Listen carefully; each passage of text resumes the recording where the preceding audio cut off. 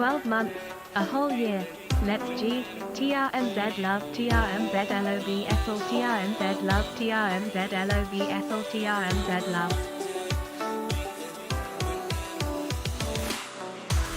First video of 10 years of DayZ was amazing, looking forward to the rest.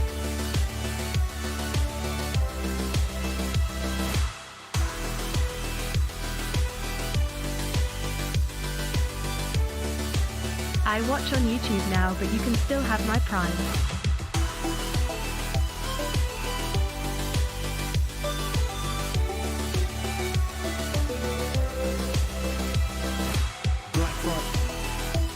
Great video yesterday.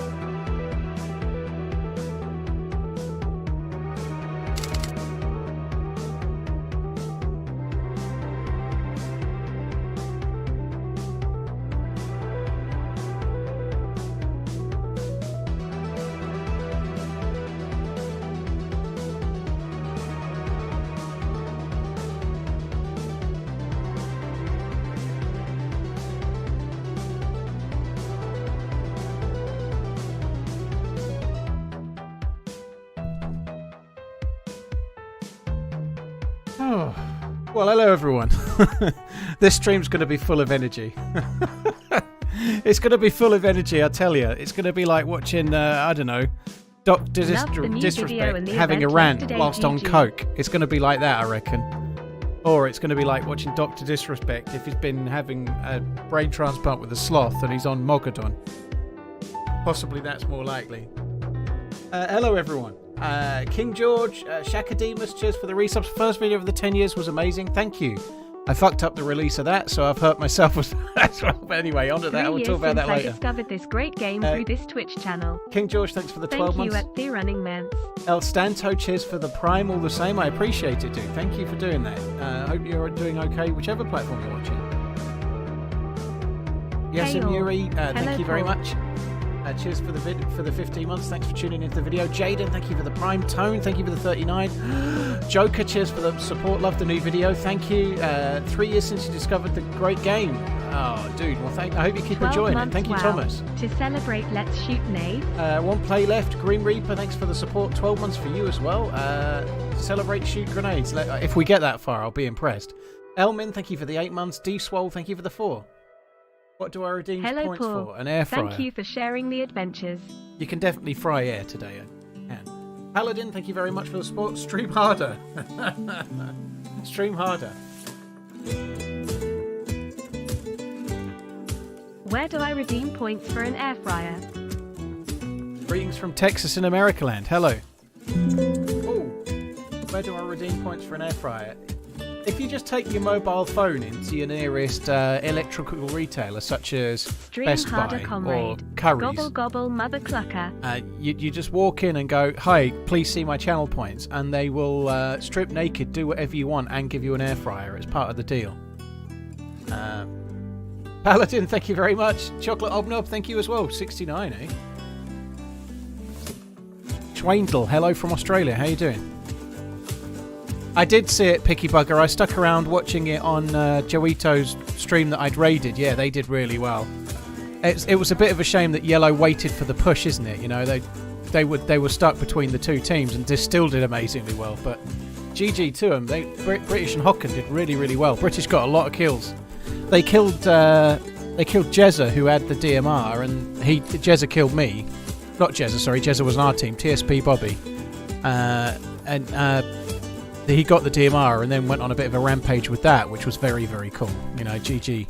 Right, enough of that though. Let me join a server. I think I'm just going to do Deer Isle today. I'm only going to be on for about 5 or 6 hours today. I normally do a 12-hour on a Monday. I got up at 4:30 for a piss, but I had to get up at 6 to take the missus to the hospital, and she had an appointment that was really early, and it was a long way away. We had to go to Cambridge. So I was up at 4:30 for a piss, couldn't get back to sleep. Up at 6 to get ready, took her out to Cambridge at 7, didn't get home till 1. And so since I've got back, I've had some lunch and then I've been asleep for an hour. I got to bed about midnight and was up at 3:30, and I'm just knackered. And most of that time I spent either driving or sitting in the car. So she was having a Keep on running. appointment. TRMZ They gave her love. a prescription, and then we had to wait for nearly 2 hours to pick the fucker up. All of which I was parked at the side of the hospital on double yellows. Stressed to fuck because I didn't know where I was at Addenbrooke's Hospital.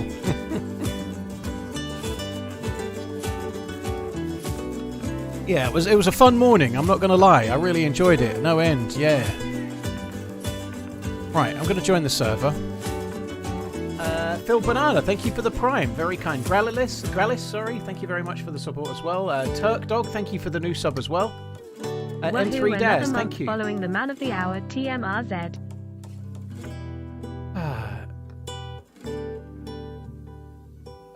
Do you ever crossplay? Reese, there is no crossplay in DayZ, and I'm this kind of sad guy that only plays PC, so... Fuck. Yeah, I don't crossplay because there is no crossplay, dude. They don't do it. If the game has it, then I'm doing it by default, I guess, you know? Aged Scandinavian, dude, thank you for the gifted sub bomb. That's really kind, man. Mini-Me, thank you for the 26. Very much appreciated as well. I'm not sure where we are, but it's a real dead ringer for Deer Isle. Right, let's get the game up. Really enjoyed your new video on YouTube. Enjoyed seeing you from the beginning. I'm not going to lie, I was bordering on welling up when I listened to that back. Listening to me going, support a little guy on YouTube. I've only got 20 odd subs. Hope you're good. Please, sir, can I have some more? Less than 3 tons of love. Have a good stream. Please, YouTube overlords, can I have some more subs? That was kind of, it did get me a bit. I was like, oh my god, I can't believe it. Listen, like mainly because obviously doing YouTube and then doing Twitch has kind of changed my life. And then I'm hearing me go, I've only got 20 subs. It's like, fucking hell.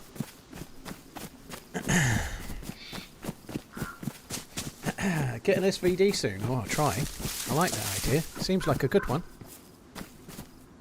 Alright, we're on the mainland, I think.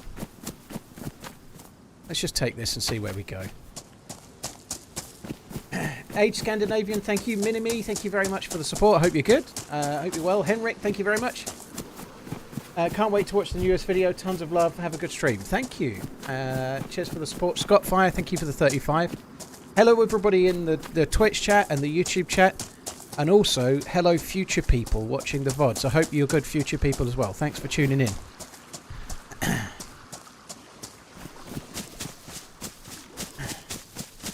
Steve, it has been a bit of a I don't like that word journey. It makes it sound like I'm in X Factor or something. LUL. Oh, my mic was bad then, yeah, Carlito. It was bad. So I did slightly fuck up yesterday. I was trying to piggyback the new video at the end of the stream for obvious reasons, you know. yesterday during the event, there was 11,000 people watching. Looting. That's a lot, right? 11,000 people watching. And so I thought, when I end, I'll push my video to everyone, and then I'll release the video, and it kind of makes sense. And also, you have this thing as well with YouTube. Like, if I do a stream, and the stream finishes before the YouTube video... Sorry, after the YouTube video launches. So, let's say I launch a video at 3 PM, and I'm streaming at the same time, and I finish streaming at 5... then that kind of messes the video up a little bit, because off to work. The history Love of my you, channel bye. shows the stream video as the most recent release, and that's no good. So I tried to piggyback it, and I stupidly fucked that up by clicking release on the video and then clicking end on the stream about a minute later.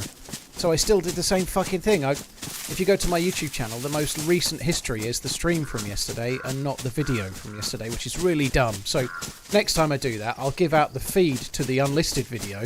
Everyone can start watching it, and then I'll stop the stream and then release the video. No more premature release. Pretty sure you're on X Factor, yeah. I made the highlight reel at the end of those ones that can't sing but think they can. Hip hip hooray all day. Thanks for the support, Chrissy. Thank you very much too. 2TZ, thank you very much too. Hope you're good. I enjoyed that event yesterday. We only ended up with a couple of kills. I would have liked to get some more. So frustrating. We were stuck between tricky choices there, but I think we made the right call going round to the right rather than trying to push the greens. I think blues were easier to push than greens, but it's hard to know, you know. But shit happens. We did okay. Hocken and British were absolutely monsters. I am Fago donated $5. Cheers for the entertainment, Grandad. Have a pint on me. Cheers. Dark Vet, that's exactly what happened. Yeah, I'm just reading before it's come through. Fergo, thank you very much for the support. There was a spot in the YouTube video where you play with the creator and then later show his tweet. Did you snipe him from a fair? Yeah, so that I remember that really well, but myself and FT were standing on top of the castle roof, shooting at some random guy at 600 or 700 metres, and while he was still hiding behind the police car, he tweeted it out. So I found out who I was shooting at. We were shooting at the lead producer of DayZ, Brian Hicks. We found that out whilst we were still in game, so I checked it, and I was like, so we were both like pissing ourselves. And that's why later on you see me go and say hello to him, because we then realised it was him. Years of DayZ. Keep on running TRMZ love. Back in those days, you know, that was a big deal to be bumping into the creator of the game. I wasn't a very big streamer or anything. I was I was kind of on the way, but I would probably be Twitch partnered, but not much more, you know. Dark Vet, thanks for the bits, dude. And Dusknick, thank you very much for the 10 months. 41 months TRMZ. Sorry, love, keep on running TRMZ Hoarder. Yeah, cheers for tuning into the video. Lonesome Trawler, thank you very much too. The video yesterday has gone down really well, but its views has not been great, you know. Like, the people that have watched it have really enjoyed it. 16 months sponsored by Air Fryer and BBL. But I fucked up the release, like I said, so it's not been seen by as many people as it might have been, unfortunately. Let's have a little look how it's doing, actually. Tales from the Bird, thank you very much. Riley, thank you very much too. Hiya, Paul. Need advice on what kind of watch to get my brother for Christmas. He's a paleontologist, so perhaps a Fossil Kappa TRMZ love. I'd give Fossil a swerve if I were you. Getting one of those, I don't know. I'm trying to think of something else paleontology related. I don't know of a brand called Pterodactyl. There probably is one. Fossil Submariner. Tails, dude, thank you very much for the support. Thank you. So yesterday's video's on it's on 73,100 views, which isn't bad. But in my last 10 videos, that puts it in 5th place. So it's not hit the ground running, let's say. It's done okay. On the upside as well, I found out this morning that fucking copyright claim that had been going through has been released, so at least it will do okay, and I won't be paying for the edit whilst not getting anything in return. There is that, at least. It wouldn't be the end of the world if that were the case, but I was kind of a bit concerned about it. Often if you've got a video with a copyright claim, it never gets shared in the algorithm very well, because it stands to reason that YouTube are going to share things that are profitable, right? The vid will improve over time for sure. Hopefully. It's a really cool video, that. I'm looking forward to seeing next week. So in theory, there should be one out every Sunday. So that was 14 and 15. Next should be 2016 and 17. Which off the top of my head will include moments with Hex and Johnny Rotten and all sorts of stuff that was very, very cool at the time. I was briefly chatting about this with Uncooper very briefly over Twitter DMs. One thing that the game brings back to you, maybe because we're making videos of it, but I think anyway, because you get to have those... Watching that video back was like listening to music from a certain important time in your life. It's the same kind of thing. So, you know, like maybe like the first year you had a car and your first love of your life, and there'll be a song that symbolises that somehow, you know, that like that kind of thing, you know, like... Well, it seems that YouTube videos have the same effect, because I'm seeing a clip for a video and I'm remembering what my life was like at the time that I recorded it, and where I was, what I was doing, how I felt, and so on, you know. It's a really weird thing, that, to experience, like, so many of those moments, like, together. I have my quality all the way up on YouTube. Why is this so blurry? You need to make sure you're on 1080p. Beyond that, learning, there's nothing else you can do. You need to be on 1080p. It's on my list of things to do to try and improve the stream quality for YouTube. I've got a bit of learning to do, and then I'm going to try and set it up so I can be 1440p on YouTube. I think I can do it. But it's more on my list of things to do than my sort of... I haven't got there yet. Sorry, one sec.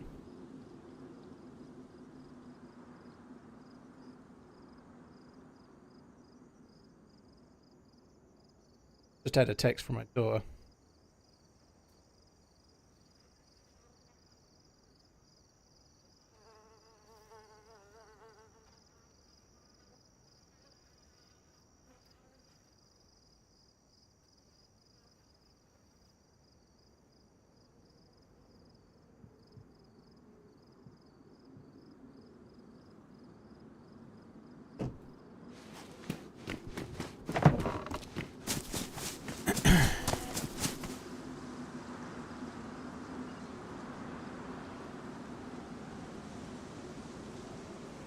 Sorry, I'll be there in a sec, guys.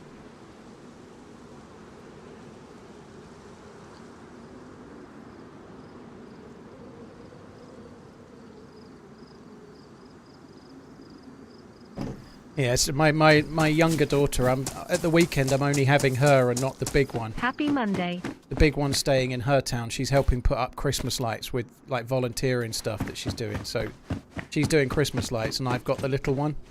But clearly her mum's not told the little one. So she's like, am I seeing you on the weekend? I was like, yeah, as long as that's alright with you, I'm getting just you kind of thing. She seems quite happy with that. A few days away from a big sister is probably good for her as much as it is anyone else.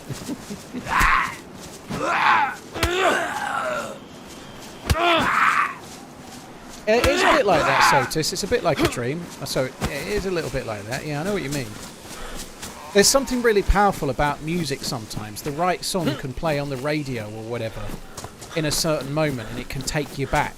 Like, they say that about a few things, but music definitely does it.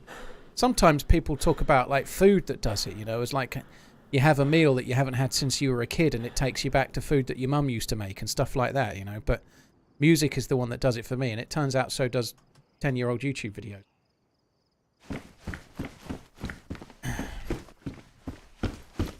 Am I doing any scuba diving today? I would like to. I tried looking for a punch card on the last life I had on Deer Isle. And I checked an entire oil rig, and unfortunately I got killed on the fucking oil rig as well. There was a player there with an Orgay X, so I got sent back to the coast, and this is the life that carries on from that. So it'd be nice to do. It's going to be tricky, but we'll see.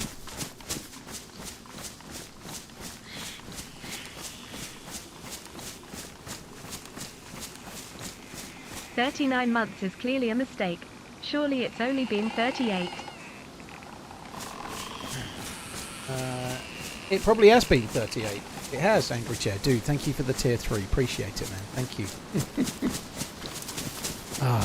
I had like a dirty McDonald's for lunch because we were really salty. Well, we were saltier afterwards, but we were really delayed. So I had a glucolytic tablet and I had Philly cheese stack, which is their current special burger that they're only running for a short time, which is just like a kind of poor imitation of some kind of Philadelphia-inspired burger, I guess. I don't know. Philly cheese stack.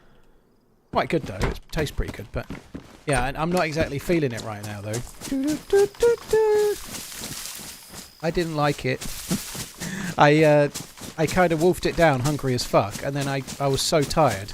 I was going to start streaming. I was like, I can't. I'm going to quickly have a lie down like an old man, and then I'll start when I'm awake a bit. And so I've eaten at McDonald's and then gone to bed. That's not felt great on my stomach now. It's got like a breeze block in there.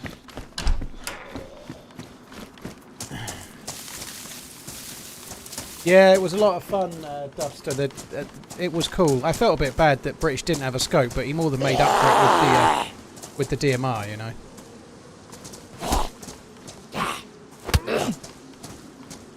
Bullet, dude, thank you for the 13 months. Gable Grit, Enrich, Jay, thank you very much. Dozing Chucker. Dude, claims suck the vid will improve. I think it will, dude. Hopefully it does. Thank you. The copyright claim thing has caused me no end of grief. Like, no end of grief. But hopefully it's kind of okay. I think I'm up to date. If I've missed your alert, apologies. I think I'm up to date. I have to say though, a couple of things. I feel really pissed off about lots of yesterday, but the game itself, the event itself, and the stream was amazing. You know, there were some really good bits. Really enjoyed the event. I only got a couple of kills, but I enjoyed the event overall. I think it was a lot of fun. I really liked that format of event. It is very much like I thought the red team had got in. It's not always going to be like that. Our team nearly won it, you know, but if you're already in the castle and you defend it right, you can, chances are you're going to be in the last two, if not winning it, you know. And red team were in the tower and red team won, you know, that happens quite a lot. But anyway, the event was great, and the stream was great, and I broke an all-time high, I believe. If you add the Twitch and YouTube viewers together, I hit 11,000 viewers concurrently, which I don't think I saw it for about 10 seconds in the lights out, just on Twitch. But I think yesterday was the highest ever concurrent viewership I've ever had, which is fucking madness. 11,000 people, that's 11,000 people. That's madness, you know. I fucked some stuff up though, so YouTube viewers got a bonus yesterday. Fella. There was no adverts through the entire stream on YouTube because somehow I clicked something wrong at the beginning. So it's good for the viewer, but not so great for my pocket, unfortunately. So there was a slight downside, but there we are. Meki, you might get discharged tomorrow. I hope you're on the mend, dude. Didn't make much of it, but that's a good find, isn't it? Tundra. Shots ahead, but...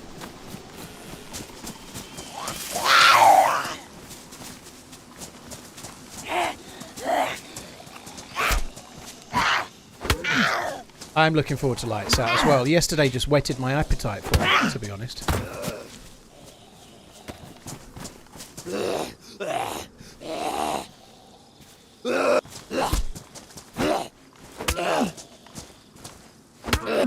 Your YouTube video is good. Really cool to see how much DayZ has changed. Zazu, the game has changed so much, hasn't it? Like, it's crazy how much it's changed. Like, insanely so, I think.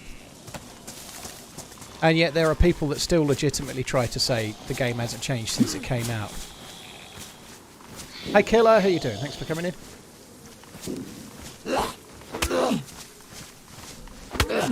But it's not the end of the world. You know, it's only the most popular YouTube stream I've ever done, and it's the first one I didn't put adverts on.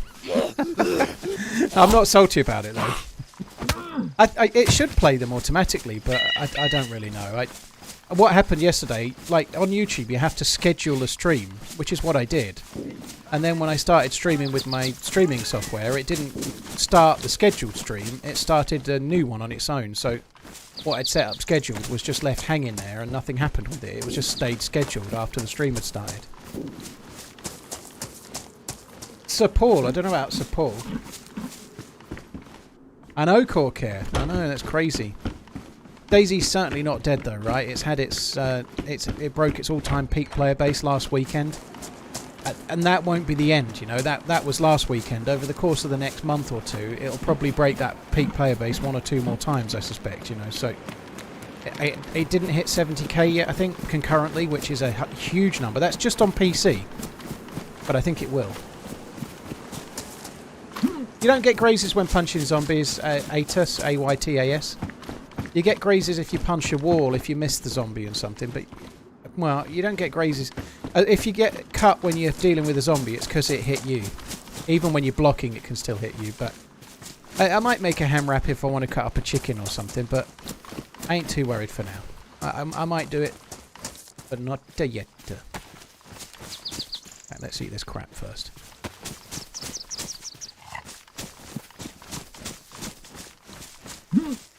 I watched a little bit of Wobo's video yesterday about the DMR. This is the thing I didn't know, but they've upped the damage of the DMR now, so it's more powerful at longer range than a Tundra is. So they've made the DMR streaks ahead of kind of anything else now. It's like way clear the best gun in the game, I think.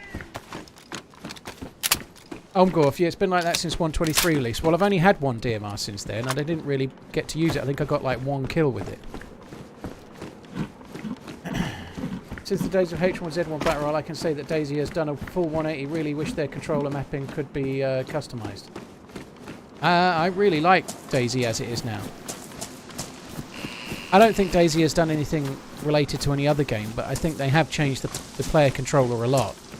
And I think it was possibly in part to do with trying to make it multi-format and work on console and whatnot as well. But I much prefer the control system now than how it used to be. It could do with a little bit more in terms of like weight for the guns and a bit more recoil on some of the guns and things. But I much prefer the game now to how it was before.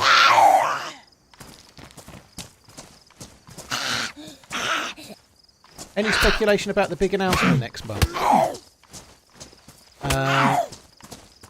No. Oh, I haven't got any. I think it's going to be DLC. I think it's going to be DLC, like a new map, maybe ported from Armour, or maybe ported from Armour Reforger, or possibly it's going to be an update to Churnerus, like a winter version, or I don't know. But I think it's going to be DLC for existing DayZ, and then possibly, if we're really lucky, and I hope this is the case, I think there might be twofold. I think there might be some kind of map DLC. And then there might be some kind of, oh, and by the way, we're working on this, just to get you all, like, erect, or tingling, depending on whether you go erect or tingling, or both.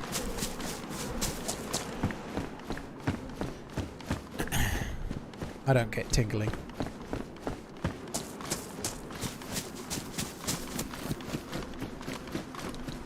Ricky, well, thanks for tuning into a stream as well, thank you.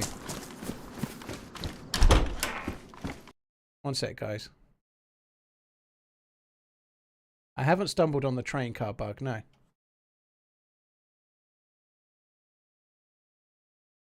Right, sorry, and we're back. Hi, Redline Dude, by the way, hope you're good. Have that.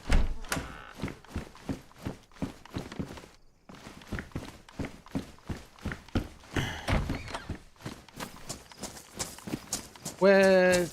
The bike you wrote, John, the thumbnail I've used for today's stream, which you're probably talking about that bike, that's from a video. So if you look through my past videos, there's a 4-part DRL video that I use. So at the moment on YouTube, what I'm doing is I'm using a thumbnail from an old video as the thumbnail for the stream. Because it's really easy for me to tie in, I don't know, like today I'm streaming DRL. So I just go and find a thumbnail from an old DRL stream, sorry, from an old DRL video and use the thumbnail, you know, it seems to work, that's fine.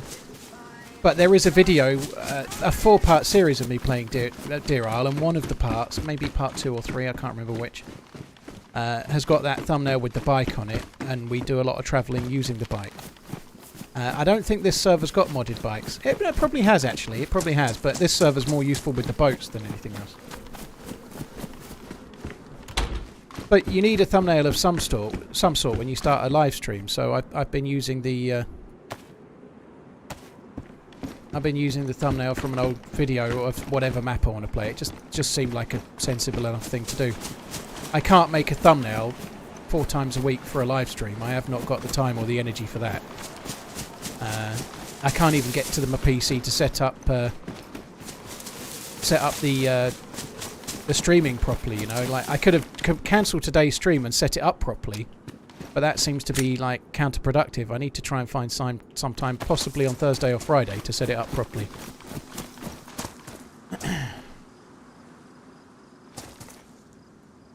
We need more retro DayZ vid compilations.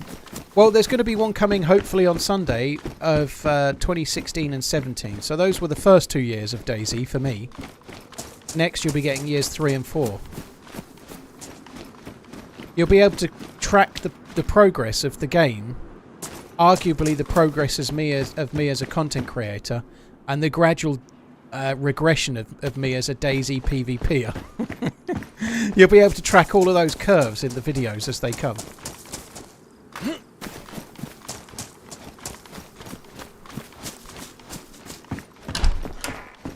So it is. The video's not been out for a while. Yesterday's video was 2014-15. There's been no 16-17 video out. So there's going to be 2 years per week for the next 5 weeks, and only one video's been out. So the video came out yesterday was 2014-15.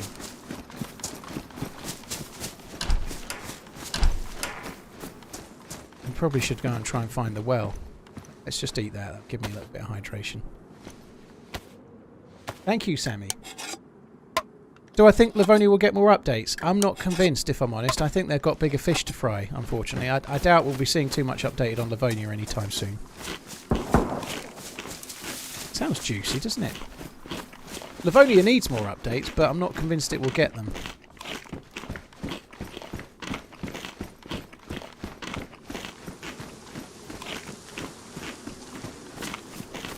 Thank you, Hayley. Appreciate it. Who made the script? There was no script. Uncupa downloaded the videos for that 2-year bracket and watched them all in ×2 speed, or ×3 speed, or whatever. So Uncupa's putting in the hard yards, but he charges by hour.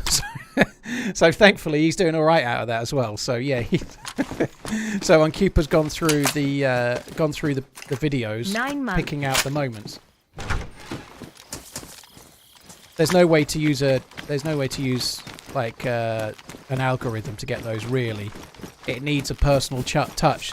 Like, there's no way any software would have picked out, oh, it would be really cool to find a few moments of him talking about how many subs he's got to kind of show you how it went in the early year, you know. There's no way only a person could do that and think it was a good idea. There are reasons to have people, yeah, you know. It is labour intensive. It didn't take him that long, actually. It didn't take him that long, I think. I think he did pretty well. So,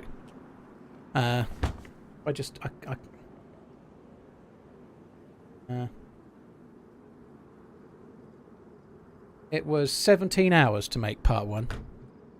That's 17 hours to do the editing and get all the clips. But the thing about that video is the effort's all front-loaded, because most of that 17 hours was getting the clips. The actual editing is a piece of piss. He hasn't got to do anything. He's got to find the clips and then put them all in a timeline, and that's it, you know. If you're cutting clips into a video, the actual editing is none. You know, there's no editing involved. All of those, well, probably 15 of those 17 hours was getting the clips. 13 months, but I've jumped ship to YT streams. Fresh Spawn's just sent me a love heart. Well, thank you. I don't know what a love heart is, but it sounds good. I think love heart, I think of a little sherbety sweet that you eat that says, my heart is yours, or be my bae, or whatever, you know, something like that. Whatever they say nowadays. I suspect maybe be my bae might be what they say. What's my average FPS on this? 120, but it's locked at 120.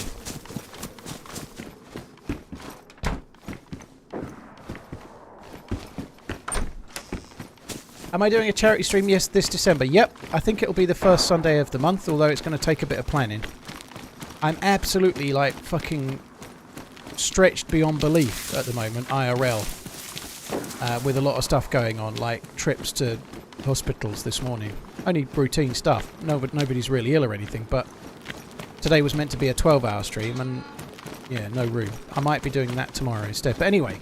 yeah, it will be the first Sunday of the month, all being well, but it takes a bit of prep in advance, and I've got to prep it in advance. That's the bit, but all being well. Hey man, hope you're doing good. Also, did they change the quest on Deer Isle? If so, where can you read updates for the map?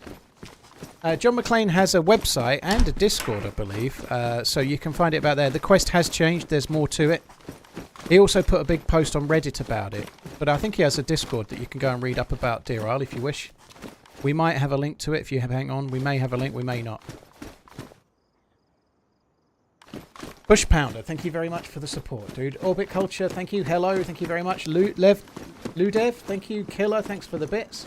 Sparky Mark, thank you for the 17 months. Mr. Fode, 7, thank you for the prime and the resub. Moisty Balls, since 1979, my word. Thank you. Dutch Prime, and thank you for the new sub as well. Sorry, guys. Bill McCavity, thank you for the resub as well. Right, I'm back. Hex's next video should have, well, I'm a fan of the SVD. Oh god, that this is not really a spoiler, it's in an old video, but I was playing with Johnny Rotten and I was still fairly on as a streamer, so it didn't happen very often, but someone came running up and we were in the middle of a firefight, in between VMC and Pistoshka, or in between VMC and Vibor and Pistoshka on that tree line. So yeah, we're in the middle of a firefight, and I'm lying prone. I'm a little bit injured. I'd just been unconscious, and this guy comes running up in a really kind of high-pitched voice, going, "Running man! I'm a big fan, Running Man. I just wanted to say hi. I'm a big fan. And Johnny Rotten was standing next to him, hearing this, thinking, "Oh, for fuck's sake!" And he goes, "I'm a big fan," and then he shoots him and goes, "Well, I'm a fan of the fucking SVD," and takes his SVD. It was beautiful, you know. I didn't see the kill, but you heard it, and it fucking had me pissing myself then, and that was years ago, and I still remember it now. Oh god, it was good.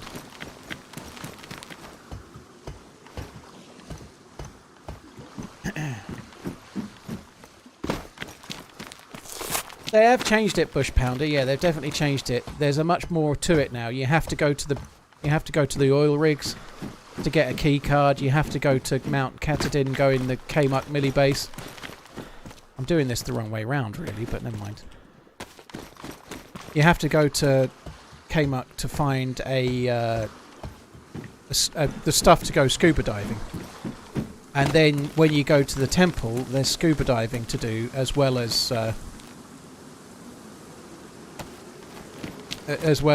the bit that was there before. So there is more to it. Smoke, Hey Barnby and I. Well, they're all very good players. Well, certainly the other two are very, very good. Don't play at the same time very much. Lucky or unluck, not sure. 13-month anniversary. I have to say, love. Kudos to Hey Barnby, by the way. I don't know Hey Barnby very well, but I happened to drift into a Discord that relates to one of the maps. Like, map creators tend to have Discords. And I saw Hey Barnby was happily supporting the map, subscribing per month, kind of thing, you know, so GG to him, you know. It's nice to... Not calling out anyone else. Other creators do similar sorts of things, but it's cool to see a streamer supporting a map, you know. It's very easy to play a map and make money on it streaming it, but supporting the creator making the map is a cool thing to do as well. So yeah, GG to him.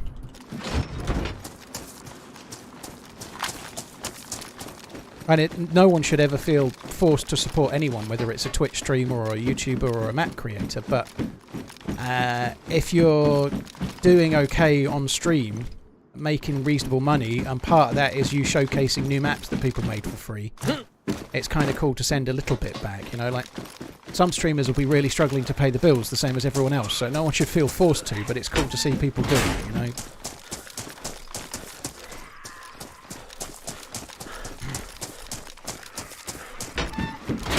That was on Matty Ice's Discord for the Bitterroot thing. For the Bitterroot thing.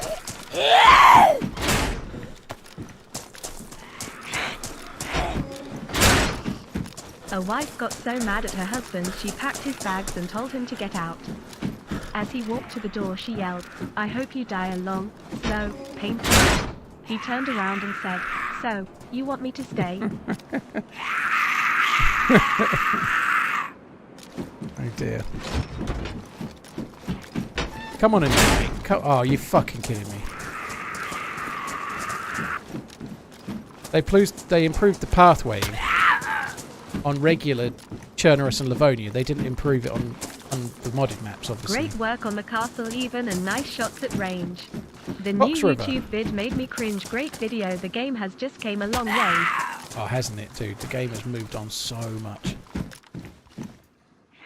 Oh, I've got a spot on my back. You fucking idiot. There I am, pissing about. 29 months, never follow anyone else's path. Unless you're in the woods and you're lost and see a path. By all means, follow that path. Thanks for the 29 months of educational viewing. Why did I add Robot Lady back? I'm regretting it immensely. Except for Fox River's one. Frag and Pasties, not so much. Cheers for the support, Frag, Fox River, Pasty, Atticus as well. Thank you. I got a lot of nostalgia from that video, Pango. Like, crazily large amounts of... It was a proper trip down memory lane for me, and no mistake. I laughed so much at your 10 years video. Can't wait for the next. Sumo, thank you very much. I'm looking forward to seeing it myself. I really am. All being well, it'll be out on Sunday. Assuming I stream on Sunday, it'll be out at the end of the stream. When I say assuming I stream on YouTube. There possibly is going to be a couple of hours of Scum sponsored on Sunday as well. I may well be doing a couple of hours on Scum specifically. So there may be a bit of sponsored stuff coming. That TRMZ only plays other games when there's money in it, apparently. That's what I heard. Self-admitted. Tomty, God almighty, I worry about the next 10 years, dude. Like, I don't know. Maybe they'll do like a slower version of the game, even slower than this, for people with no reactions whatsoever.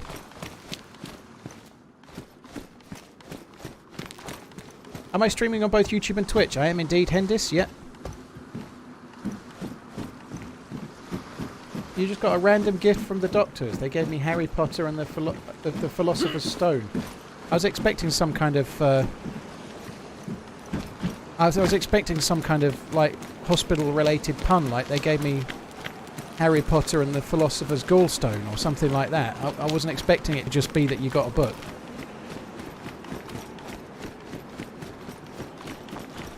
The map's always in the title of the stream. Almost to 1 year. To the person asking. Thank you for the Farmer loads Mike. of entertainment.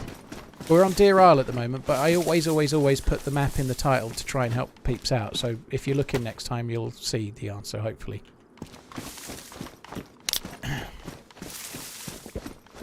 How am I finding dual streaming? More numbers overall. Talking. Yesterday, I hit my highest numbers of the year on Twitch, and my highest ever numbers combined. So I don't think it's really affected Twitch too much.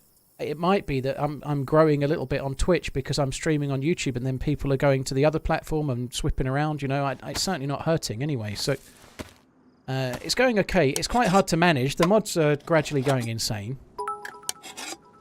So at one point yesterday, I topped out around 7,000 people on Twitch. Evil Man Z. I watched a video from like 2 years ago, and your crying laugh is so uplifting. Hold that thought. Yeah, so I hit about 7,000 on Twitch and well over 4,000 on YouTube at the same time. So 11,000 in total, which is insane. Whiskey Man. Harry Potter is a code word for rectal exam. That I didn't know. Harry Potter, eh? Darkvet, thank you for the bits. I'm still coming. Chef, thank you for the 26. Hope you're good. Bill P, thank you very much for the resub. Bud, Burning Sumo, Atticus, thank you very much as well. Evil Man's only comes out when I'm in the mood, dude. I can't force it. I like playing Evil, but I have to be in the right frame of mind, you know. Usually when I'm feeling cantankerous or pissed off. So normally if I have a run where I get killed 2 or 3 times and I start getting pissed off, then I start getting evil, you know, like... If your mood starts getting taken, you need to do something to change your mood, and maybe that's becoming evil, you know. Maybe you've turned to the dark side for the day, but... And I never, ever set out to start playing a particular way, and I'm like, today I'm going to do hold-ups, or today I'm going to be evil, or today I'm going to be the friendliest man in DayZ. I don't like to... I don't like to pre-prescribe a playstyle. I like to just play the game.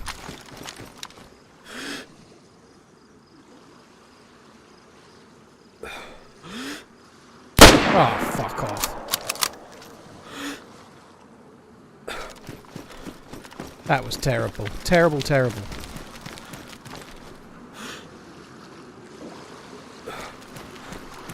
You can kind of partly see why it happened. Not just because I'm old and shit, but he was kind of... he was doing that moving very slowly thing, which makes the shots harder, you know? I don't really need to kill him. He has got a pistol.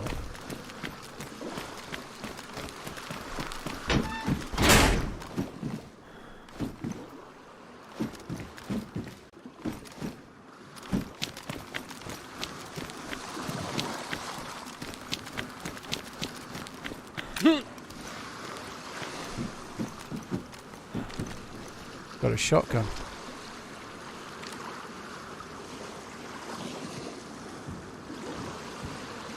That wasn't part of the deal.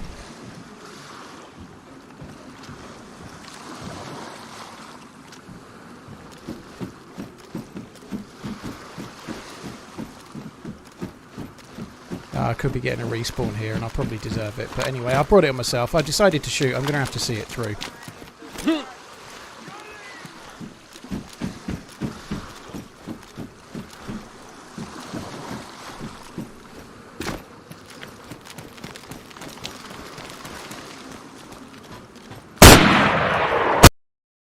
Where did my first shot go? GG to him. I couldn't lean, but it didn't make any difference.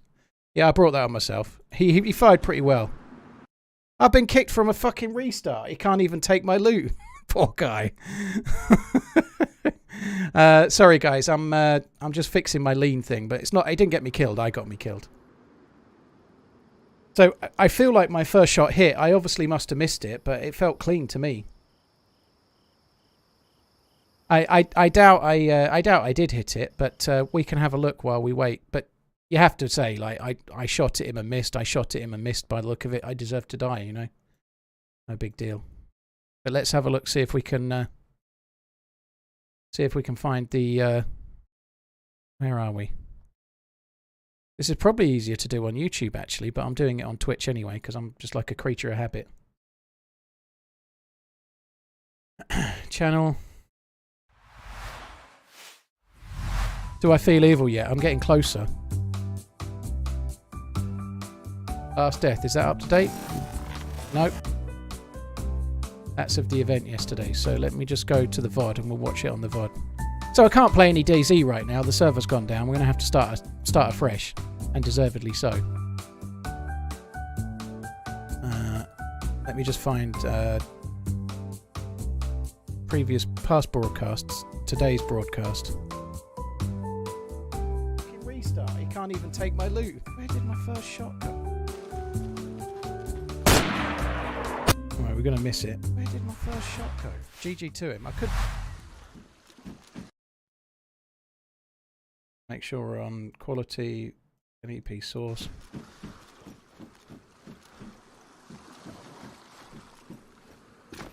I obviously missed the first shot, but I don't really know how. Let's have a look. Probably to the right.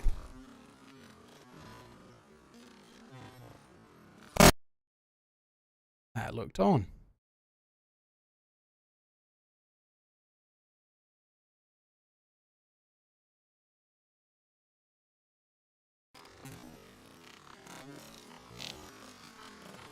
I think I fired before I aimed up. I don't think so. You're watching it in slow-mo, but when the flash comes out, my gun's on him.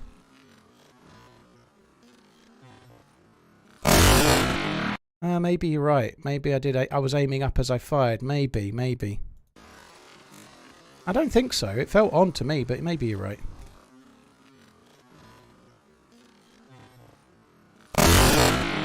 You actually hear it. I don't think it did. If you watch, you can see it hit there. It lands to the right, so I didn't aim over him. I'm using slugs. Maybe it's just the accuracy of the slugs. And now, I might have died anyway. I was possibly only hitting me in the shoulder, but I didn't aim up. If I did, you'd see the bullet hit there. But if you watch this back in slow-mo, you can see it somewhere on the railing to the right there. And I definitely didn't aim to the right of him. No way. So I'm going to put that down to the bullet not going where you're aiming, which does happen, I think. But But keep an eye out and you'll see where the bullet lands, the shell lands to the right. It lands kind of there. So that's definitely not over him.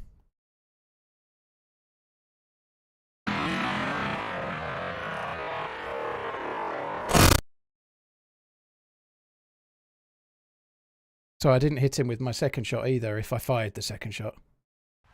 But that first shot was on target as far as I'm concerned. It didn't fucking hit though, so it doesn't really matter. I'm not particularly worried about it. You know, if you shoot at people, I needed to hit the first shot, but yeah, he deserved to win. Gun damage doesn't affect accuracy, Dasa Omega. It doesn't affect accuracy at all. Thank you, J-Rock. Yeah, I enjoyed it a lot. But yeah, if you watch that back, you can see the shell going to the right.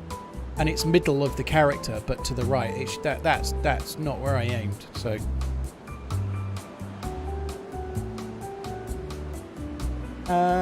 Freddie Bagels, thank you for the support, guys. Cheers for the resubs. Leezy Breeze, thank you for becoming a member. Cheers for the subbing on YouTube. First one of the day, dude. Thank you. I think so. Anyway, thanks very much. He doesn't get any of the loot. No, I didn't have much, but it's annoying. And we've lost half an hour or something, you know, maybe a bit more in game, 40 minutes. Because I was stupidly trying to shoot him, you know, it's my own fault. Back in the day, wasn't that called desync? Maybe. I don't know. Like, the bullet didn't go where I aimed, which to me isn't desync, you know. Where are we here? This is a spawn I don't recognise.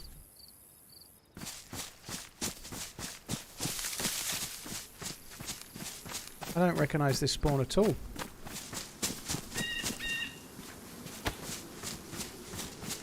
It feels like we're more around towards Paris Island, but we can't be. I don't recognise this at all.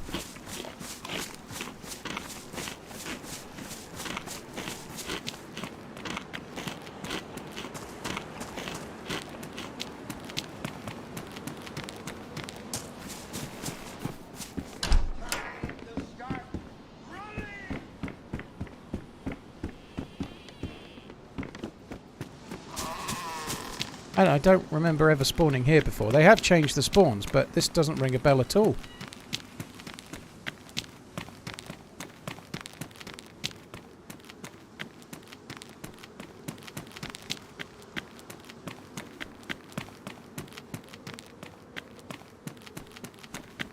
I don't remember ever being here on Deer Isle, but that doesn't say a lot. There's loads of places I've not been. The chicken farm. Yeah, it looks like a chicken farm, but I don't know where the chicken farm is. I've never been.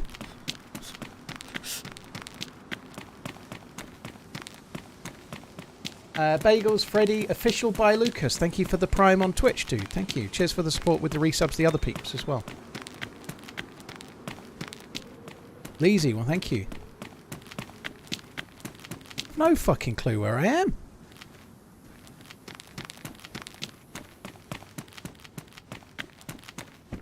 I've just never spawned here, never been here, so I must be somewhere on the mainland, I think.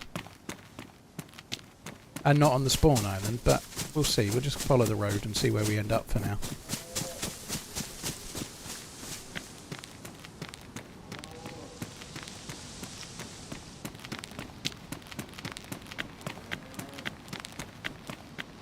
It's frustrating though. I don't think it's desync or lag, because my gun is aiming in a...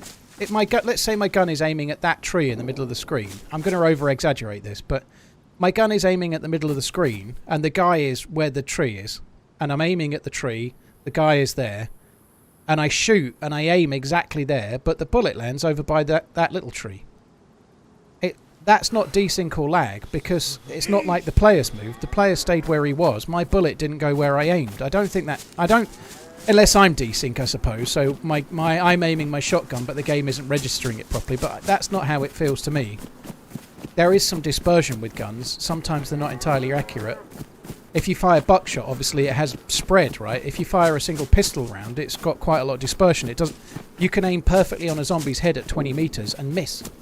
And there's nothing wrong with your aim. It just misses, you know. It does happen sometimes, you know. It could be that, maybe, I suppose.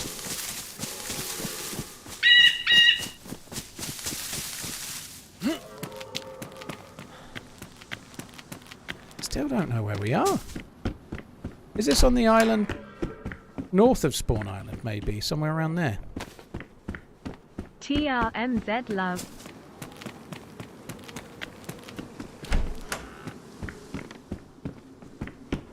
Yeah, Mosin with a scope doesn't have any dispersion, pretty much. Some guns have none, but... Anyway, it doesn't matter. I shot first, I missed, I died. I deserved it. I'm not really worried.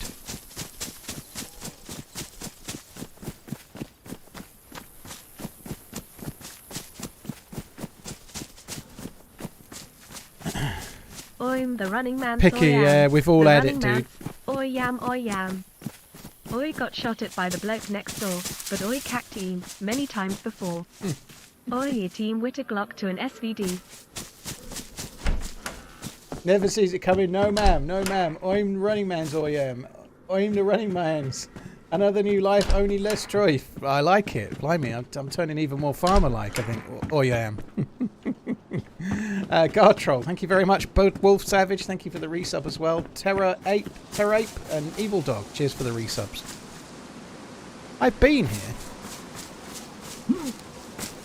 I think we're on that... Yeah, if I go that way, we're on the Northern Island. I don't know what the name of the map is. That's Mount Katahdin over here. This is an ever so cool spawn to be here.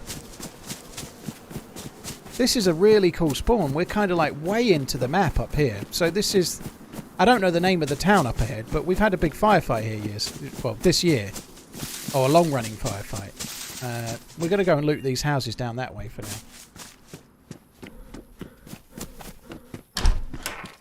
Awesome. You've had 2 guns jam on me in combat where they were pristine condition in the first few bullets lately. Hank_Scorpio80 donated $6.25. I am really intrigued to how Lights Out will play out this year, as I will imagine a lot of teams would have seen your team's videos and will try and adopt a similar strategy. Possibly, dude. Any thoughts on how you are going to play it? No, we haven't really talked about it, Hank, so I think we won't talk about it till the first day, if I'm honest, but... Did you see Wobo's video yesterday?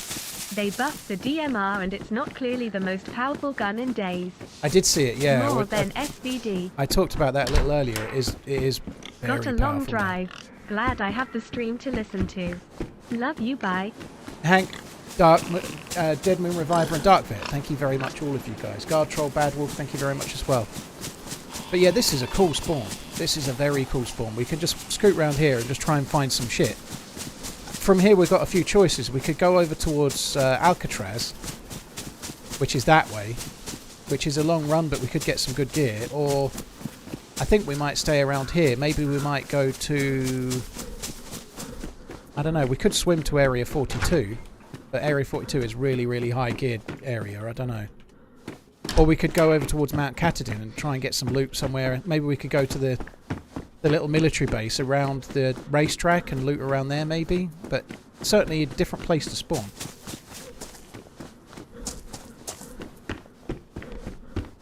The bullet not going where you aim is normal, kind of like taking a wee. Yeah. And it's that random aim factor that has me pissing sitting down for the last 10 years.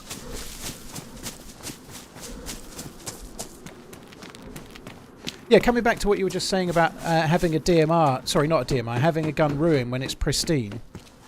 It might be that they've changed the jamming mechanism. I think what it actually might be is that they've done something to the way guns and mags jam. Start again. They've done something to the way guns and mags get ruined when shot upon. They seem to be more likely. Maybe they've slightly increased the hitbox or something. But I think when you've got a pristine gun and you're in a fairly close firefight shooting at someone else, I think it's highly likely that your mag has been shot and your mag is ruined in the gun. But you can't check it because by the time you're dead.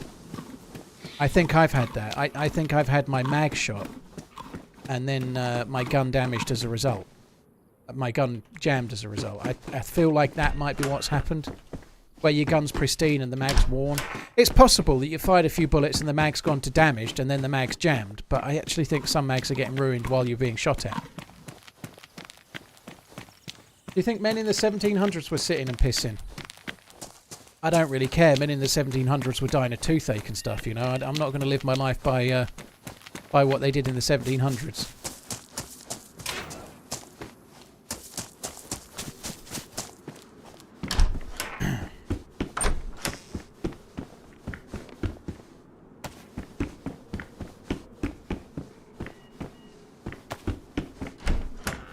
You got appendicitis. I had my appendix out when I was 14. If I was been in the 1700s, I'd probably be dead.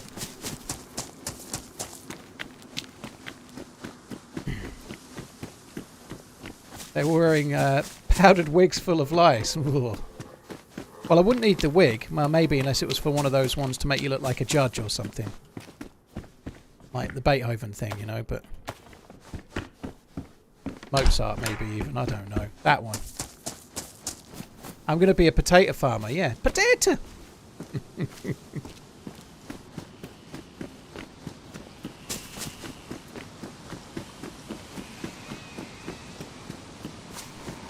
Average lifespan in the 1700s was 37.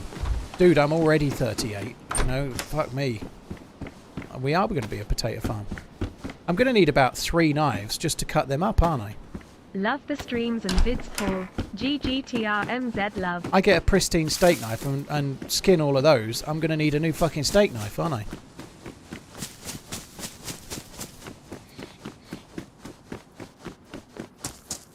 To be fair, I don't know what the sewage system was like in the 1700s, but I know that, like, in the mid to late 1600s, they were still like throwing shit out of the top floor window onto the street, which is why the plague they believe why the plague was kind of bad and whatnot, you know. So I guess maybe they weren't sitting down for a piss in the 1700s. They were probably just throwing it in a bucket and tipping it out the window, along with the shit and everything else. You know, but I don't think we should go back to that as something to sort of hold on to.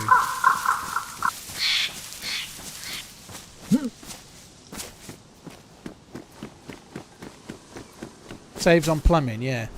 There is that. When the shit starts flying, when the shit hits the fan. Except the fan was some very posh lady's fan that she was fanning with herself with under your window. Killed cats by the thousand thinking they were in league with the devil. Ooh. Sounds about right to me. Go fishing and have yourself a little fish fry to start out the adventure. Sounds like a great start to me. Go fishing. What would have been a great start was not getting myself killed by that dude that got me killed. Because I couldn't shoot straight. That would have been a better start. To be honest though, every cloud has a silver lining. This is a really different spawn. I'm very happy with this spawn. It's a very, very different one. Presents lots of opportunities for going to different places, which is very cool actually. I've never ever spawned here in the years and years Deer Isle has been around. A couple of 3 years at least, you know. I'm going to go and loot these houses up this way as well. We might as well. Sort of place... We're not that far from main spawn island, and I just spawned here, but nonetheless, it feels kind of worth a look. We might get ourselves a shotgun to go with those red shells. We might get like a carbine or possibly a Mosin or something even, you know.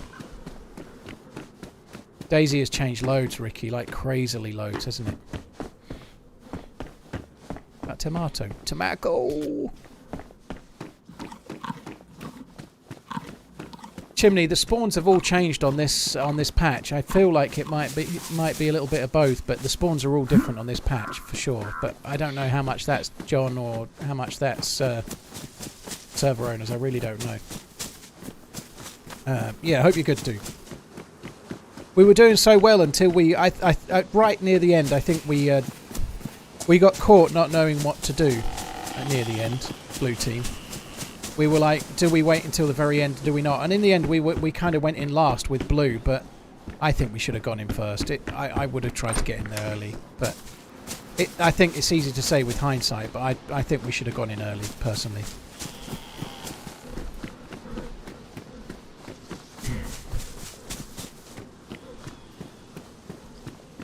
Having said that, we got quite a lot of our good loot fairly late on, so I think whatever happens, happens. It was really fun. Wedge were in so early, were they? I guess that's the thing. If they were in really, really early and we go then, we might even win the fight, but if there's 8 of them and 8 of us and we win, there might be 3 of us left, you know? And then you've got to defend it. Either way, I guess it's tricky, isn't it, you know?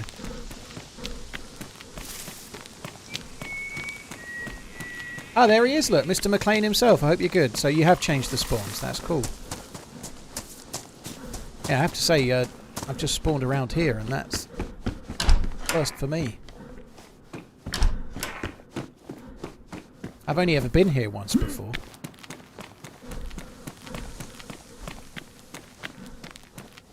Kenster, I remember getting recognised in-game for the first time when I had about 500 subs. The guy's name was Rob, and he was about my 40th subscriber. And he recognised me in-game. It's kind of very cool for me at the time.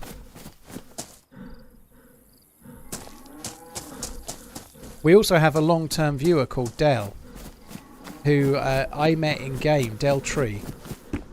So he's long-term Twitch viewer. I met him in-game, and I got talking to him, and it was cool. And I plugged my YouTube channel to him. Before I was a Twitch streamer, I was like, oh, I do YouTube. You should check out my channel. I only did that about 3 times, but it seemed a way to like get a new sub, you know. And when you've only got 100 subs or something, one new sub is quite a lot, you know. But anyway. So I did, and he's still here now. I only did it 3 or 4 times. I didn't like it because I didn't like trying to sell myself. Even though I was just sort of saying it in passing, like, check it out if you want, don't if you don't kind of thing. But anyway, I hooked one that's still here now. That's pretty good. My voice hasn't changed very much, Sandy Rover, believe it or not. It really hasn't. The mic is the main change. I probably have a slightly deeper voice than I had then. But it really hasn't changed very much. The mic I was using was so terribly tinny. The mic was a shocker, you know. The mic was the main reason for that, not me. We really are hitting the potato jackpot right now.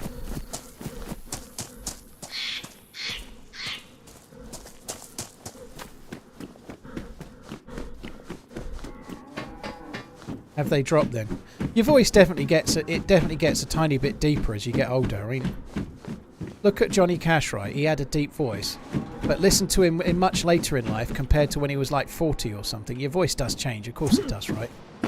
You do, but nonetheless, I think mine is still mostly the same. But the mic quality has changed some.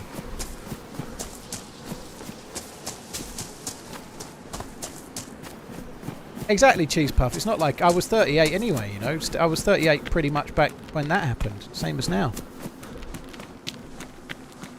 I don't know where the nearest well is, actually. That's something I'm no good with. I think there is a well around here somewhere, but I don't know where it is.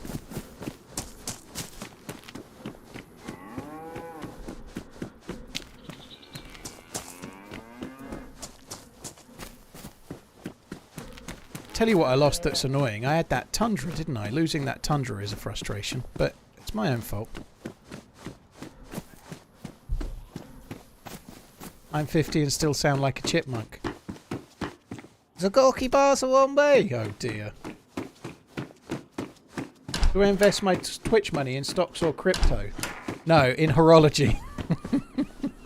No, I don't invest in crypto because I don't understand anything about it, but I do have like stocks and shares ISA and a personal pension that's mostly stocks and shares, yeah. Well, like investment funds though. Like mostly just invested as cheaply as possible into the S&P 500 and stuff, you know, like that kind of thing. Not many individual shares because it requires a lot of reading up that I don't have time to do. I've thought about buying some Bitcoin for a number of years, and obviously every time you think about it and then you look back years later, even though the price has gone up and down, it's still gone up loads over the time, but it's just not something I want to put my money in because I don't know enough about it. I don't know enough about it. I don't know enough about it or have the time to learn enough about it.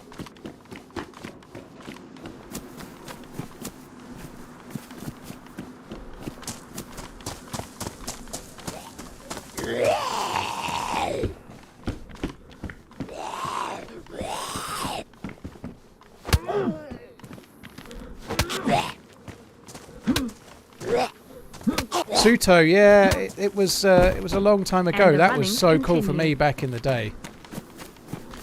That was very cool for me back in the day. Like, the bit that you see more in the longer term video is they were chasing me for ages. So Zachary on break, I got shot at. I was at the low walls and I got shot at by 2 players. And I was trying to run away because I only had a sporter and a hunting scope. So I had a sporter with a scope. And I was trying to run away from them. And I ran away from these two players. And it turned out the two players I was running away from was Danny Plays, who was absolutely epic. He used to stream. I played with him a few times.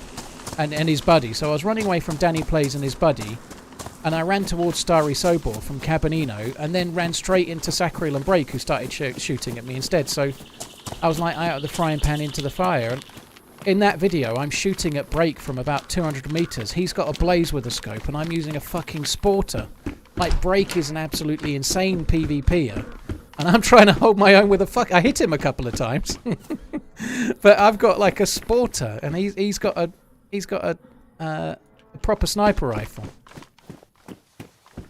That was challenging to say the least, but yeah, it worked out pretty well though. I was trying to run away. In the end, I was like broken legged and fucked, and so I gave up and spoke.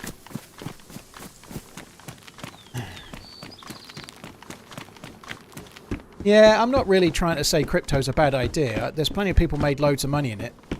The problem with crypto for me personally, with my very limited no knowledge whatsoever, is it's a very much an all or nothing investment. You know, do you see that gate just open? Nobody opened it, it just happens sometimes.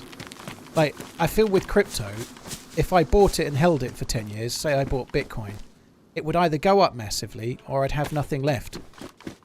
And I might be wrong, but that's the way it feels, you know. Either Bitcoin works and it's amazing, and it probably will, or you'll have nothing left. And that's just not an investment I don't really want an all or nothing investment, really. It may well be amazing, but I don't really want to risk it, you know. Was there a gun on the roof? Okay, I knew that. I didn't see it at all, thank you. I'm actually only looking for potatoes today. I'm going to run around with a bag full of potatoes and no knife to skin them. It's going to be amazing. I was reading the chat, I didn't even look properly. Oh, it's a shotgun as well, we do need that. Yeah, well spotted, I didn't see it. I maybe looked at half of the roof or something, but I didn't see that there, so yeah, that's pretty good.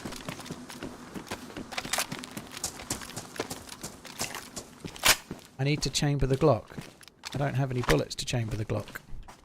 Or I have only got 380 and ACP. The Glock's 9. Potato shotgun. But yeah, that was a cool run. So it's all in the long format video. It was called I can't remember what the name of the video was called actually. No chance, no surrender. I don't know, something. I can't remember what the name of the video is. It's in the video. It's the name of it's in the yesterday's vid, but I can't remember the name of it. I should do. Hope you are well. But after Thanks being for chased the and hounded by Sacriel and Break,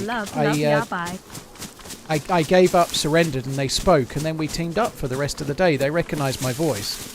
Or some of Break or Sacriel's chat recognised my voice, more likely, to be honest. And so we ended up teaming up for the day. I wasn't streaming or anything. That was really early on. So I wasn't streaming. I wasn't really streaming at all. I'd done a few streams, but I wasn't streaming regularly. So that was just me playing for fun. I wasn't streaming at all.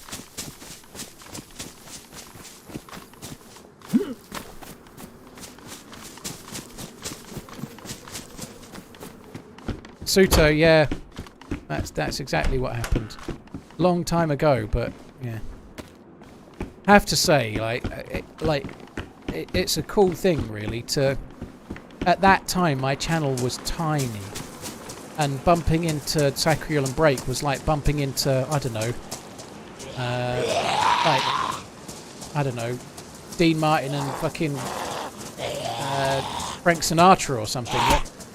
Like two massive superstars of DayZ, and I was like. I don't know, I wasn't even Chumbawamba, you know. I hadn't even got a one-hit wonder at that time. So to still be doing it now and doing okay and maybe mentioned in the same conversation as people like you now is a very, very cool thing for me, you know.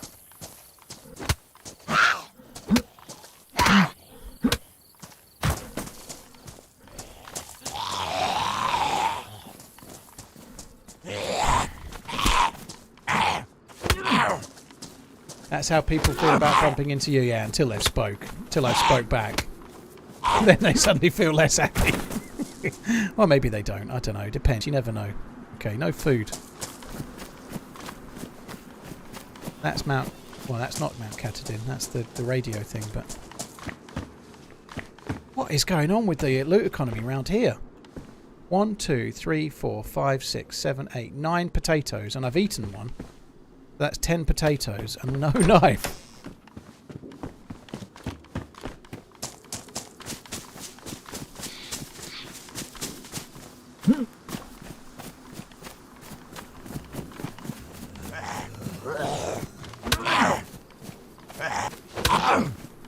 Oh, Esval, that was cool. It did bring back some memories. Great entertainment while I droll on at work. Antonio, cheers for the 12-month inning. I hope the work day is okay, man. Thank you. Cry, thank you very much for the 8 months. Hope you're well as well, dude. Thank you very much. Rusty Buck, thank you for the resub. Cheese and Cough, I don't know. Thank you for gifting John McClain the resub. Very kind. Bronx, go fishing and have yourself a little fish. That's not a bad idea, dude. Hope you're good, man. We maybe could do that if I could get a knife. I'm going to put this on because it's not red.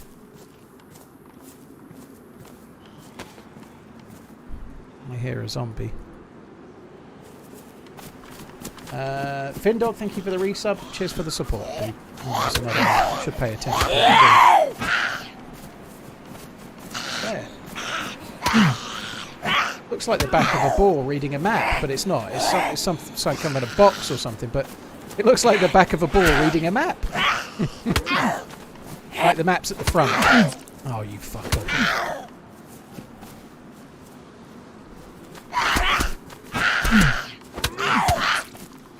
Oh my god. Fucking zombies.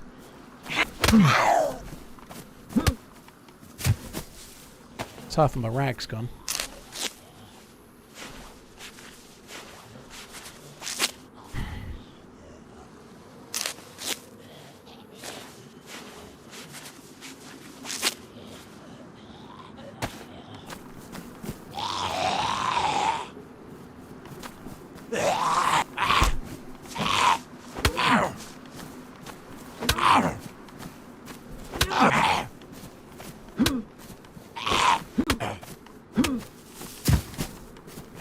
What is it?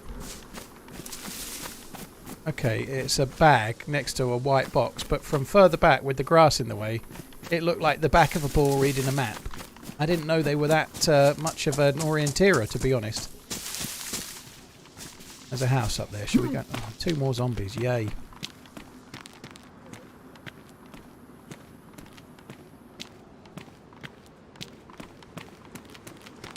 Probably one at a time would be wiser.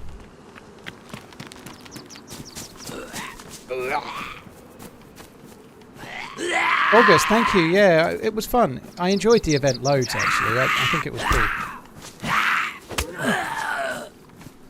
Hi, Leo. How you doing? Yeah, not too bad.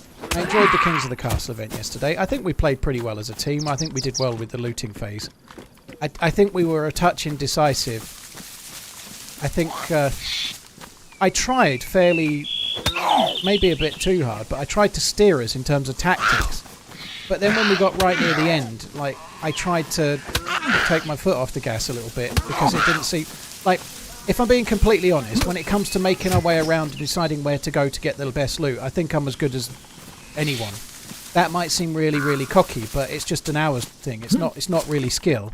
I've got more hours than nearly everybody else. I play the game every fucking day like a sad bastard. So when it comes to trying to work out the loot route and where we should go and what we should do, I think I feel confident that I should just sort of say what I think. When it came to deciding how to push or not, other people in that group are better than me at PvP. Tactics-wise, I think I'm on the same level. But anyway, when it came to that, I just felt probably best I just take part rather than try to boss everyone. Which is what I did. And if it were me, I might have tried to get in a bit sooner. But it still nearly worked. Hocken and British got loads of kills, but they played really well, you know, so it was really fun. The mega views. We actually hit 11k and I saw 11,000 concurrent viewers while we were doing the event, which is madness, you know. think you should have used a respawn about halfway through. I don't agree, Morecams. I think we arrived there with amazing loot. Hardly any of us had any issues. We all had good assault rifles or SKSs. I think the worst somebody had was maybe a Vega. To get 8 people all with plate carriers or pressed vests and like 3 or 4 snipers and everyone's got something decent for close range. We were probably as geared as any squad. I think our loot was fine and the way we went was fine. It was just...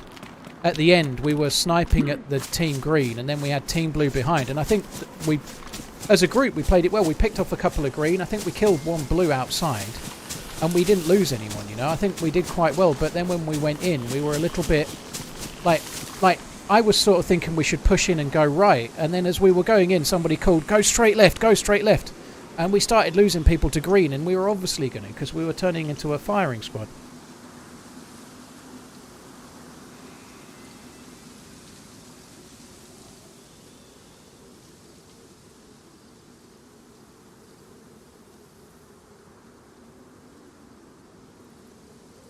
Fuck me.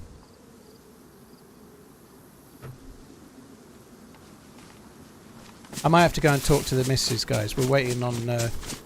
get a blood test this morning, and then she's not had the result. I might need to go and shout at someone. No, not shout, but talk. In fact, I'm going to just quickly go and talk to her. Won't be long, hopefully.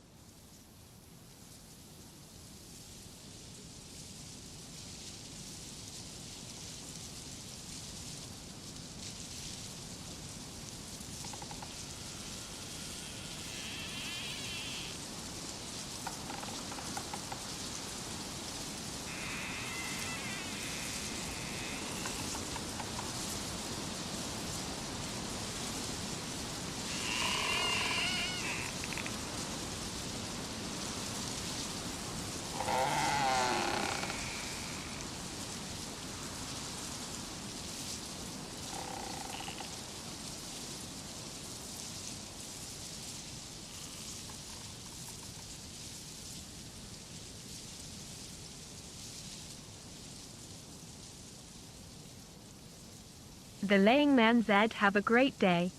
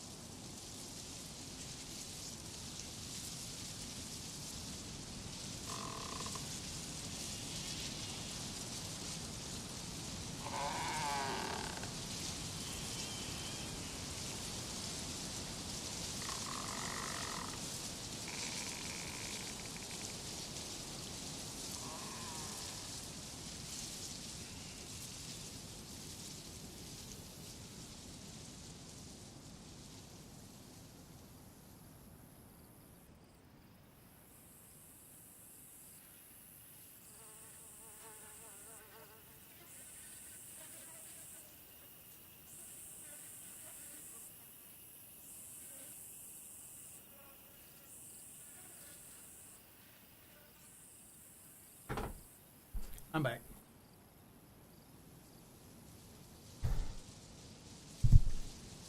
Captain McTavish, thank you for the Prime. Gilbert, thanks for the resub. Johnson Enjoyer, thank you for the Prime. Fox the Paradox, thank you for the resub. Right, sorry about that, guys. Not sure where I'm going to go, to be honest. I think we'll just go around to the right for now.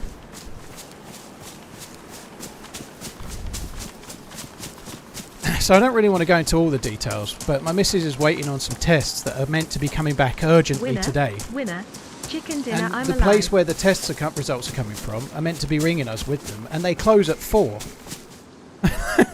And they've not rang her.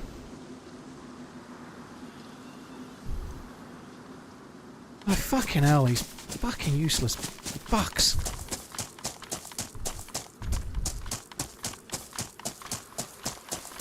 Jambon, well, there's nobody there. The place that the results are coming from is closed, but there's an emergency contact number that she can ring, and so they close at 4, and then they have an emergency contact that you can ring from 6, which is quite helpful. So hopefully we can speak to them at 6 if nobody else rings. Kind of stressful.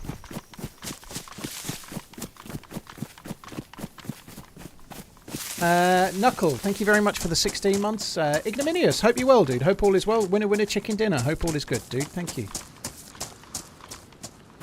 We don't know what's coming, Zach. Wobo has kind of hinted that he believes there might be DLC, because apparently they've changed the... When you start the game on PC, there's like a little DLC window in the left-hand side of the screen. They've changed the software or the coding for that to imply that they're going to be swapping it out for something else soon, maybe. So he's kind of predicting that there'll be some DLC. So everyone's kind of hopeful that we'll get some DLC, basically. But what it is and when it's coming... DayZ's 10 years old in December, so it kind of makes sense that they might have some kind of 10-year announcement, whatever it might be. Why is official so easy to cheat on? Fluffy... The game is easy to go and buy cheat codes for. People buy it, download it, and then use it until they get banned. There is no adminning on official servers, so what the difference with official is purely that if you're a cheat in DayZ, you've bought your cheat codes. You can cheat on official DayZ until you're banned by BattleEye, right? And that could take 2 or 3 months because they tend to ban in waves. So you might buy the cheat code, you get away with it for 8 weeks, then you get banned. But if you go on to, I don't know, Spaggy's Churnerous server and kill 20 players with an MK2 in 5 minutes, you'll get banned for cheating that night. So cheats don't tend to last very well on community servers in comparison to official, where they can cheat all day long every day until they get banned from the game, and then they can't play anymore. DLC, downloadable content. You love your content, Ty, for the streams and videos. That's why. It's to do with that. Unfortunately, it's the way it is, unfortunately. I don't see any great deal of change anytime soon. Sometimes there are spells where the cheats stop working, the codes that everyone's bought don't work anymore. But then the people that are making those cheats, that are selling the cheats, then make some different ones and sell those, you know. That tends to be what happens. What would I call my second voice? I don't know. It's probably just the evil one that comes out. Oh, you! That kind of voice, you know, but I don't really do anything planned. It just comes out. Hey, Spider-Man, you're right, dude. Favourite map at the moment? Probably Deer Isle for the last 3 or 4 months, Long time I'd say. no see. Hope all is well with you and the fam. But that is of the moment, you know. Like this year, it's Churnerous, Livonia and Deer Isle. I've played more than any other, but... Last year, I played hardly any Churnerous and Livonia. It was mostly Deer Isle and Nemalsk, for example. You know, I tend to Hi, Paul, TRMZ, LURK, have moments, you know. love.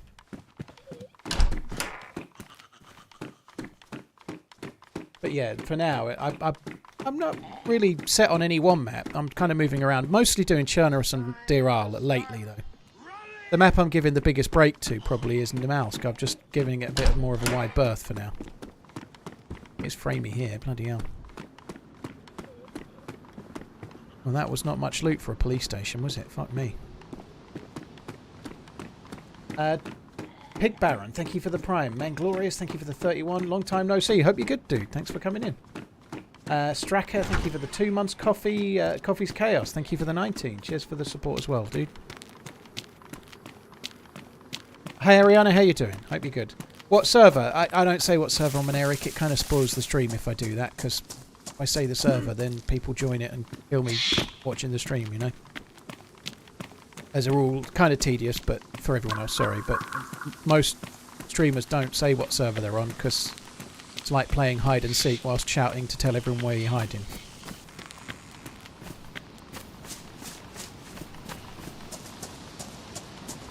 Why cheating? People that cheat in DayZ, a lot of people like to say, oh, they're fucking terrible at the game, so they like to... People that buy cheats for a game like DayZ do so because the game the game they're playing is not the game we're playing, so they probably don't enjoy the game very much. But what they do enjoy is spoiling it for other people, you know. It's the kind of person that would like to, I don't know, like knock on someone's door and run away, but as an adult. You know, like people might have played, it might be called Blind Man's Laugh or whatever people might call it. I don't know what we called it. Postman's Knock, maybe. I don't know, whatever. But it's a bit like the internet version of that, in a way. It's just like trolling, isn't it? But people that cheat in a game like DayZ do it to spoil other people's fun. They're not playing DayZ. They're playing ruin the game for others.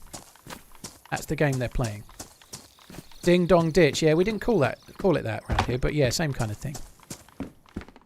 That's all it is. It's about. There are a smaller number of people that get a real god complex out of it. Like, you've got 80 players in the map, and you can float around and decide who lives and dies like you're a god. And that might sound ridiculous because it's a game, but some people really feel like they've got this kind of like ultimate power, you know. It's kind of sad, but it's true. There's also that to it as well. They get like a bit of a god complex about it.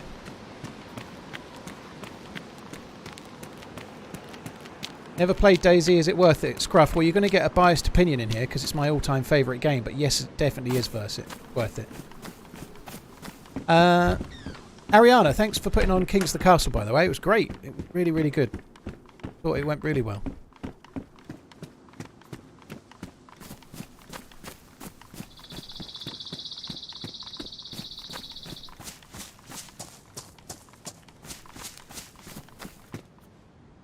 Bloody hell, this is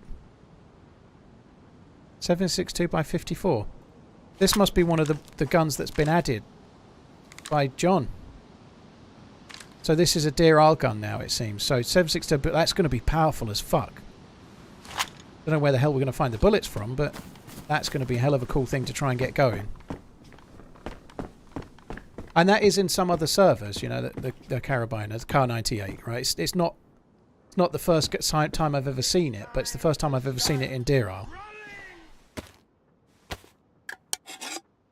Knock down Ginger, eh? Blimey.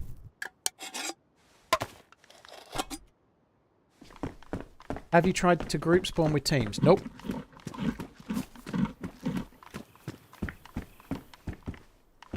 Ahardin, thank you for the tier 3 resub. That's very, very kind, dude. Thank you very much, Ahardin. 1977, the best year. If I weren't 38, I wished I'd been born in 1977, dude. Thank you very much. And Pimp, not a simp, thank you for the new sub, too.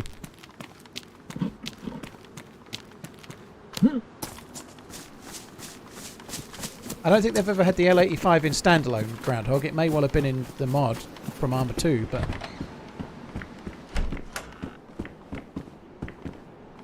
we could now chamber that Glock if we wanted to. Not going to bother yet, though. 10-month signing. Oh, that kind of thing happens, Ariana. The car or whatever. It's all good. We didn't know what had happened with who had looted it, but we were struggling with loot. It was a real struggle, but you have enough time, so we just did enough journeys to get the loot, you know. It's fine. With 4 hours, you get plenty of time to go where you need to go and get the loot. Every team has enough chance to get the loot. It was unfortunate that we didn't get there, but that's the way the cookie crumbles, you know. At least it was random chance, you know. Like, I know I did a lot of moaning about the last event, but last time we obviously had big problems with, like, from the very off, we were, like, chasing chasing a team that started in front of us. But this time, everyone had a fair race, you know. 1977 donated $20. Nate, never watch live as I am at work, but religiously watch the VODs so I can pause, rewind the action. Love the channel and community, and what you give back is more than a game. Ah, well, thank you very much. Cheers for the tip, dude. I appreciate it. Thanks for tuning in when you can. Cheers for watching the VODs. Sorry, Robot Lady. VODs. Jago Drago, thank you for the 10 months as well. Average Disappointment, thank you for the Prime. Cheers for the support, dude. Thank you. We best take that. We might find a boat, and if the boat's got a battery, then we're away, aren't we? That would be very cool. Hey Jacob, hope you're good. Thanks for coming in. Another day for a stream with TRMZ. Very cool. Thank you. Held you hostage on PS4, did it, Scorpion? Blimey.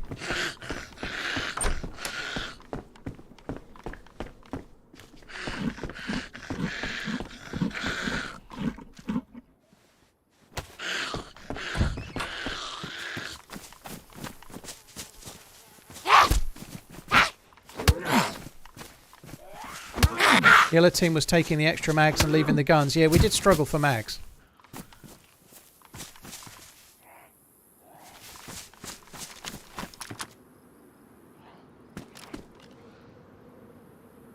I thought she was aggroed on someone else, but she just stuck in that shed fucking about. Big Grubster finally caught me live. Well, thanks for coming in. So tomorrow, I'm not sure if it's going to be a multi-stream or if it might just be a Twitch stream. I'm not entirely sure, but tomorrow I'm playing with Sauer and Muller again, like more lights out practice. So I may do Twitch only, because when I'm playing with 2 other players I've been doing Twitch only, but I've not made my mind up yet. I'll see how I feel in the morning. In theory tomorrow's stream is going to be a longer one as well, so it might be a good one to do just on Twitch. I don't know. Pixel, I'm doing okay. Hope you're good. Thanks for coming in. HB is on Wednesday. HB's team up is Wednesday. So Sauer and Muller are tomorrow.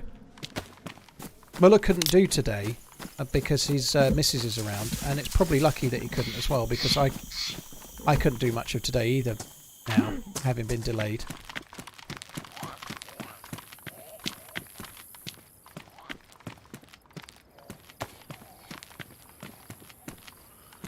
Not the best, is it, really? I never loot around here. It's kind of a weird place to loot. Well, it's not weird. It's very cool, but it's a tricky place to loot. It's very slow going. I don't really want to loot too much. I'll be here all fucking day, you know. There's a balance to be had with this, I'd say. I think I might go over this way. Start getting back towards the sea.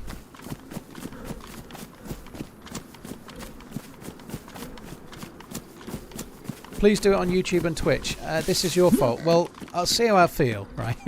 I'm not making any promises either way, but streaming on both YouTube and Twitch involves obviously keeping up with a lot more chat stuff, which is a lot harder to do when you're playing with 2 players rather than just like now, you know. So I intend to stream quite a bit on both platforms, but where I can only do one, it will always be Twitch.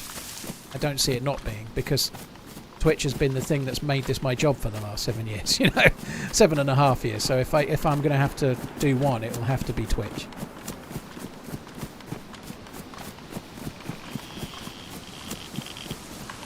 Ideally, I'd like to do more of both. At the moment, I'm not putting in the title anymore, but I'm still really just testing it for now, you know, like I haven't got the video quality for the YouTube streams where I want it to be. I am going to keep working on the video quality, but as I was just saying, I'm so busy in real life right now that I'm struggling to get the time to do as much. Like, I set this all up on a day when I streamed later that day, and I've still tweaked some things, but I've not got enough time. I've not tweaked anywhere near as much as I want to. You know, there's more settings to be done. There's more I can try to do to improve the quality. Ergo, why not just keep YouTube and use it to advertise for your Twitch channel and just tell us you can't respond? Well, that's an option, Fred, but I'm trying to put on a stream, I'm trying to be treating both platforms the same whilst I'm streaming to both platforms. So I'm trying to read messages sporadically from both chats. Like, I don't really want to like have a situation where I've got haves and have-nots, you know. I'd rather be trying to stream fairly to both, you know. So this is Waldoboro, which I should know, but I'm so bad with the names of places. A little bit of military here. We might... police station, couple of these shit barracks, but there might be some loot in there. You never know. We'll have a look. If I can find a gap. McLean doesn't like gaps, does he? We can jump that fence and go through the house, right?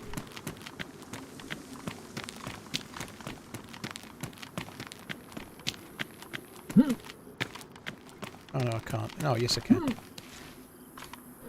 Exactly, Straker. It can't be exclusionary over which platform gets the better content. Otherwise, communities shrink and not grow. I agree. Like, I don't want people watching on Twitch feeling like they're getting a bum deal. You know, like I'd rather just. Sorry, I don't want people watching on YouTube thinking they're getting a bum deal. And some people might be thinking that now because I'm going to say tomorrow I'm streaming on Twitch only. Well, I'm a Twitch streamer. I'm only full-time because of Twitch, so I don't feel like that's the case personally. That's the only reason I'm streaming on YouTube is because I've been streaming on Twitch. The only reason I was streaming on Twitch is because I started making videos on YouTube. You know, they're all interlinked. But nonetheless, right, I'm a Twitch streamer and a YouTube video dude, right? So that's my first and foremost. That's what I do.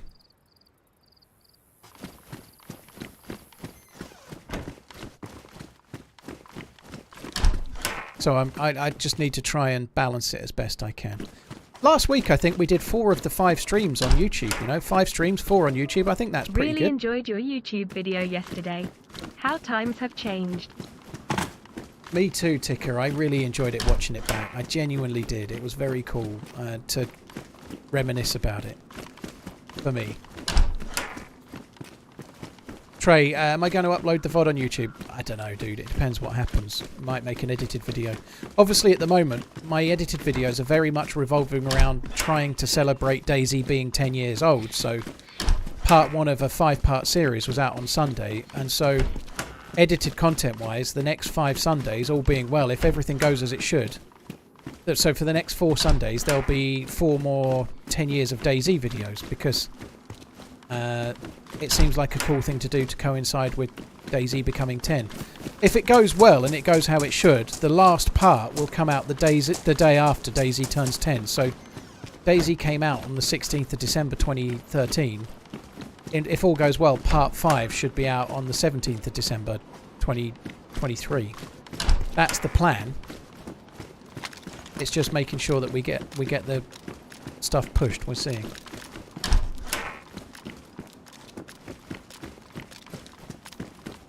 Brigus, yeah, I did get a bit more of a conversation about trying to do it a certain way, and I've done it that way, and I think I'm okay for now, dude. So I've got most things silent, most things turned off.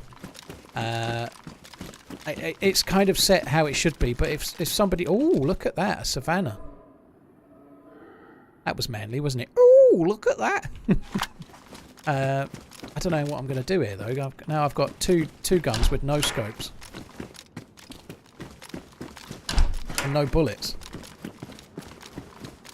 And the spanner needs a bloody mag as well. It's not just bullets, it needs a mag and scope. Anyway, better to have it than not. I'm going to struggle with zombies now, though. Have I ever spoke to Frankie? Wow, 4 No. years have flown by TRMZ heart. I've never spoken to Frankie, no. When I was really, really new to YouTube, I sent a message to an email, I think, to FrankieOnPC when I'd made some terrible video. And I linked it, right? A lot of people do this. I get these emails quite a lot from people. But I sent an email going, would you mind watching my video and giving me some feedback? I love what you do. I'm a really big fan. Rah, rah, rah. I didn't get a reply. And I don't blame him either, you know. I've probably had emails like that. Maybe 50 times ever. I've probably replied to about 40 of them. But even I've not replied to everyone. And I try to reply to everyone. My intention is to reply to everyone, but sometimes you get an email asking for something when you're on a weekend away or the kids are here or something. So I read the email and I'm like, I'll do my best to do that when I can. But then there isn't a when I can, because by the time I think about it, I haven't... Something else has come in, or someone else has asked me the same message or something, you know. And but I try to reply, but even I've not replied to all of them. And he was massive on YouTube, you know, the size he was. I'm not anywhere near that size even now. And I do stream and hold an audience maybe to a similar level as he might if he streamed, for now. But on YouTube, he's like a whale and I'm like a minnow.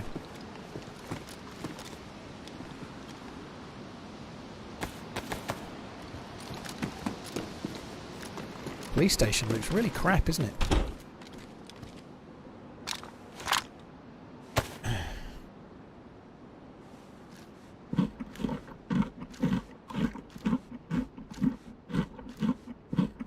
I don't think it is looted. Certainly not recently anyway, but could be.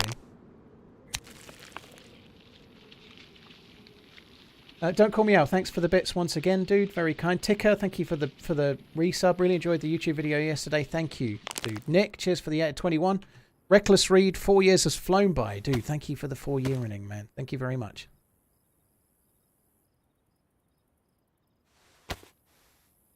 Big Cams, yeah, he doesn't play a lot of like vanilla. And he might have his eyes opened if he tried it, but I don't know. He's not wrong for liking what he likes, you know. Like, I think partly, I don't know, Frankie. I'm very glad that he made his videos because if he hadn't, I wouldn't be here, right? But Chelsea is better than Liverpool. I don't invite you to discussion because there is nothing to discuss. Fair enough if you say so. They might not be so good once they've been dealt with for this financial fair play stuff that's hanging over their heads. They're going to get more of a deduction than Chelsea. Turns out Abramovich was paying for a lot of things out of his own business rather than run it through the books. Yeah, it was all fine. Yeah, everything's good.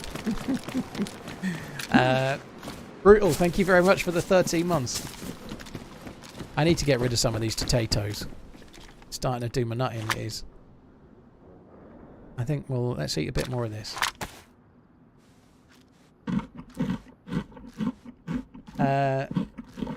Yeah, it would be good to see Frankie play some vanilla, but what I was just saying, his videos, by the time DayZ Standalone came out, were much more around the things he could showcase. His videos were amazing. Look at that. What is the point of potatoes?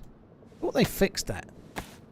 Like, his videos were a lot more about a flying base or a Santa at the end and stuff. I'm not criticising them. They were amazing videos, better than I can do, you know, like, so I'm not... But they were normally more leading towards a finale, like they had a story, they were a set piece, you know, they were planned. And they were intentionally so, there's nothing wrong with that. They were for entertainment, you know, using the film. They were like using the game to make a film rather than playing the game to make a let's play like I do. You know, his were more thoughtful. But because of that, he probably got massively into looking for the next thing to showcase. What's the next thing I can put in my video? What's the next final boss? What's the next crescendo for my video? Because if you're looking to write a storyboard, you need something that's different every time, you know, like, whereas if you're just doing what I do, you don't, you know, like, it may be repetitive and it may be dull for people that are not wanting it, and it may mean that you're limiting your audience, but I'm not looking for anything. I'm just trying to enjoy the game. And the game is random, so whatever happens, that's what happens, and then maybe there'll be a video, you know, like, and there's no right or wrong way to do that, right? But that's the point, you know, like, that's maybe why vanilla didn't suit Frankie, because there wasn't enough in it. Certainly in the early days, there was hardly anything in it, so it was all about what happens when you meet another player and the story, and that's it. Sometimes the story's good, sometimes the story's bad, sometimes you have to play for 200 hours and you get nothing to make a video, you know, like...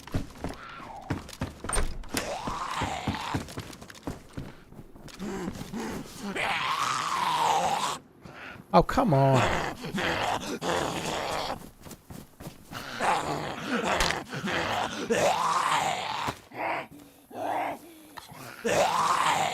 Oh, I probably shouldn't shoot, should I?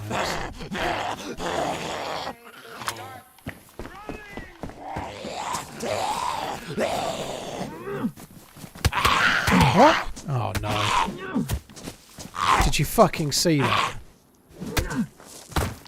My God. So I was blocking, but they were hitting me like either side, so I was desynced. That could possibly, when we were talking about that death, you know, that somebody was talking about desync, it could have been a bit like that. Could have been. They were just battering me either side, and I was behind them, and they were hitting me as if I was between them. That's not the zombies though. That's like desync. That's my character desync to the server. It's possible there's a bit more desync in the most recent patch than there was in the last.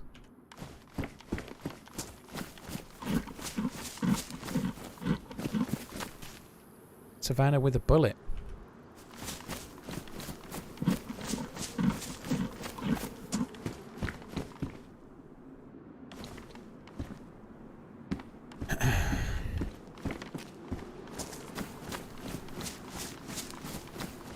I think I might get away with this. We'll see. I'm just going to read this. This might make me throw up, but I doubt it.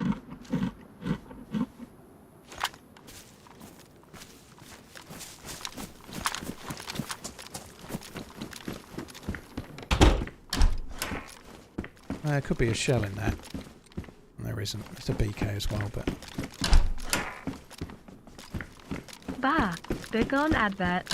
Take my Bezos bucks.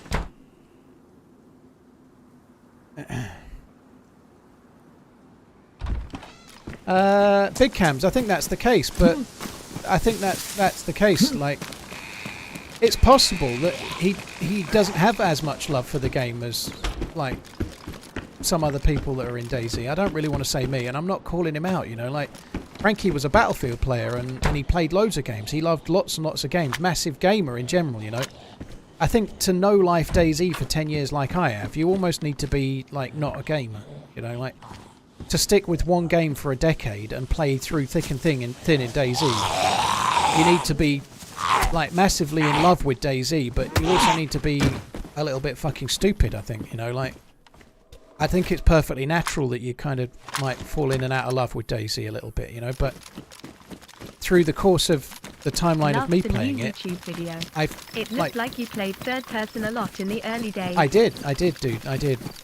I fell in love with streaming, and that sort of allowed me to carry on. Some streamers that, like, if I was a streamer and I started streaming, I don't know, Minecraft, and then years later I was playing Fortnite or whatever, you probably at that point, you enjoy the stream, but you need the game. Whereas I started streaming DayZ, and I've always found I'd loved streaming DayZ, so being able to stream it has allowed me to stay, like, it's always felt varied. Every day feels different. I enjoy every day. I enjoy the game and I enjoy the stream. But, I don't know, if I'd streamed 3 years of something else and then switched to DayZ, maybe I might not feel quite the same way, you know, I don't know. Boots, thank you for the 8 months. Mint Sauce, thank you. Sudo, thank you very much for checking out the vid, and cheers for the resub. Squeege, thank you for the 5. Wolf, TC Motto, thanks for the resubs. The last dude, thank you very much for the membership. Hope you're good. Cheers for coming in. Worthless Gamer, thank you very much for coming in as well.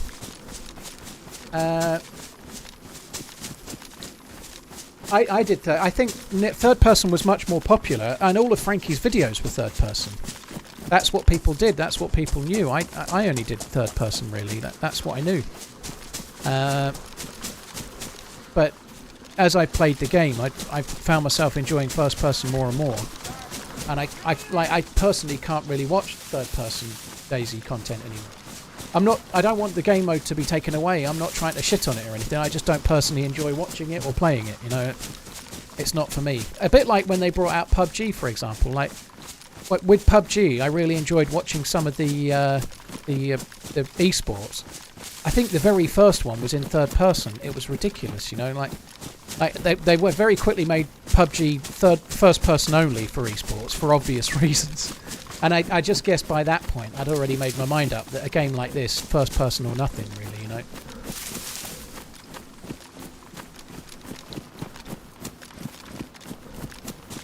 But I still think it belongs in DayZ. I think it's fine for the game. Not everyone's playing for ultra realism and simulation or survival. Some people are playing in RP servers and whatnot. You know, some people are playing a different game. Even if you're playing in a PvP server that's third person, who cares, you know? Salami, thank you for the Prime. Cheers for the support, dude.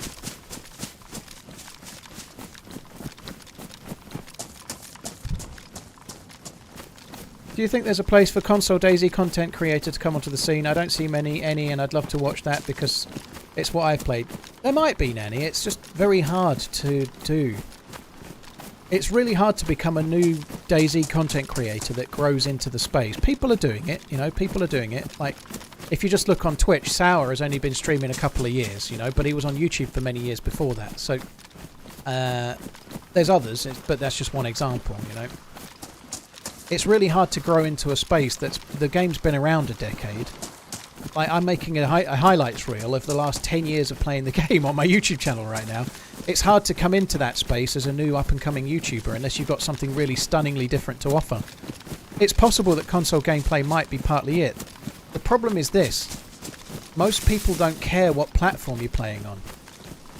You know, maybe a few people will, but most people don't care. Most people don't care that they're watching DayZ churner us on Xbox or PlayStation or PC. They care about the quality of the video and the content. And unfortunately, because DayZ runs so much better on PC, the quality of the content by definition is going to be better. And therein lies the problem, you know, like the game is going to be a bit more janky and a little bit more immersion breaking and a little bit more lower frames and a little bit different in terms of how it looks because it's on console. And I'm not shitting on console, I'm glad it's there, but as a viewing experience for the viewer that doesn't care whether it's PlayStation or PC or whatever, it won't be as smooth, it won't look as nice, you know. And that obviously affects the quality of the video that you're watching as a viewer. What glass is my favourite for whiskey? I have that sort of standard glass, there is a name for it and I can't remember what it is, that kind of like pear-shaped glass that they sell in Scotland. I've got a couple of those. Somebody will tell you the name of it. I always forget the name, but there's a particular glass. I just have a couple of those. Glencairn, yeah, Glencairn. I've got that. Yeah, I've got a couple of Glencairn glasses. I use those. Somebody asked if I play other games. I haven't played much else this year. I'm very much a DayZ fanboy. I played a little bit of Deadside on a sponsored stream, a little bit of Scum on a sponsored stream, and there may be a little bit of Scum on Sunday coming up as well. Which will be cool. I'm kind of looking forward to that. It'll be nice. They've had a new patch. I'm looking forward to seeing where the game is at the moment. But there isn't much that tickles my fancy right now. You know, if I was looking for a game to play alongside DayZ, I might play Deadside like one session a week or one session a month just for fun. If DayZ servers all shit a brick and didn't work for a month, I'd play Scum. You know, Scum is the one I play instead of DayZ. But when I'm waking up in the morning and thinking about what I want to play DayZ because I'm a sad bastard. I just really like DayZ and the adventures work for me better than the others, you know. As far as other games, this year the only game I played really fully, I played through The Last of Us Remastered. They brought out a new version of it on PC. I played through that on stream. I may possibly play the Stalker 2. I may possibly play The Day Before. But those are single-player adventure games. They won't last long. If I play them, it'll be for a couple of days. Oh, great. Fuck. An hour and 10 minutes of looting. See nobody, shot in the back. That sucks. I should have probably been running in the trees. I've never been shot on that beach, ever. Which is a hard fucking one to take. I've run up that beach quite a lot over the years. I've never been shot once. That's the first time. Now we're painfully back on the fucking... Well, we're not on the spawn island. We're on the other side. No, we are on the spawn island. Alright, maybe we'll go to Beringer and we'll have a little bit of a different route. We'll maybe go to Alcatraz and change tack a little bit. I don't know. Salty start to today. 2 hours and 1 minute into the stream and I've done nothing but die twice. That's DayZ though, right? It happens. The Ass Daddy, thank you for the 2 months. Spoog Dagger, thank you for the Prime. And Salami, thank you for the new sub as well. Spoog Dagger was the new sub. Salami was the Prime. Not that it really matters. Thank you.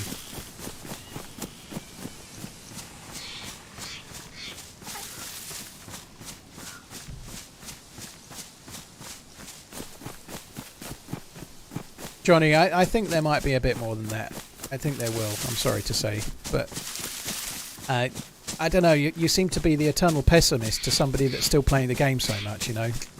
Maybe open the window, look to the outside and enjoy life a bit more. Not everything is shit, right? You're still here and enjoying the game, even if you are unhappy every day.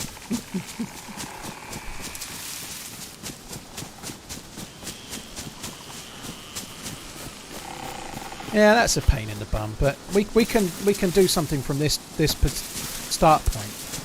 The only problem is that is the swim across to Beringer, so we could take a huge risk and just go now. I think I might do it. No food, no drink. There is a well over there. I think I'm just going to do it. How many players are usually on a server? On Deer Isle, it could be anything from 50 to 80 normally, but 60 or 70 most of the time. Well, Spook Dagger, fair enough.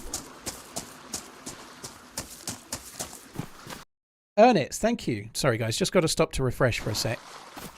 I'm not seeing the YouTube's chat again. I'll just make sure it refreshes. Played by Alan Rickman. Yeah, I know what you mean, Worthless Gamer. I think there's going to be a bigger announcement. I don't think it's just going to be fireworks or whatever you said, but thanks for the spoiler though, Johnny. I appreciate it. I've been intentionally avoiding it, so if you know what's in the game files and you're here to spoil it, I appreciate that, dude. Thank you very much. Very kind. But they said at the start of the year there was going to be a big announcement. I very much doubt the announcement will be some kind of like little bit of a fun in the game. I think there'll be a big announcement.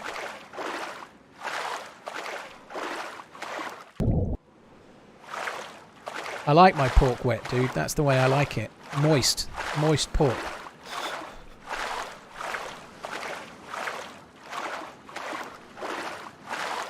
Ghoul can't spell. It's going okay. It's going okay. Today's a late start. I can't really judge today, but I think yesterday was the most amount of people I've ever had watching me at once. Which, it was mainly because of the event, but there was 11,000 people over Twitch and YouTube watching yesterday, which is fucking insane. Insane, it is.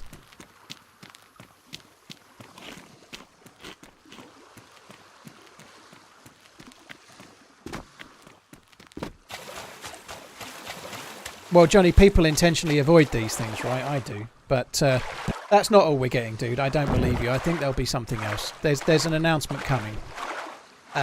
If there's something big coming, I suspect they would keep it out of the files and not be making it obvious so that you can't come into Twitch chat spoiling it.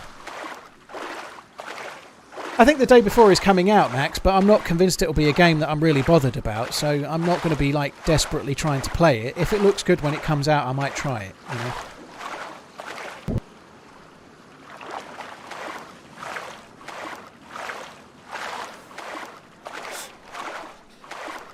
Purple got second. Who got first? Red. Team Red stuff. I think Yellow might have still been around. I don't know. I think Purple was second, but Team Red were in the castle from way before. And they stayed in the castle and then were like hiding in the castle itself. Why is talking about the new something that's in the new update some kind of spoiler? Because it's not been announced, Smigsy. It's not this update.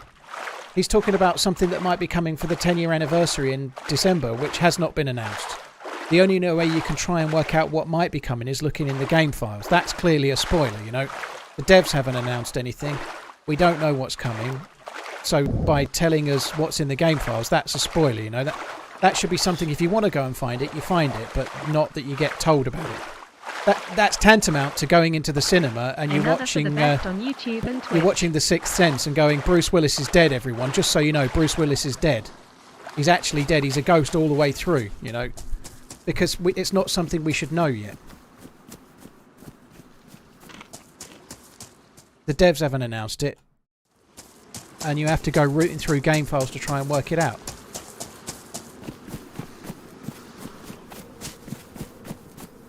But it's not like there's a story to be spoiled. Well, maybe not to you, Smigsy, but if there's something new coming, it's like, if you want to know what you're getting for Christmas, then that's on you. But if you want a surprise, that you can have a spoiler that's not a story. You do understand that, right, Smigsy? Spoilers aren't just for, like, if you've got somebody a present, and then somebody else finds out, and they tell that person, they've spoilt the surprise, haven't they? It's not just about a story, right? You understand that, right? Spoilers aren't just for stories. It could be for Christmas. It could be for what's coming in the favourite game that you've enjoyed for the last 10 years. It could be, I don't know, what's coming the next Deer Isle patch. It could be the new map that's coming and everything about it, or whatever. Spoilers could be all sorts.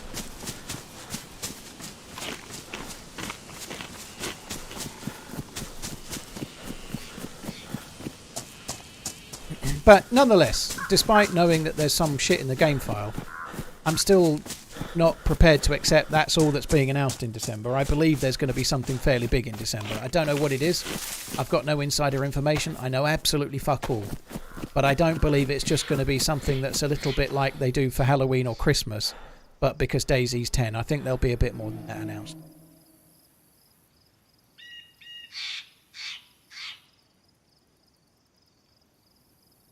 I'd rather hear it as soon as wait, but we don't know yet, Smixy. You'd rather hear it, but how? Who would you rather hear it from? Someone in the chat that's looked in the game files, or would you rather hear it from the devs when they're going to really announce it? You know, because, like, look at what before the new airfield came out. All of the spoilers were there's going to be underground bits. This is what we think from the map. There's going to be underground bits. They've teased this. They've called it rabbit hole. Rabbit hole would imply there's going to. I think there might be tunnels going from one side of the airfield to the other. And then when the patch drops, everyone's pissed off. Because all of this crap that's been spoken about, none of it was fucking true, you know? Like, nobody knows what there is yet to spoil. At all. Nobody knows anything.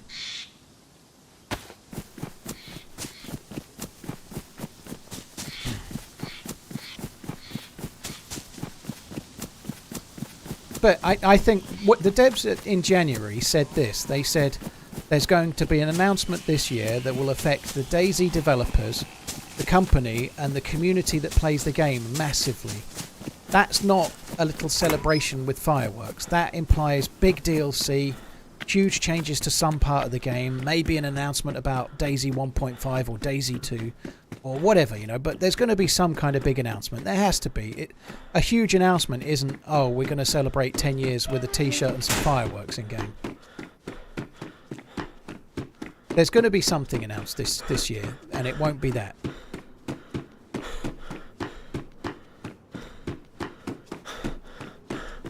Yeah, the big announcement will be, we've decided to close support for DayZ.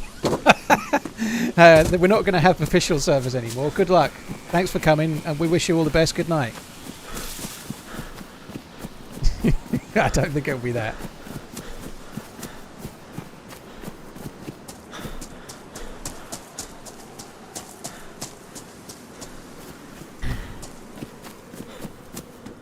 If it's DayZ 2, I'll run through your neighbourhood naked.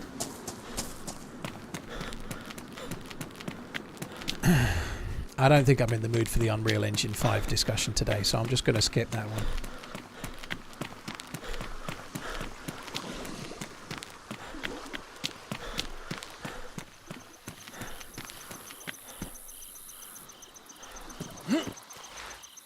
Right, let's have a little look in these containers. This is a risky play here. If I don't get a knife, like I need some, like there was a bear just before. If I don't get a knife and I don't find food, it can be tricky from here. It can be really tricky to survive. That helps because I can drink dirty water if needs be.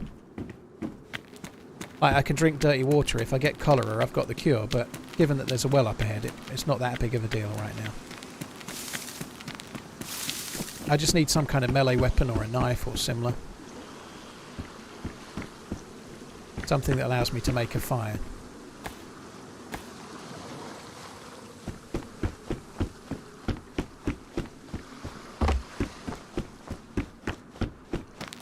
This game is so gay. How old are you, dude? Holy fuck, still playing this game? I'm not going to lie, James, dude. However old I am, I think calling something gay as some kind of put down went out when I was still at school. So I think either you're a fucking retard, have a happy day, or you're a little bit fucking old yourself, dude. Because that put down ended. To be fair, using the word retard also did, but I'm trying to converse on your level. That kind of level ended a long time ago, you know. Gay as a put down went out in like the 90s, last I remember. Last one to know, as did retard, by the way. But just try to talk in a level of language you'll understand.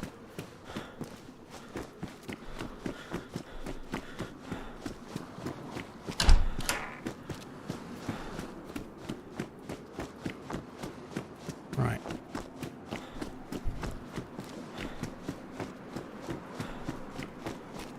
It's okay not to like the game, though. Maybe find something you do like.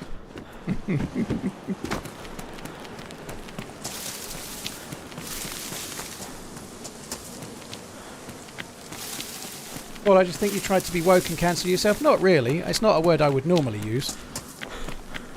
I think using the word as a put down is not the best, to be honest. Consider the troll fed, maybe.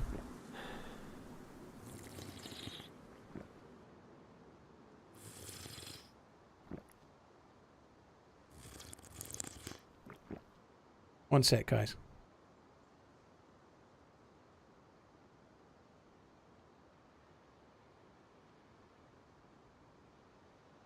Mrs. has got some through to someone about a test, which is good.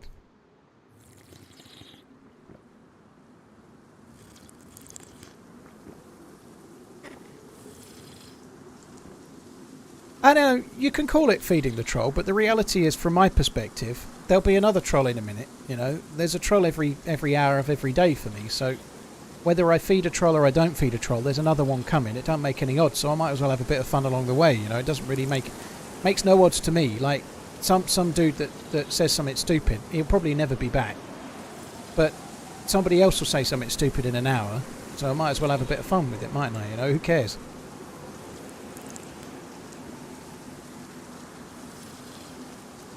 You might be right about the use of the word in the 18th century, dude. You might be right. Maybe he was meaning happy. Last one to know. Thank you for the 15 months. Dush, thank you very much for the 12.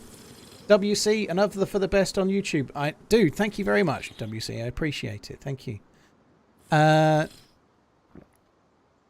was I? DayZ first, kids second, Mrs. third. Blimey. Oh, you said that, not me.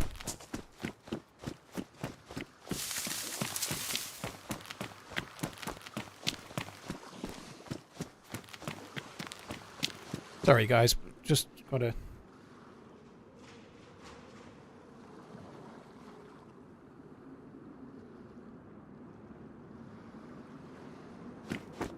Are we completely unarmed? Yep. I've got a spare pair of boots in case I get the leather kit. I think we might fuck them off for now, actually. I would quite like the knifey boots, but I don't think I can carry them.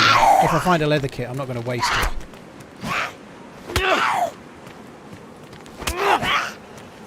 Trolls are people too. Yeah, I think the kind of person that would drift into a YouTube or Twitch chat to try and belittle either the streamer or the game, or both, or whatever.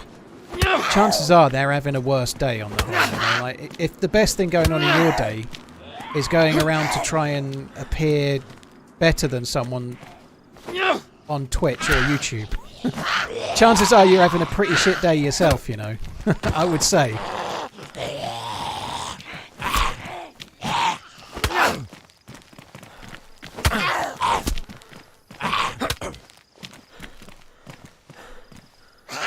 Come on.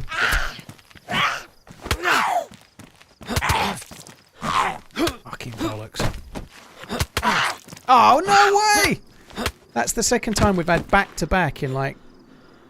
Well, God knows, 2 characters. Clothes can get damaged as you block, Donnie, yeah. The bleeds are kind of annoying. Dealing with 2 zombies, unfortunately, sometimes you're going to get hit.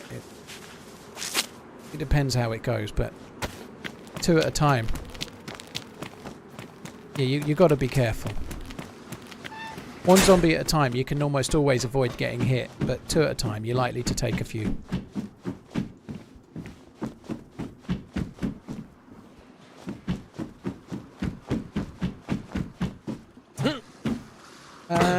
Hero Slash, thank you. I messed that up, but it's fine. Hero Slash, cheers for tuning in. Appreciate it, dude. It was really fun to watch that back. TRMZ love.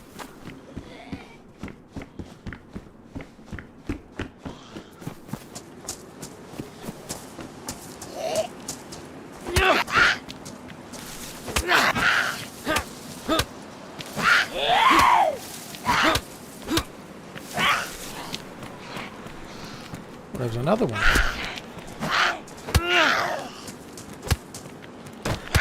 Fuck. Fuck off.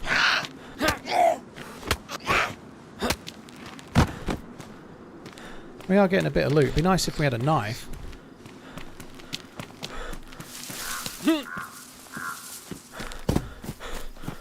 What's a good map to play if you don't have much time? If you're on PC and you want PvP, Essica. Somebody just asked me if I played P&W. That's quite a good map if you've not got much time. I have played P&W. If you check out my YouTube channel, there is a video on it called something like how X thousand hour player adapts to a new map. That's on P&W. It's a really cool PvP run. So there's a couple of bits of P&W on my YouTube channel if you want to have a look. The 12, I think it's how a 12,000 hour player adapts to a new server. Which in a nutshell is I die all over again until I meet a player and then we team up and have an amazing run together. 2,000 people watch and only 573 likes. Well, I guess 1 in 4 people have hit the like button then. Although that's 2,000 concurrently now. There's been more than that in the stream since it started, you know. That dude James has probably left already to go and tell his mum. Mum! I called someone's game gay on the internet and then he told me off, Mum! He's probably gone. Anyway, no, I suspect, like, the like button is not used by many people, you know. If you've got a video with 200,000 views, often it'll only have 2,000 to 4,000 likes or something, you know. That's the way it works, right? Most people don't hit the like button, they just watch the video. And I some people make a thing of it. I don't really, you know. I could be doing, smash that like button and ring my bell. I don't really. I do occasionally ask people to sub. But when I do that, it generates more subs, and I care about subs. And I'm talking about subs on YouTube, by the way, so people that subscribe so they can see your next video. I'm not talking about subs on Twitch. I sometimes remind people to do that. In the past, I've had videos where I've made a video and it gets 100k views, and it generates 50 subs, let's say. I make a video that gets 100k views and I remind people to sub, and it gets 1,000 subs. You know, the difference is huge. So doing so is a wise move. But likes don't really make a whole lot of difference. They used to years ago. I don't think they make a lot of difference now. Don't get me wrong, it's good. It's a good barometer for how the video is, so I still care, but I don't really push it. I don't think it matters. I don't think it matters if I get 1,000 likes on this stream or I get 800 likes. I don't think it makes any difference. It might do, but it doesn't seem to. Grind, thank you for the new sub. Cheers for the support. Grind 1907. Hope you're good, dude. Crash Out, thank you for the 19 as well.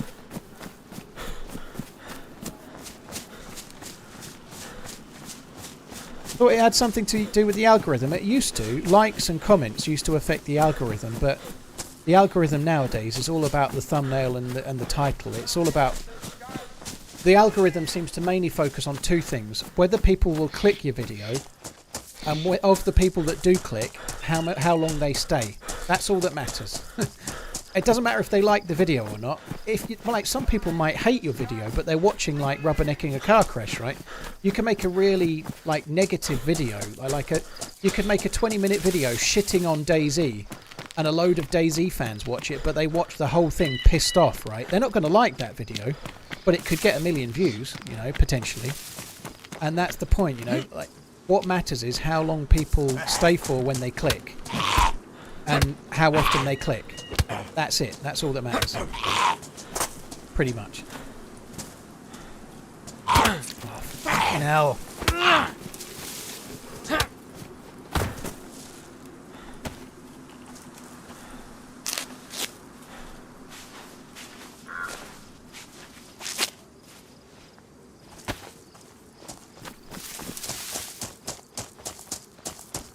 If you want to block Ariox, you just press right mouse button and then walk backwards. That's how you block.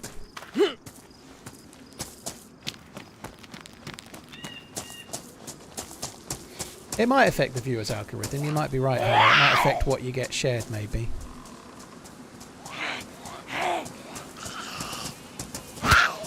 Fucking hell, I wasn't looking at what I was doing. I think someone just asked if I thought DayZ would get a new map. I think there might be some DLC this year, but I don't know for sure.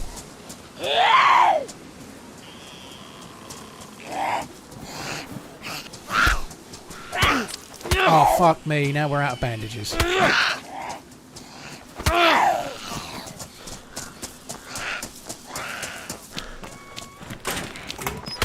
Nice job, Paul.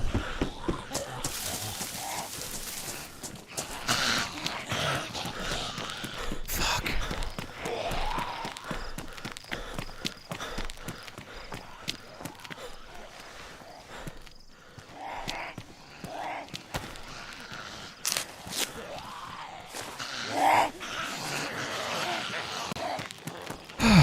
Fucking top job. No bandages.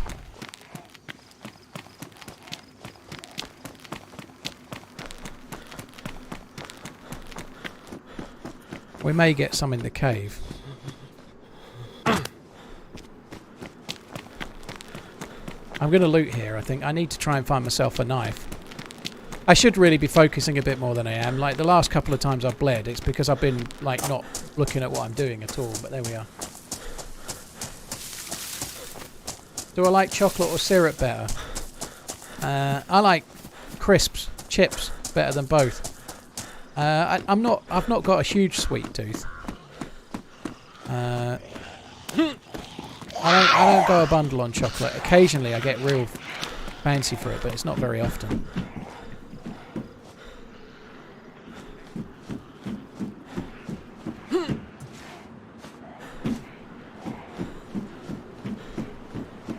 Yeah, no, it's not our fault, Greaves Dad. It's your fault in particular. It's your fault.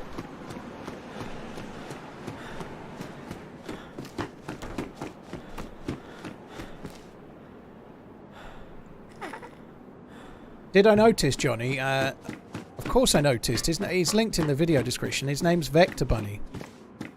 I met Vector Bunny twice while playing DayZ. And he actually used some of my footage to make a video. Vector Bunny's quite an important content creator in my channel's history. So if ever I got any kind of a leg up from a creator, it was from Vector Bunny. So he was doing the Morgan Freeman character and I bumped into him and I made a video of it. And then I bumped into him again. And the second time I bumped into him, it reminded him of the first time. And he messaged me and asked if he could use some of my footage. And, oh, we need to go over there. So he used some of my footage of the first time we'd met up. And then he was nice enough to give my channel a shout out at the start of the video. So he did a video on his own channel using my footage of that event. And then at the very beginning narrated a bit about my own channel and showed a video of my own channel and talked a little bit about it. And at the time I had about 1,200 subscribers on YouTube, and by about a week later I had 2,300 subscribers on YouTube. So he kind of doubled my channel. Oh fuck. Oh dear. I got that a bit wrong. I've got no bandages. I've got a broken leg and no way to heal my broken leg. I think we might have to start again. That's not good, is it? I've got no bandage, no rags, no way to heal the broken leg. There's no sticks nearby, and even if there was, what can I do? I'm not giving up. I'm not giving up. I'm going to try and persist with this character, but I don't really know how. I haven't done that in a while, but you can actually vault onto the thing, but I obviously completely fucked it up.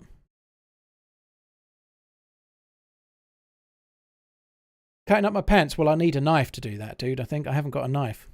So like I say, I've got no rags, no knife, no nothing. It's time to start running! It's my own fault. What a shit day we're having so far, though. I've really fucking put the cat amongst the pigeons there. Like, let's just eat the brisket and think about what we've done. I can't even get up there. I wanted to go left, but I can't even get up there. Being cold isn't helping much either. That sucks. I could make a splint if I can get sticks. I can make a splint with the duct tape, can't I? So we can make a splint. I'll have to get sticks with my hands. If I get sticks with my hands, make a splint, that's fine. The only problem will be if I cut my hands, I've got no bandage, so I'll then end up... Mind you, I've got the cure. So that's okay. Oh. I may not be able to get out of here.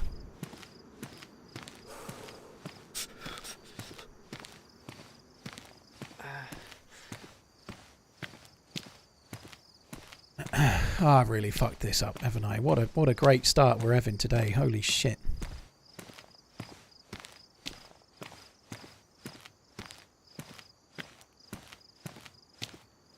Leg breaks heal, Gilligan, whether you've got a splint or not. They take about 20 minutes. The splint doesn't really speed up your healing, although people seem to think it does. Hello. It's been a while, but great to see that the leg breaking is still a constant here. It is indeed, All dude. the Platonics TRMZ love. Zed, thank you very much for the resub. Thank you. You Mad Bro, Wrench, thank you for the resubs as well. Waterfall, thank you for the new sub. Actorus, thank you for the 12. Stopwatch, thank you for the 13 months. Keep up the good content. Yeah, excellent leg breaking. Pantychrist and Diets, thank you for the new subs as well. You're very kind. Hello, I'm from Turkey. Hello, dude. How you doing? Amazon gifted me Prime, so I regift it to TMRZ TRMZLUV. Oh, thank you very much for doing so, RMC. RM Connect, maybe? No, it's not. But anyway, thank you. Yeah, sorry, dude from Turkey. You might have got told off by Nightbot, but Nightbot times out anyone that uses too many capitals. But don't worry, Nightbot's a bot, and you're still here, so all is well. But coming back to what I was saying, people think that you heal slower without a splint. You don't. It's 20 minutes whether you've got a splint or not. We've done it on stream and we've seen it. So it's the same time, but having no splint means you can't do anything. You can only go this speed. You can't swim. You can't do anything. The splint allows you to not keep going unconscious and whatnot.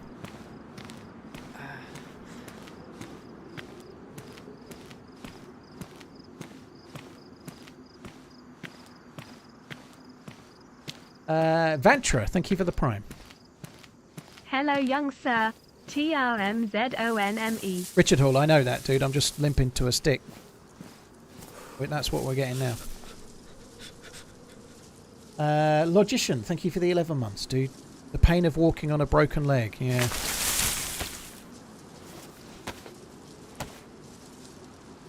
We could have got a hand bleed, but it's just luck of the draw. However, if we did get a hand bleed, and we did get an infected wound as a result, I have got tetracycline, so it wouldn't have killed me, you know.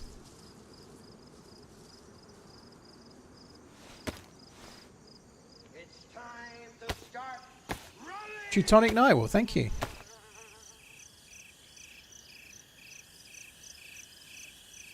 Craig, that bush did feel a long fucking way away. It did only use half the duct tape. Somebody was talking about that yesterday, so that's correct. It uses a whole bandage roll, but only half a duct tape by the look of it. I'm in a bit of trouble here. The next island is going to be, like, covered in fucking bears and whatnot, and I've got nothing, you know, like... I've got nothing. I did drink at the well. I've got a can of food that I can't open. We'll probably be able to get a stone knife or something, but... It's going to be a bit tricky at first, and we're going to have to get lucky on finding something to kill a bear, or maybe catch a fish or whatever, but... You can swim if you've got a splint, ZG. I don't think you can swim without. Could be wrong. I can't remember, but you can definitely swim with a splint, because I'm about to do it.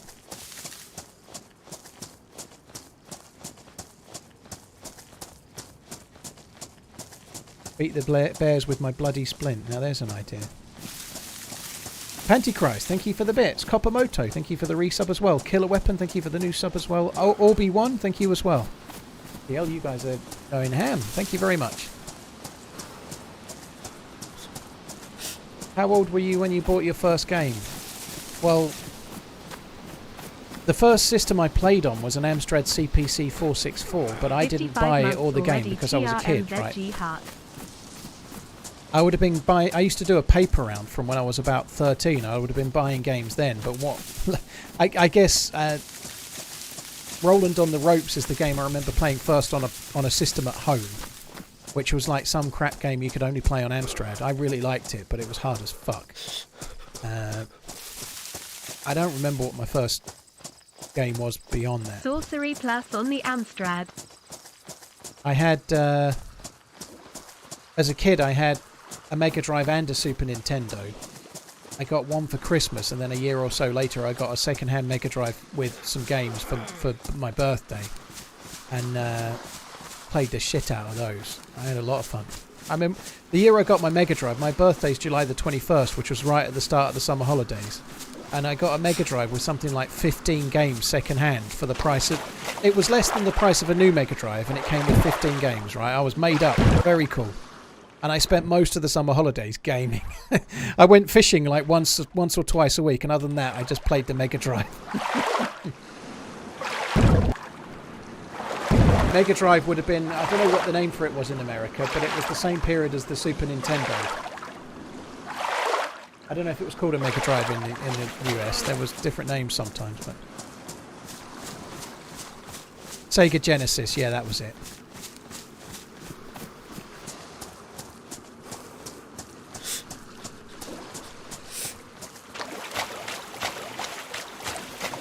Camberwell, thank you very much. Sorcery Plus on the Amstrad. La-dee-da.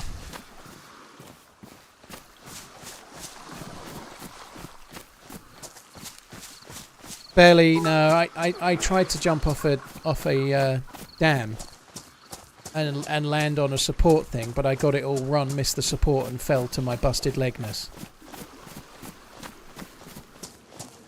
In France, they called it the Sega Royale with cheese. I've got a Mega Drive and a Super Nintendo as well, Lub Ferreira, but it's not the one I had when I was a kid. I bought them as an adult. I'd got rid of them, and then I bought them again as an adult, and I bought some of the games, like I bought Pilot Wings and Speedball 2 and Mortal Kombat and Street Fighter 2 and so on. I re-bought them and played them all for about 20 minutes each. Reminisced loads, and then I packed them back in the boxes, and there they've stayed. Sorry guys, the bottle I've got today is a squeaker. Sega Genesis is what they called the Mega Drive in America, Bacon Beans, so it's the 16-bit controller-based console. It was called a Game Gear, I think. The Sega Game Gear was. In fact, I think I had one. I had a... Was it a Lynx? Atari Lynx? I had one of those briefly that I'd bought second-hand off someone at school.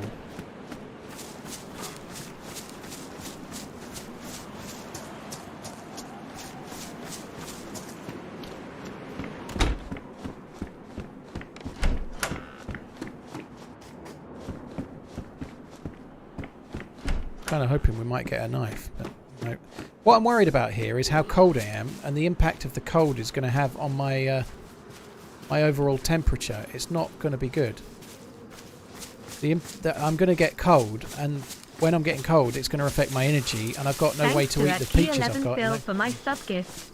Legend. Pompey, well, thank you very much for using your resubscribing, and cheers for letting him know as well. Cheers, dude. Love your videos, keep enduring. Thank you very much, Sec. Hopefully we'll have a better run now. We'll see.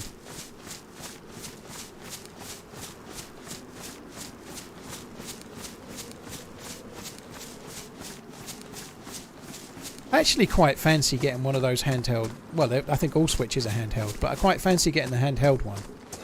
I wouldn't mind playing like Zelda or something on the sofa when the missus is watching something. I think it would get me in trouble, but I like the idea. Like playing something like Zelda handheld, but at good quality. I quite like that idea. I might do that at some point.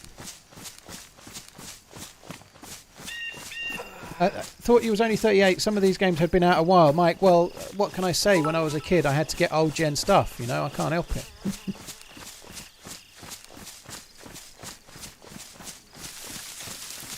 Maybe a Stream Deck. To be honest, I think some of the Nintendo games are better for that kind of thing, you know, like something like Zelda is a really cool game to play that's a real break from what you're doing, and it's not just like the same stuff you're already playing on Steam, you know. 1 year since I irritated you and I subbed like, as an I wouldn't want to play apology. DayZ on it, I don't think. What games did you play during the Great War? I played I'm Gonna Make Me a Voodoo Doll of someone called Redline. I don't even know who he is, but I'm making it now. I'm also going to make a scale model of his new kitchen and then set fire to it.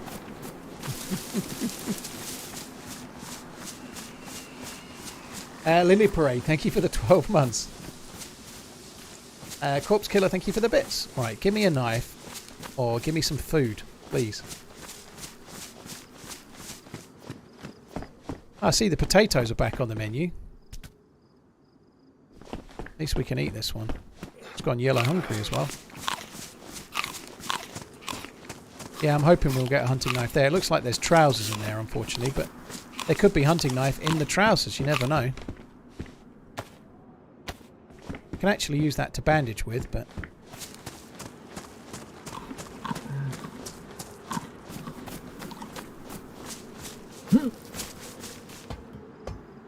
Blix was hard times for folk back then. Fucking don't jump on with him, Harry. Fuck me. Right, let's have a quick look for helicopter crash sites. See any?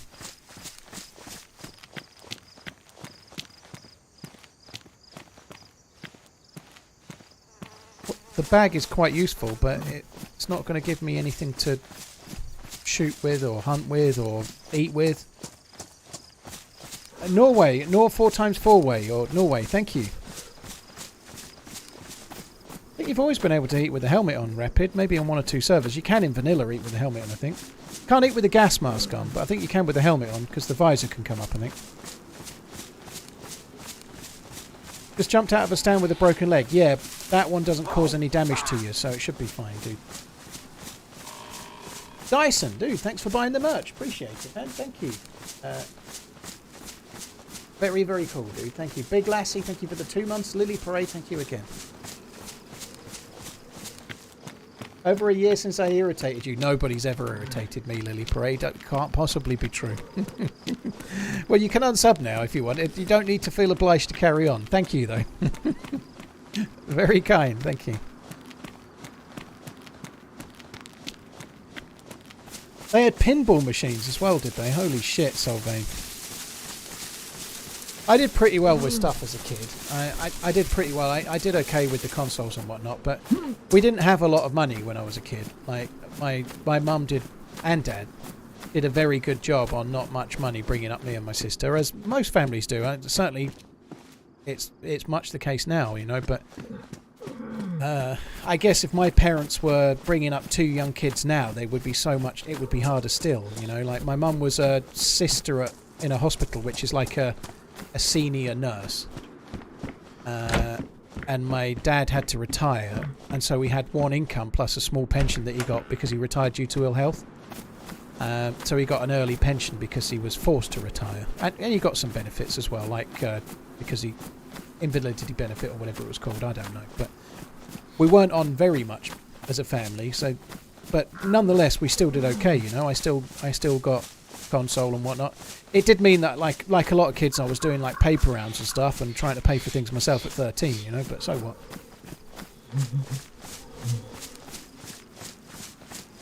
Eggs, new PC is on the way. Hey, that's exciting. New tech day. Ooh.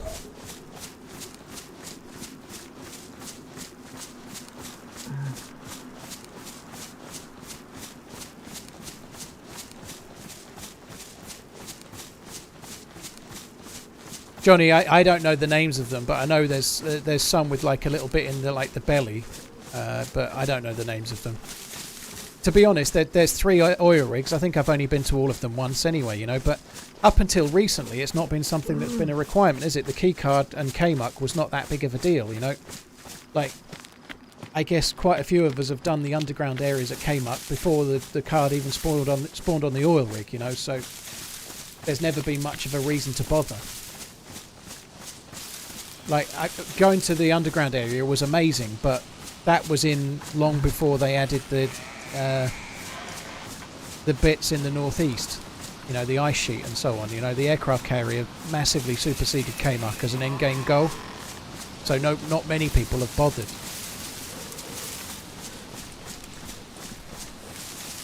Is the server populated? Yep, I've been killed twice so far today. Once my own fault, once just shot in the back. Nikora, first time watching from New Zealand. Thanks for coming in. I hope you're good. Yesterday was an event. You can watch the event from yesterday at some point if you want. The Kings of the Castle event. It was fun.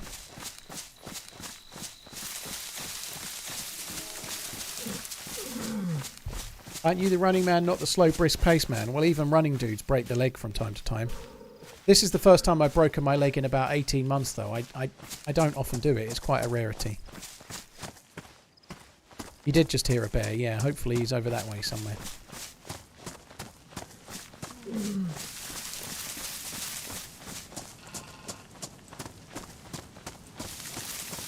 It should be healed very soon, though. It feels like it's been a while, doesn't it? It should be healed any sec, I think. Dyson, thanks again for buying the merch, dude. Very kind.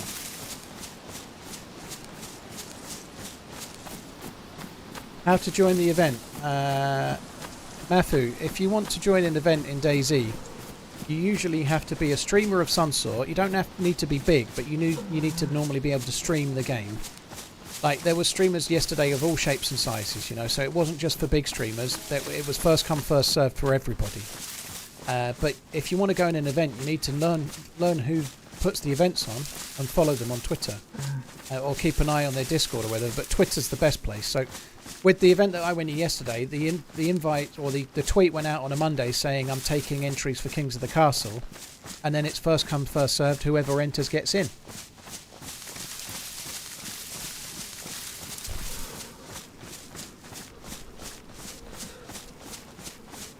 Stephen, it's all good, dude. I don't think I did get meta killed. We were close enough and we were talking in VoIP, so other people could have heard us. I don't think there was likely any meta going on, dude. Like I got killed in the kill feed. I was killed by 13 meters away. So the dude that killed me was in a bush to my left. He was 13 meters from me, and I was talking to people, so they knew it was me. There's no meta there, dude. My leg is healed. Like, I'd literally just said there's people and I'd talked about it and stuff, so it was easy to know that I was there. We need 10 years of funny moments. Yesterday's video had funny moments in it, Duck. It had a combination of the two.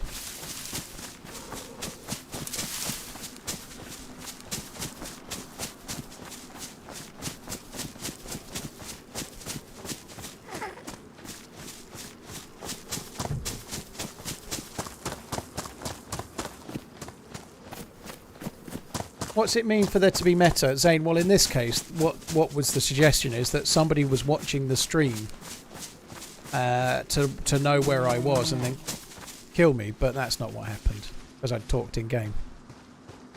Meta, some people believe it means most effective tactic available. It doesn't. It's based on a Greek word, but in the sense of streaming, meta has a few different meanings, so it can be like, I don't know, the best way to kill an end boss is this. The meta to kill a bear is this, right? It has that usage. But it can also be used as in, like, I don't know. If someone said to me, oh, by the way, just down there by a bush next to the ocean, there's a barrel and someone's left a load of loot there. That's meta. Telling me something I shouldn't know. But maybe they played yesterday and they left an unopened base. Or maybe somebody's got a base over this hill and they tell me the keycard is 6 or the combination is 6969. That's meta, you know. Maybe somebody else is on Deer Isle over at the military base over there and that they have a fight and die, and they come into the chat and say, I just died at the millie base, there's 3 players there all with Gatling guns and flamethrowers, you know. That's meta. Telling me anything I shouldn't know that's not on my screen. If it's on my screen, it's not really meta. If it's not on my screen, I don't want to know. Beardmasher, thank you for the 12 months. Oh, I had one of those earlier, didn't I? When I had a gun.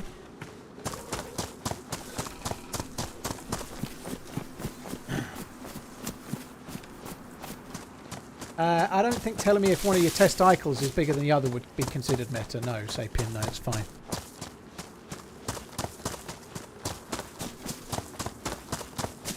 This game makes my nipples itch.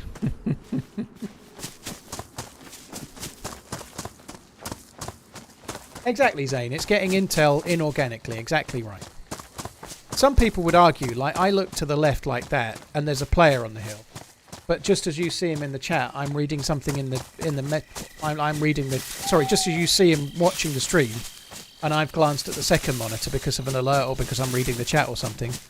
People would consider that meta. I don't personally. Like, if it's on my screen, I think it's fine to talk about, personally. because I spend an awful lot of time not looking at my screen because I'm streaming. Paul Daniels, you don't need to apologise. You're not forced to watch. It's all good, dude. There's no obligation to stay. Zach, if you go to my YouTube channel and then go to the live, so there's a live section. It's the last live stream before today. It's called Kings of the Castle event. It's titled that way. You can't miss it. But if you go to my YouTube channel and go to the live section, they're all in there. It was a live stream. Alright, we can eat the peaches now. That's good.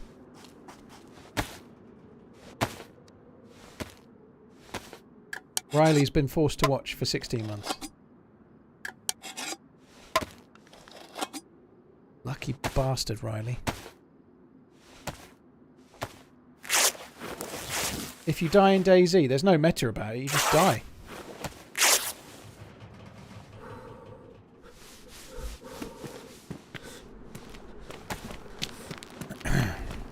Maybe could have got more of that with a knife, obviously, but I think we best eat it while we're yellow.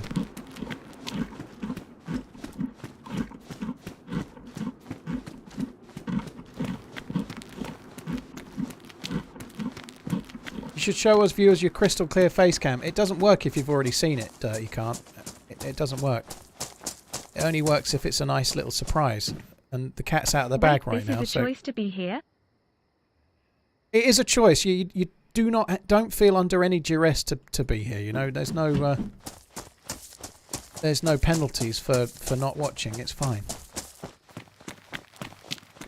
They should add things like athlete's foot to the game.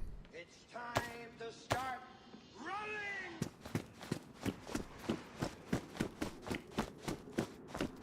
Oh, the boat's moved. The boat spawn has moved a little bit. I don't know if it might have everything or not. It's a longer swim now. That sucks. I might check to see that in a minute, but I'm going to go around to the other side first. Otherwise, I'll probably end up having to swim twice. I don't want to do that. I've said it for a long time, and I know this is a stupid suggestion, but I think it would be really cool if your character had a random chance to have some kind of issue, but you didn't know about it. Like, I don't know, you were, like, your character couldn't swim. Or they can only swim badly, you know. What your character only does the doggy paddle like 1 in 100 times, or like, but you don't know until later, or maybe you have some kind of food allergy, but you don't know it until you eat the food. That could be kind of funny, but I think it's something they would never do. Oh god, another phantom door open. It would something they'd never do, but it would still be quite funny if they did.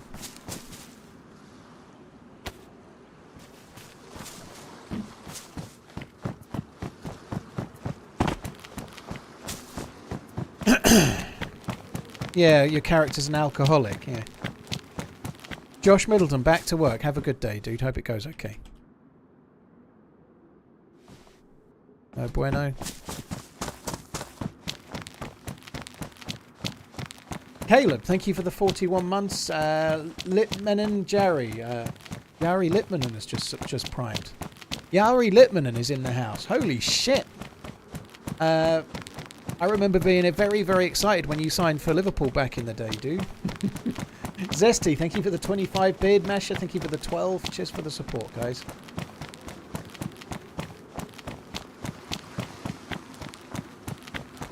Well, it's probably not the real Yuri Litmanen. He's probably too busy, like, in some kind of famous footballer mansion or something, you know. Or is it some kind of famous footballer orgy that they have on a near daily basis, I suspect. What are your views about paramedic? Ollie, I don't know if you mean in game or if you mean in real life. If you mean in real life, then they're very, very vital jobs that I couldn't do, but they are very cool. If you mean in game, je ne comprends pas. I actually kind of like the idea of doing something medical when I was a kid. I wanted to be a doctor. And then I realised that me and blood do not mix. Like, other people's blood or my own, I was a wuss, and so that was out the window. And then I wanted to be a physiotherapist for a long time. But but then proceeded to fuck up my A-level choices, fuck up my A-levels entirely, and give up and just spent 20 years in retail. Wow. With this crossbow, you're really Nice to see a boiling fellow us. 38 years old enjoying DayZ cough. Dude, it's the right age to be enjoying DayZ, I'd say. Have at it. Cheers for the cheers for the bits. Thank you. Thank you very much for the bits, dude. Thank you. Caleb, thanks as well. Poggers.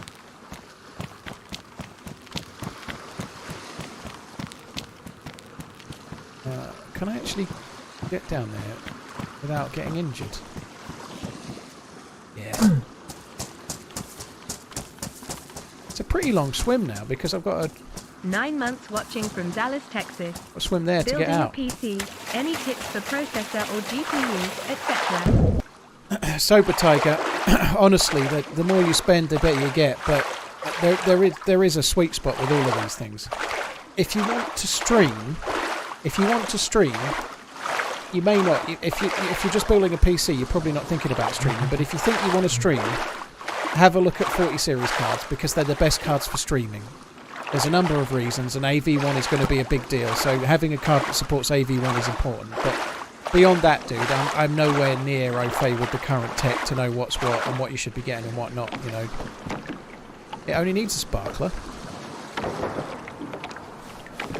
Is it mirrors? It just got dark incredibly fucking quickly.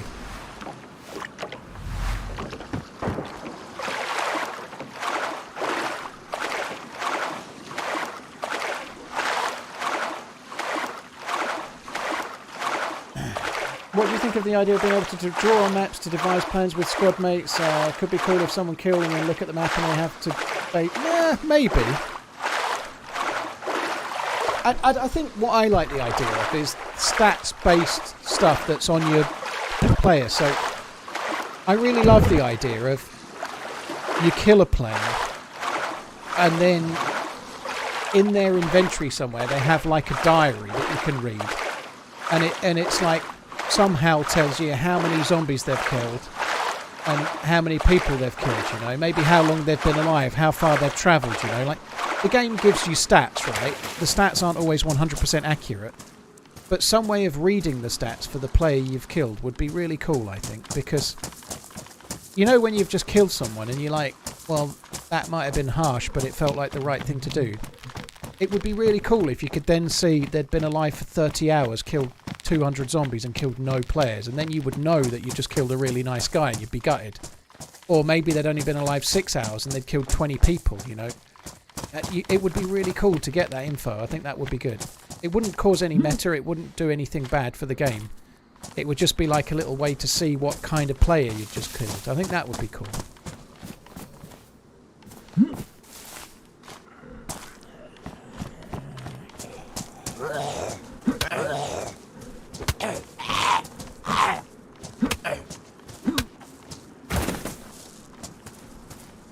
So we've got players at the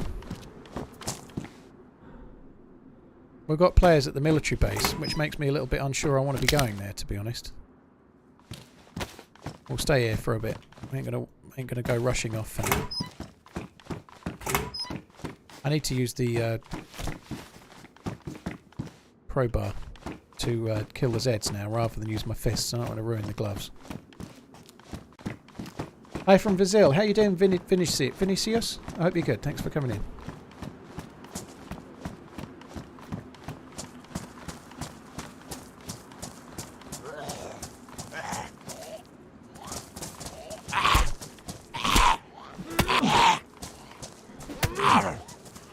Well, that would kill him, to be honest.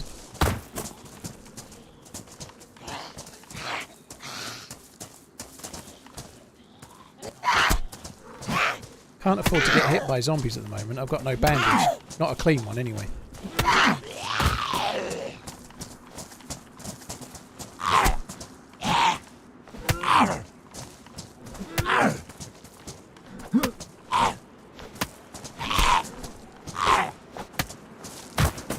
Use the crowbar to get some stone knives. Yeah, I could do.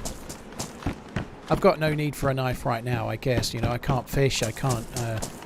got no food that needs opening and stuff, but I can definitely do that if it becomes something I need.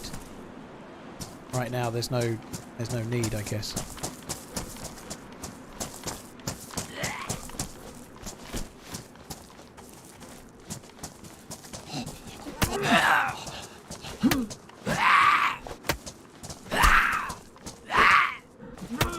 There's a cool little guardhouse up ahead where I've had really good luck getting decent loot on this map lately, but whether we get that today or not is another matter. A couple of military containers over here.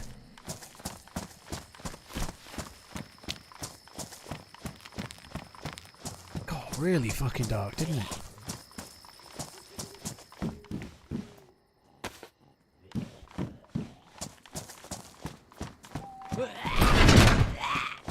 I don't think much spawns in here, but we might have a look. The more zombies I kill, the better. We may get a can of food off a zombie or something. You can navigate by the stars if you wish. Yeah, you can. Like the North Star is in the game, the skyline is correct. There are constellations and whatnot. I've never done it in my entire DayZ playing history, but you can do. I don't think this one's got a visor on it, is it? Yeah, it's not making it any darker, this one.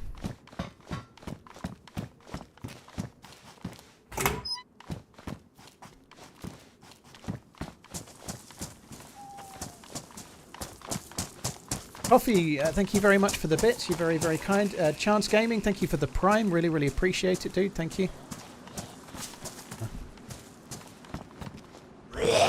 Wurzel, thank you for the bits. Very, very cool as well. Thank you very much. Caleb, Sober Tiger, Voodoo UK. Cheers for the support, guys. Thank you. Fire station, dude.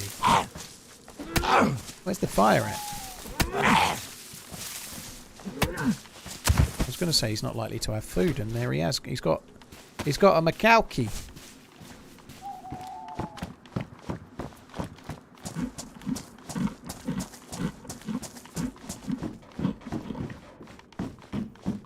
Don't really want to go to that melee base, but we're gradually edging away that way.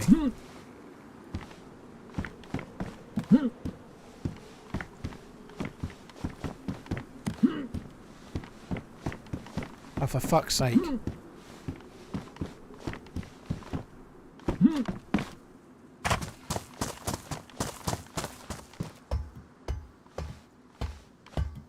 I could probably get some bolts as well. I can use one of the axe or the saw. Oh look, that's cool. Not very good condition, but it's still pretty good. We should maybe get some crossbow bolts while we're at it. Let's just use this.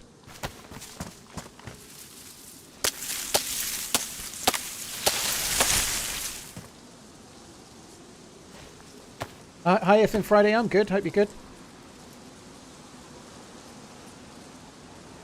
Boss Muscle, thanks for the 17. Norfolk Warrior, thank you for the support as well. Thought I was on the tree for a sec. Hello. Right, why have you done? Sorry, the dog's just come in.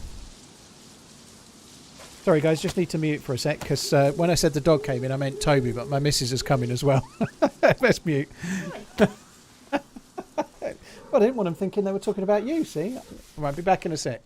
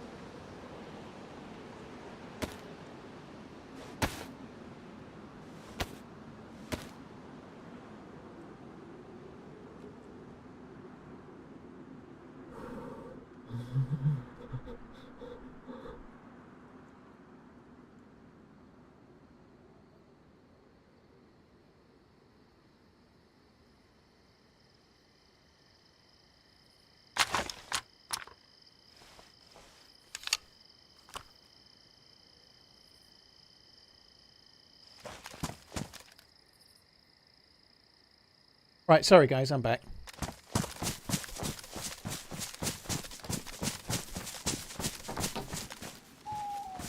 Oh, I haven't plugged the fucking car in. No black eye, it's all good. I just realised that I haven't plugged the car in. Fuck me. Apparently we're now going... Where we spent 2 hours waiting for a prescription today, they've fucked it up and we've got to go back tomorrow to get another prescription. If I have to drive for an hour and a half to wait 2 hours for a prescription, I am going to be fucking moody all day. What's better for you, Prime sub or Tier 1 sub? Need to support the best streamer, the best. Boss, right now for me, both are the same. For some streamers there is a slight difference, but I can't tell you that. The streamer would have to tell you for individually. But right now for me, a Twitch Prime sub or a regular sub are both the same financially. At some point down the line that might change, but right now that's not the case.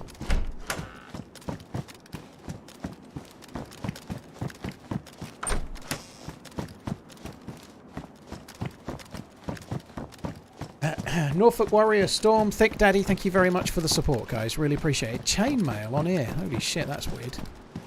Right, I've just realised I've not plugged the car in. It doesn't really matter. I could plug it in whenever. I didn't think I was driving anywhere, but now it turns out I'm driving to fucking Cambridge tomorrow by the look of it. So I need to go and plug the car in before I forget. If I forget and then we need to set off tomorrow, I'm going to feel like a right chump. So give me a sec, guys. I've just got to go and put it on charge. Because if I don't do it now, I'll forget. It would be handy, Redline. It would be very handy, yeah.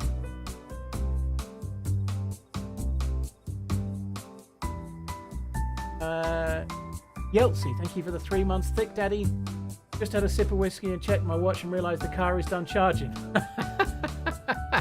Thick Daddy, well, what you've got the trifecta there, dude. Holy shit. Did you know that whiskey can set on fire, by the way? You've got to be careful with that whiskey. If it burns, then it's hard to put out. I'll be back in a sec. Cheers for the support.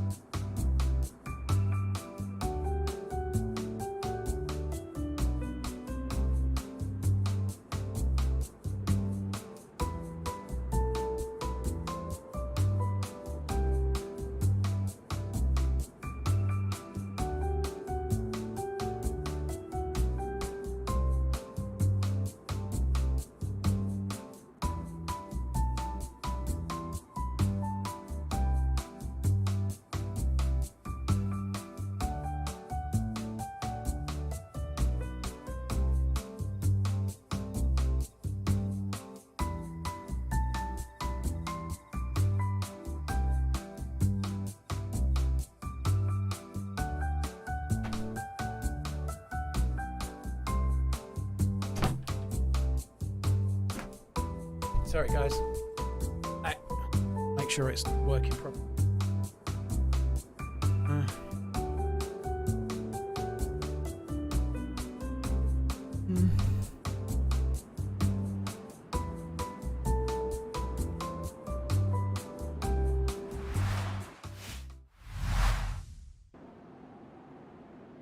Fucking hell, that was quick.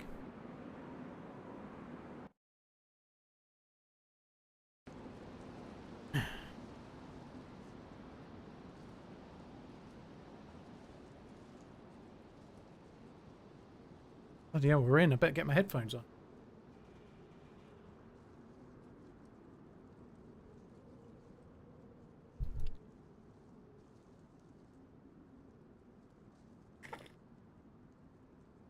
What car do I have? I have a Model Y. A leased Model Y. I'm leasing it. Every streamer needs a company car, right? I'm leasing it as a company car.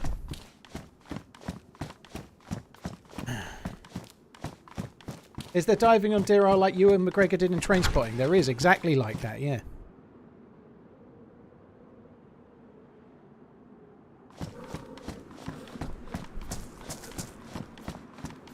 Right, at least the sun's coming up. That's kind of cool.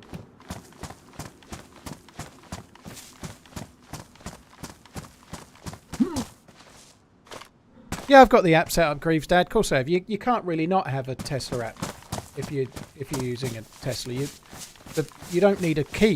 Your phone is the key, right? And I've got the key card in my wallet as well as a backup, but you don't have a key really. You have like a credit card that you swipe on the door post. If you need it, but you just walk up to it and then open it because you've got your phone in your pocket. It's good actually, it's kind of cool. I'm sure other cards do it. But.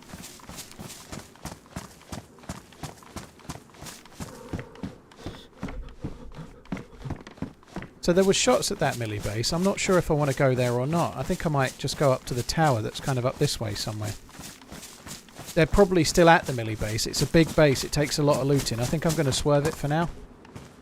I don't really know what I'm going to do here. This is tricky. I might go to the other side of the island and start looking for food.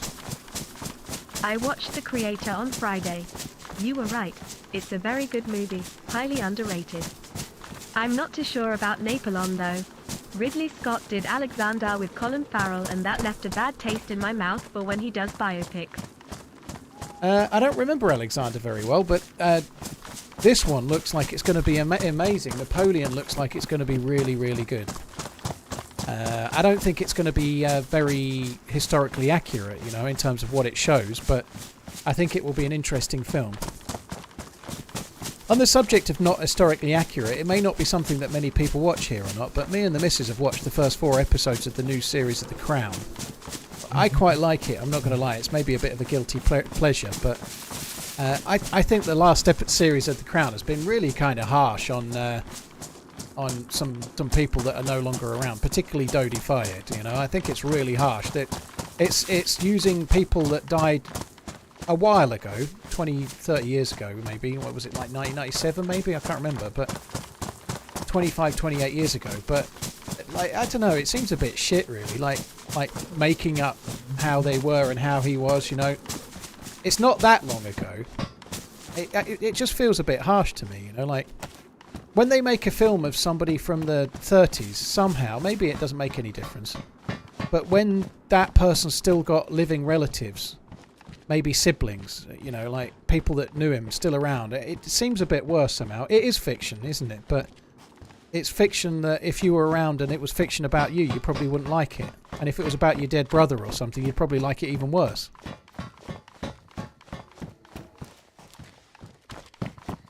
So I've watched it, so I'm probably just part of the problem, effectively. But it left a bit of a shit taste in my mouth, you know, like... When it comes to that moment of final accounting, answering the question of, what have you done with your life? My answer is going to be, bugger all, but I can hum TRMZ's elevator music. Damn fella, come in and join the rest of the sinners. Dude, that seems like a fair thing to be doing. I think that's a time well spent, thank you. I tell you what Dodi Fayed reminds me of in Netflix. He reminds me of Fredo in The Godfather. Kind of like getting things wrong. He's part of an important family, but no one trusts him with anything, and he's just a permanent disappointment. This is where the shots were. He's a bit like Fredo.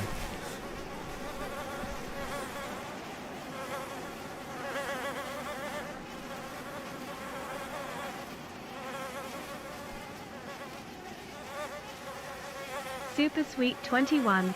Keep on running.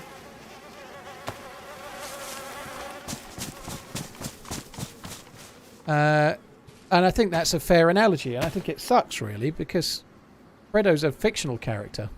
But anyway, it's not that big of a deal. But if it was somebody in my family, I'd be feeling annoyed. Like they make him real snivelly, and he only does what his dad wants, and it's all his dad that's driving everything. Diana doesn't really like him. It's all definitely over. There is potentially some rumours that maybe that's the truth, but they're all rumours. No fucker knows. They might have been married. They might have been engaged the night they died, for all we know. They might not have been. There's no way to know.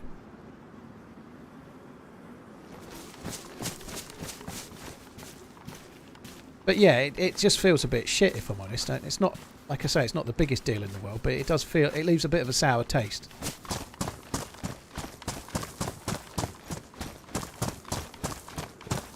And there are other shows that have come out recently that have painted people in a bad light, but maybe they needed to be made, like the the 4-part series on Jimmy Savile that the BBC have just done, you know. Disclaimer.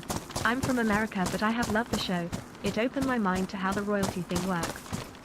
But to be honest, the last season one thought was the worst and very dry to me. There was a BK. Just a personal opinion though. Yeah. Sorry, I didn't buy flowers. That's okay. Happy anniversary, TRMZ love. Cheers for the support, though. Very, very kind. Happy anniversary. Cheers, Simon. Thank you, Dark Vet. Thank you very much as well. I like The Crown. I've liked it. It's even given me a little bit of insight as to how it might be a little bit, you know, like not really about the story so much, but a little bit of insight into. I mean, that pill ad goes on there. I didn't know that. About how it might be in the decision making and so on, you know, and like effectively some of the royal family, although they've got an amazing privilege, they're also prisoners in their own life, you know. I wouldn't want to be one of the main royals. I think it would be horrible. I'd rather not. I'd rather have a normal life than be one of the royals. Yes, you get fancy food and you live in mansions, but you basically you don't get to make your own choices ever, pretty much, you know. I wouldn't fancy that.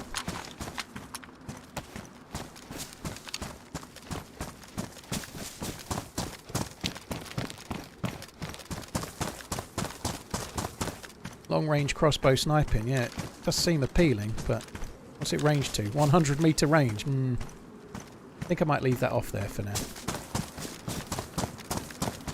But yeah, coming back to it, they've just done Steve Coogan played Jimmy Savile, and it was quite harrowing. But Jimmy Savile was a TV presenter in the UK. He was a radio DJ and TV presenter who was an absolute fucking horror of a person. Like, he was spending time in hospitals. He was grooming kids for all sorts of horrible things, grooming people that were in hospital, like ill, at the worst possible moment, and doing horrible things. He was a horrible man, and it all went unnoticed, and like lots of people were party to it going unnoticed as well. So that was a thing that was worth making, and it painted someone in a horrible light that was horrible, you know. But Dodie Fired was just a dude that was in a relationship with a very, very, very famous lady, you know. He didn't do anything. You know, why do they get to paint him in such a bad light? It doesn't seem very fair, you know. He's dead. I guess it's just what happens. It is for fiction, and you need to treat it as such, but it's all well and good being fiction until it's somebody you know. There's a bear to my left. That bear is close. Holy shit.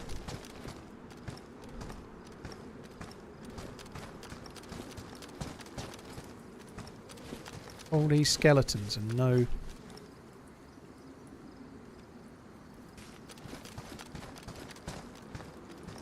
No owl mag. Holy shit.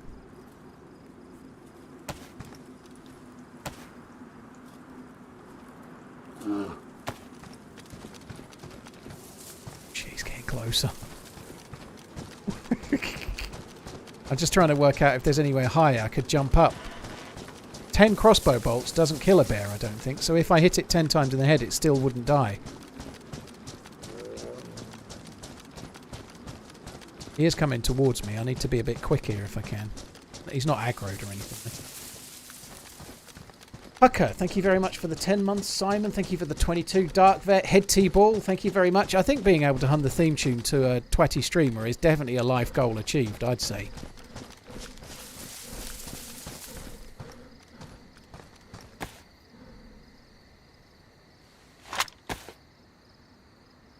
But the full ghillie suit, oh my god. Fuck off.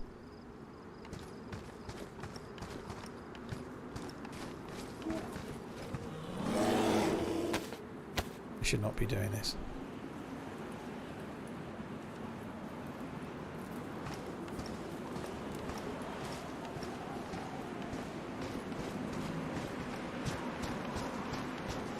I actually could do with killing the bear.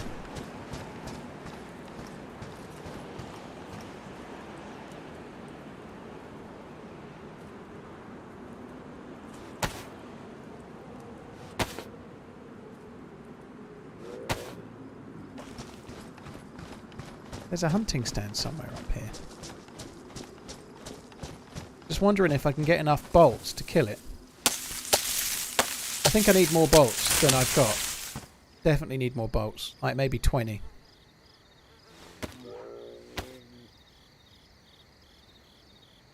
And then if I can aggro it while I'm near the hunting stand, I can go up the hunting stand and kill it.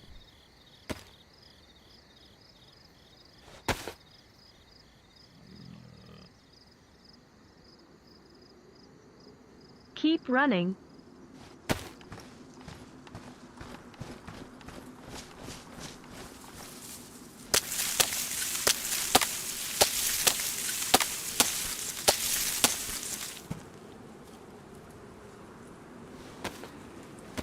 And the reason I'm thinking, oh fuck, I haven't got a leather sewing kit, have I? I'm thinking about taking the bear. Because I've just picked up this full ghillie suit, right? I can... But what's the point? I can't... I've not got a leather kit, so even if I kill the bear, I can't make the bear ghillie.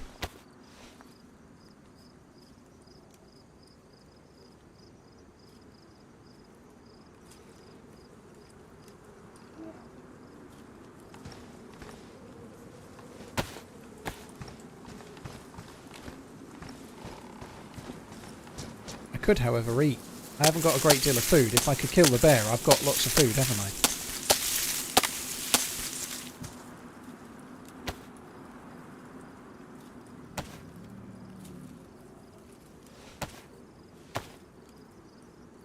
Two bear skins needed, but yeah, not with no leather kit. I can't. They're too big to carry, so there's no point worrying about the bear skins.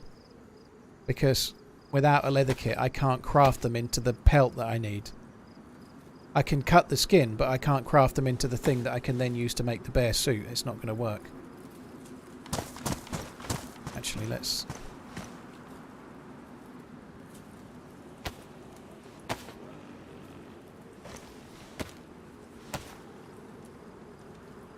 He is heading up towards where the hunting stand is, but I don't know, he might be a bit far ahead already.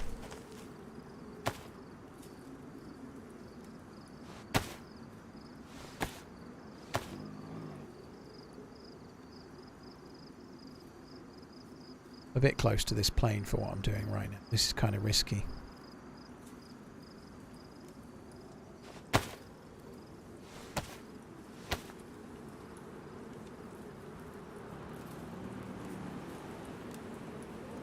Thank you for not running 12 ads, Nate. Well, I'm running. I'm not running 2 minutes of ads every half an hour, so I don't know what to tell you, dude. Whatever you get is what you get. Depending on the country you live, you might get no ads anyway. Entertainment for your brain while doing cardio. Minky, well, GG, dude. Hope it's going okay.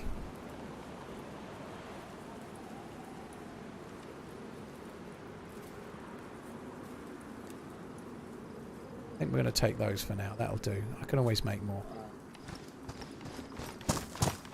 Right, where's the hunting stand?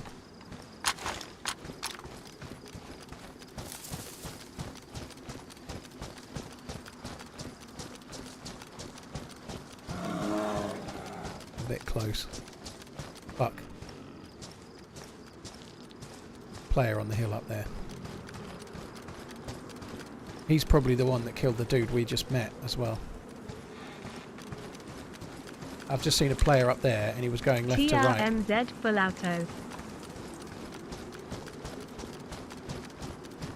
The best I can do here is try and come up behind him and see if I can crossbow him in the back. This is going to be another death. I can feel it coming.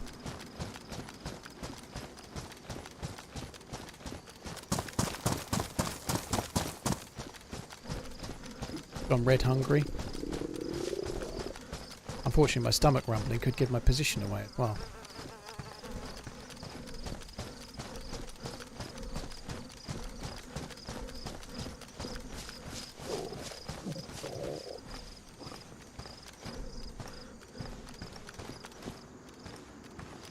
God, the blindness.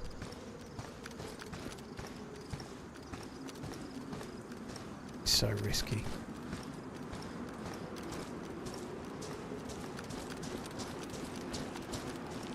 Fucking hell did he go?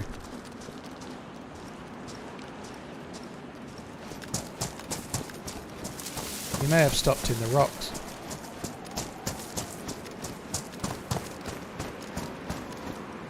Don't shoot! Hello! Don't shoot, it's okay. Oh, fuck. There was two. I tried to wiggle, tried to put my crossbow away, but what could I do there? Fuck me. 3 hours and 25 minutes in, another death.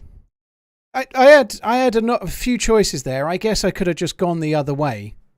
But just going the other way leads to boring outcomes, you know? Yeah, that's an annoying outcome, but just going the other way every time is not the way I play the game. It would be really dull if I did, right? Unfortunately, it means you're going to take some deaths, but it also means you're going to get a lot of cool moments as well. Otherwise, you'll get none, will you, you know?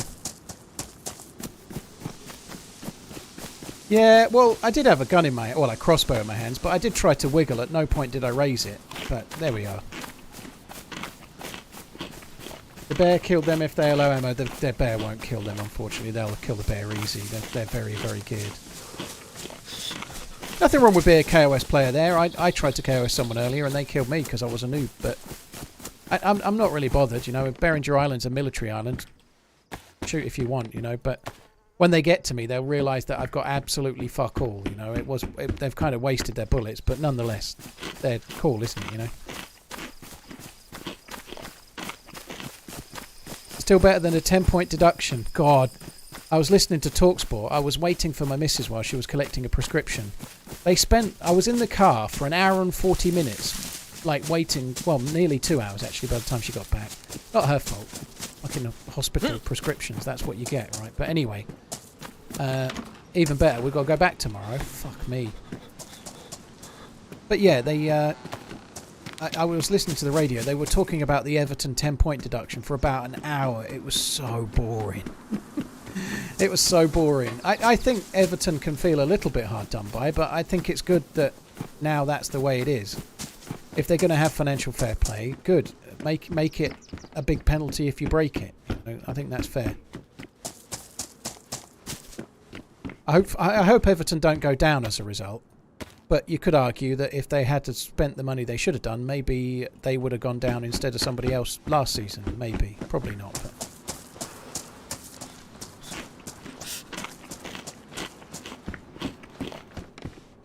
Oh good, a sporter.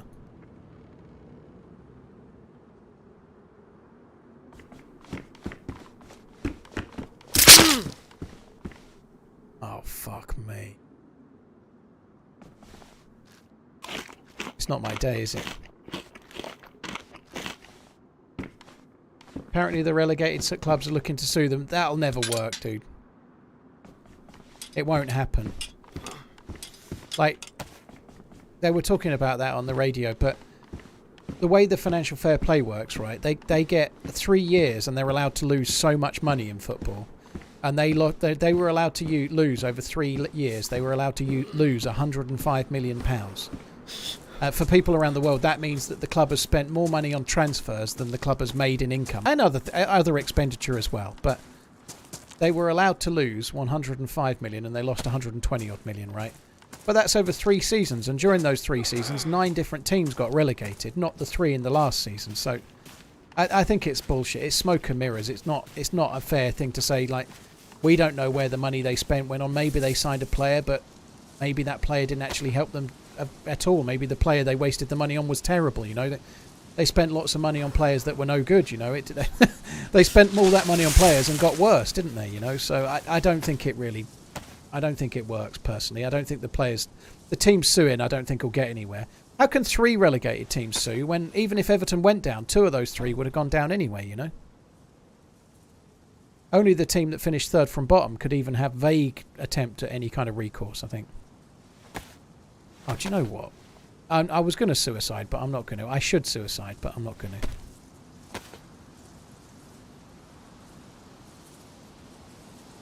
to. Nailborn, thank you for the 4 months. Smoking, thank you very much too.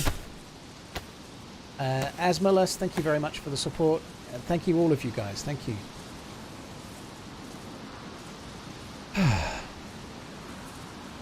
I'm a bit pissed off about that. That's a very novel place to place it, though. I've never seen one there. That certainly worked.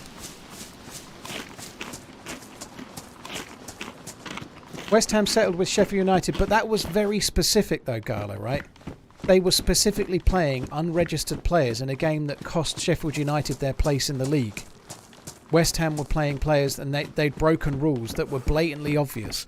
Playing players that weren't allowed to play for their team. And it directly affected the outcome of the league in that one game. You can't say that this is much looser than that. It's over 3 seasons, and they were allowed to lose 105 million over 3 seasons. They lost 20 million more, you know. Well, that's not the same thing. It doesn't directly correlate exactly the same. If you go through their books, I'm sure you could say some of it was lost due to COVID, and some of it was lost due to this, and some of it was lost due to that. They maybe were spending money on their new stadium. They might not have spent all of that money on players. You know, it's not the same. It's not a fair comparison. West Ham were fielding 2 ineligible players in that game. That's not the same as what Everton did. And that's why I don't think it will. Nobody's going to get anywhere suing them. I think it will just fizzle out. What about Man City? Well, they're going to get a much more strong punishment if they're proven guilty, aren't they? If Everton are getting a 10-point deduction for 1. Everton have done one thing, and they've broken the rules, and they've been caught. Man City are facing 115 charges, and Man City have been trying to avoid it. Everton have worked with the Premier League. They've accepted they've got something wrong, and they've admitted it, and they've gone along with it. And I think they're not happy with the punishment, but nonetheless, they've worked with the Premier League. Man City, at every step of the way, are trying to stop it.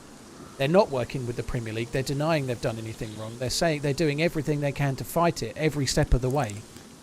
And as a result, when they get done for maybe 10, 20, 100 times as many charges as Everton, depending on what they get caught for, they're going to get a much more severe penalty, aren't they? They're going to get relegated.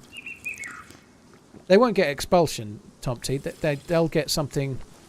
Worst case scenario, they'll get something like Rangers got. They'll get put down to the bottom division of the league. I suspect they might get a massive point deduction that automatically relegates them. 1 division or something similar, but they might get put down to the bottom tier of the Thanks league, for getting your like Rangers did. dialed in. Cool. I don't think they'll get they won't get excluded from the Football League. I don't believe that will happen. It didn't happen to Rangers. I don't think it will happen to Man City.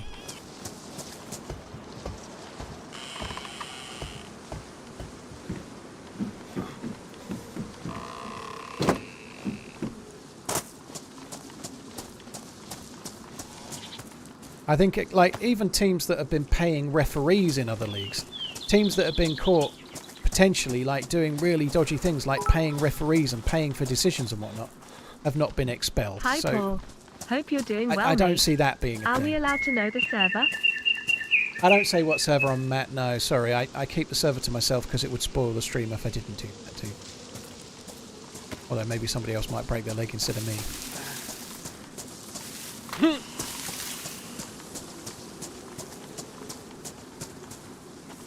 I certainly think it will be a big penalty, though. There's rumours that Chelsea, well, not rumours, Chelsea are potentially in trouble as well. For not during the Todd Bowley era, but from the Abramovich era. Apparently, they've got evidence that they've handed over themselves of Abramovich having used his own businesses to pay a lot of Chelsea's stuff. So rather than paying for Chelsea's bills out of Chelsea's book, he was paying for it out of his own money so that Chelsea could spend their money on players. File transfer.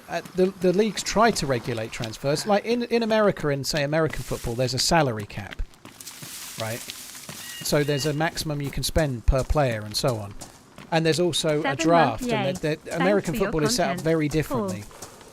In the Premier League and most of football, there is no salary cap.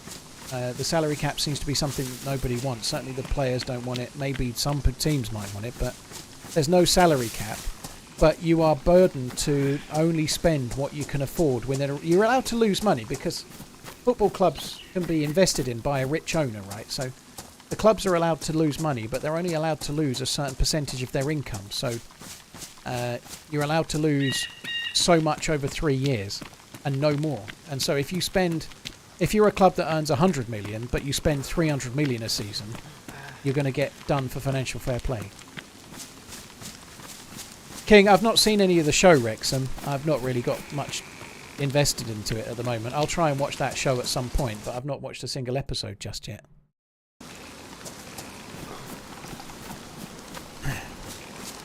Just had to refresh the chat, guys, because I wasn't seeing the YouTube comments again, which is annoying.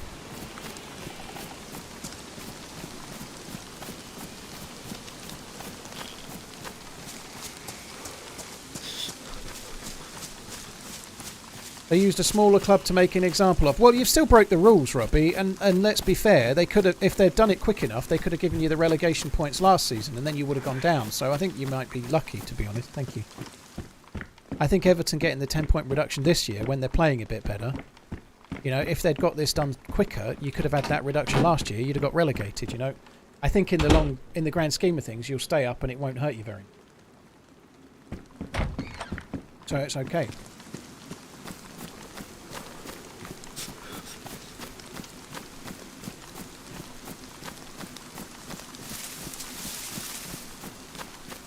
Yeah, I know Everton are not a small club, but they're not Man City.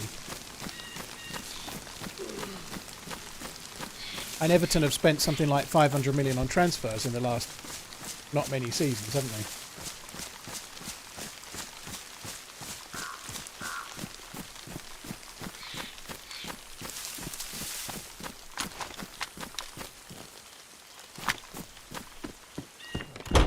There definitely should be a pay cap. They make stupid money. I have a slightly different take on it, which might be wrong, by the way. But if there's a pay cap, that just means the owners of the clubs get richer. You know, what difference does it make? Would you rather the billionaire, fucking uber elite, rich owner of the football club got to keep all of the money, or would you rather the working class dude that kicked a ball against a wall for 20 years got some of the money? You know. Most footballers are working class boys that come from very often underprivileged backgrounds, and then they become very rich men. Too rich, probably, that's true. But the football club owners keeping all of the money doesn't seem like a good idea, you know. And it won't make the tickets cheaper, because it's not football wages that are making the tickets more expensive. It's the cost of the tickets aren't even where football clubs make the money. It's the TV revenue that affects that. The TV revenue is paying most of the footballers' wages, and everybody subscribes to Sky Sports, and that's where the money comes from. It's not from the gate receipts. Football clubs' gate receipts is a tiny part of their revenue, right? It wouldn't put the price down hardly at all.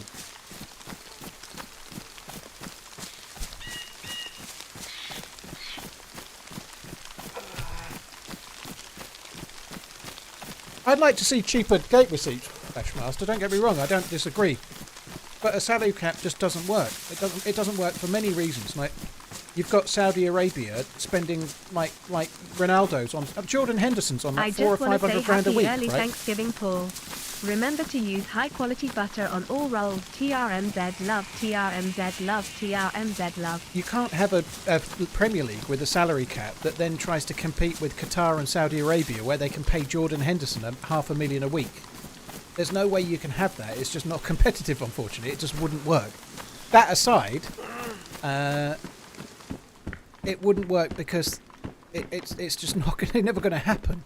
But the reality is that the amount certain footballers earn is obscene. But for every footballer that you've seen earning 200 grand a week, there's somebody in Division 3 on a very low wage, you know. Not most footballers aren't earning that, you know. It's like saying, I don't know, a comedian that's selling out stadiums shouldn't be a multi-millionaire, while there's comedians doing like an hour in a comedy club every Saturday that's less than minimum wage, you know. Like, you get what you're worth. Yeah, and football is the most popular sport on the planet. And if you're the best at it, you're going to get what you're worth, just like you are if you're the best comedian, or you're the best TV actor, or you're the best movie actor, or whatever.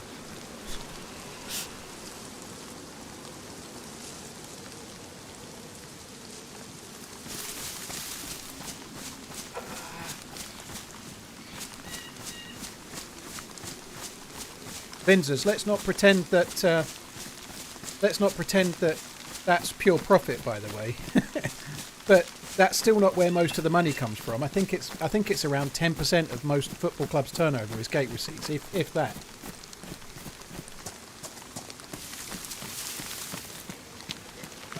If there was a salary cap, it would just give rich owners more money for their playthings. It wouldn't make any difference to the real fan. Because the real fan has been fucked over since the football went to Sky. The real fan has been fucked over by Sky and TNT Sport and Amazon, and having to subscribe to 3 different platforms to pay for the football that you can watch. And all that money is filtered to the clubs, and they're very, very rich as a result.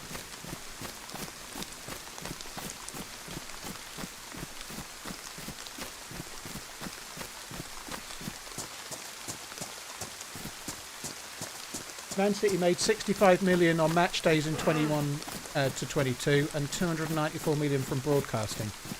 Well, there you go. So that's what, 20% of their revenue was broadcasting. Then if you consider that they also got money for finishing, probably they won the league. They did win the league that year. So they got more money in prize money for winning the Premier League. They got prize money for finishing where they finished in the Champions League. They didn't win it 21-22, did they?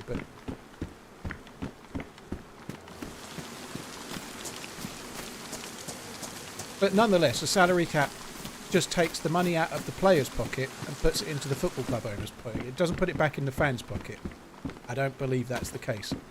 Because the money coming out of the fans' pocket and what goes into the player's pocket mostly comes from the TV. That's where all the wages came from.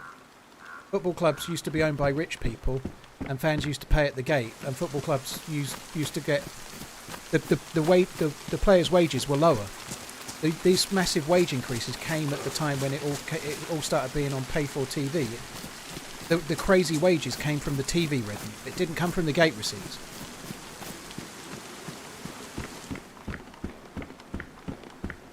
Do I watch bare knuckle fights? Nope.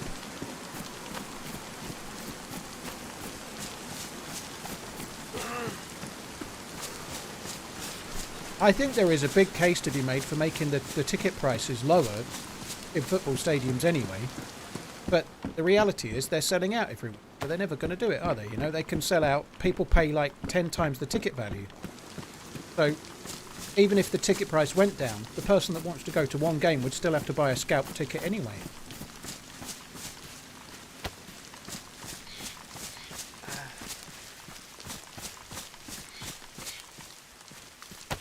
Simon Jordan and Jim White are defo on DRR right now. Yeah, they may well be. It's funny, I just said how boring it was, and now we're talking about it too. But it's an interesting thing. The only thing I personally think is that footballers do earn a lot of money, and it's an obscene amount of money. That's in the grand scheme of things, that's not great. But also, you can look at it another way. When I was a kid, I loved football, and I played football, and I kicked a ball around. I just wasn't very good. You know? And I then spent 20 years working in retail and doing shit jobs or whatever, and I got kind of lucky to be a streamer. But the kind of person that's earning 200 grand a week playing football, or 300 grand a week playing football, like Mohamed Salah or, I don't know, whoever you pick, Kevin De Bruyne or whoever you pick, they didn't just pop out of their mum as Kevin De Bruyne. They spent hours every day practicing and getting better and practicing and practicing and practicing. And they very often came from nowhere, you know. Like, they very often came from nowhere with nothing, with families that have got nothing. And because of this skill and because of that effort and because of all of the stuff they put in, now they're reaping the benefits, you know. We should be okay with that to some extent. Yes, they make crazy money. But they're real people, most of them. You know, they weren't born with a silver spoon in their mouth. They aren't what they are, and they're the best at the sport that's the most popular in the world. If you're one of the best at something, there's probably money in it for you. But if you're the best at tiddlywinks, you're probably not getting rich. If you're the best at football or one of the best, well done you. You know, I think it's okay that people can make right. You know, otherwise should we be saying Francis Ngannou doesn't deserve to earn all those millions for fighting Tyson Fury, but he pulled himself up from absolutely nowhere, walking as a refugee to Germany. Like, does he not deserve that? Does he not deserve that chance to be a sportsman because he had that talent and he worked really hard? Of course he fucking does. Just like the footballers do. We're picking on the wrong people when we pick on those people. We should be picking on the people paying no fucking tax, running the biggest companies on the planet, not the footballers. The footballers are just working class people that tried real hard and were good at a game, you know. That's not their fault. There's much bigger issues in the world than how much Lionel Messi makes.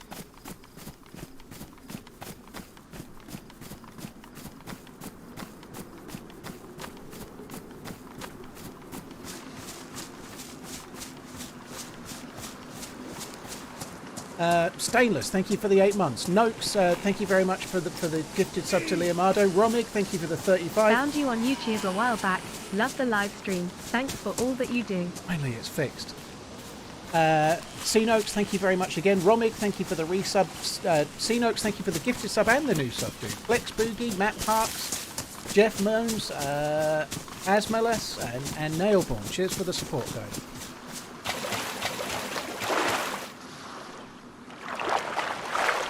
Well, Lewis Hamilton is not from a wealthy background, as far as I know, but some sports have a little bit of... there's definitely nepotism in some sports, you know. Not everybody pulls themselves up from the bootstraps, but therein lies the point. Like, I think Lewis Hamilton came from karting, and he got a lot of help from his parents, but I don't think his parents are, like, uber rich, you know. It's not like... It's not like Lewis Hamilton's parents could buy his way into a car. He had to do it on merit, you know. There's the Lance Stroll is only in the car he's in because his dad owns the company, you know. His dad owns the fucking car. Lance Stroll has bought his way into Formula 1. Lewis Hamilton got there on merit, and he's also a 7-time world champion. You know, like... Karting is not something everybody can do, that's absolutely true. But I don't think he was like a gazillionaire, you know. I think they struggled to make it work.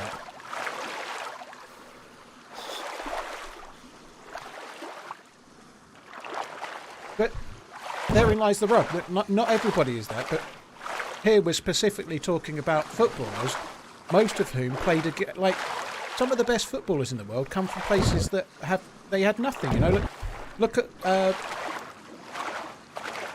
some of the African players, some of the best players in the world.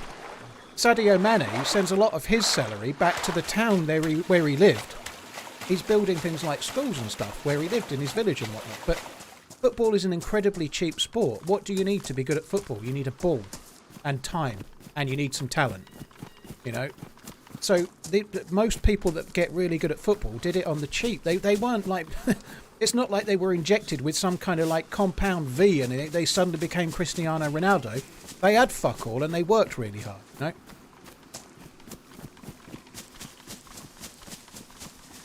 I think that's not as bad as so many other things, and probably they get more of a worse rap, is my point, you know.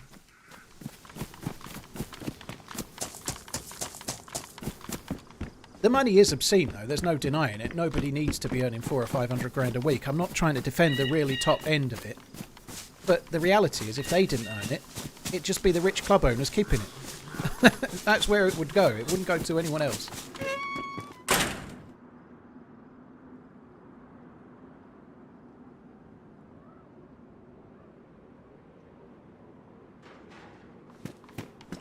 I think that's the same, like you say. I think Lewis Hamilton's dad worked a lot of jobs to try and help pay for the stuff he was doing.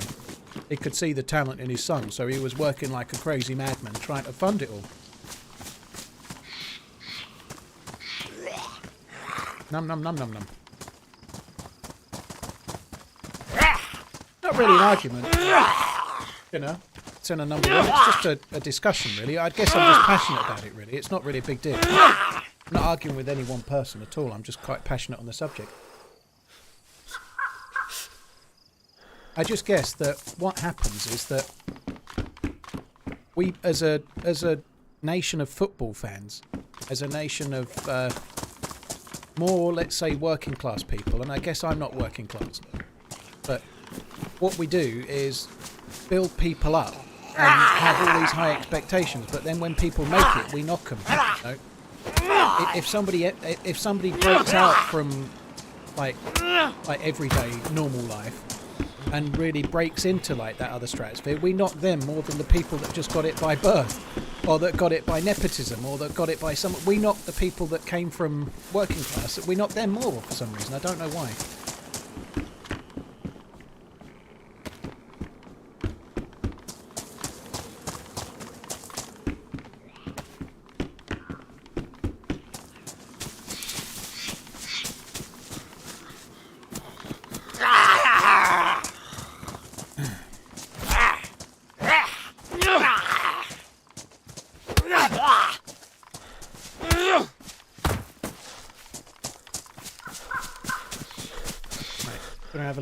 I'm eating chicken salad pittas at the moment, or chicken mayo sweet corn.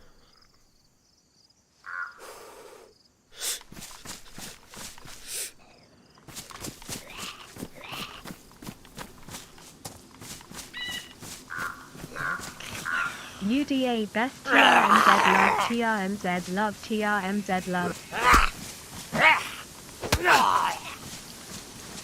I don't agree with that sentiment. Flashmaster, you might feel differently if your son or daughter became like a sports star, you know, like if you had a daughter that suddenly became a tennis world champion, or you had a son that became the best player England have got, you might suddenly feel different, you know, like I just, there are plenty of families changed out there, you know, like there are plenty of boxers that end up becoming great that had fuck all and made it with boxing. There's nothing wrong with that, you know. If you're excellent at your sport and it's a really popular sport, I think it's better that some of the money goes to the people that are excellent at it rather than going to the promoters and the club owners. I think it's better that the regular people that are good at sport get quite a lot of the money. I think that's okay. Because they're the ones doing it. Not like back in the day where Don King was taking all of the money, promoting it and making all the money off of the backs of the fighters, you know, like leaving the fighters with next to fuck all. It's good that the people that do the boxing get the money, you know?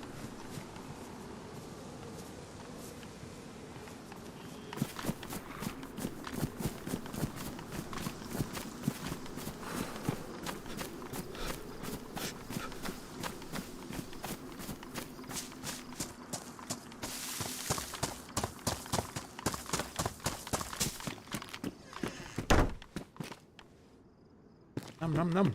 They're pretty good.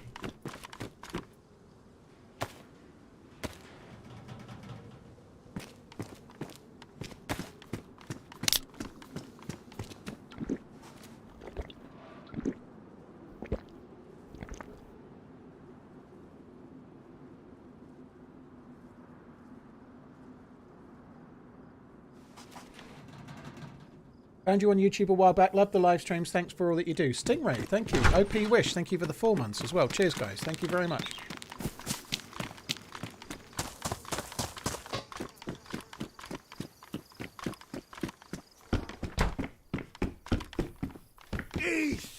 Really could probably do with the Your gun. Prime Minister donated $5. I support your decision to get Robot Lady back to work and earn her living.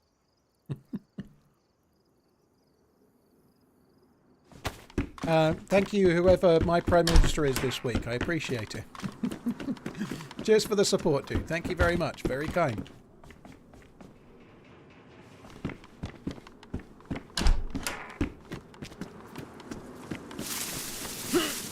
It's because they come from nothing and because we come from them. It feels like it could have been you. I don't think it's solely that. I think there are plenty of people really struggling out.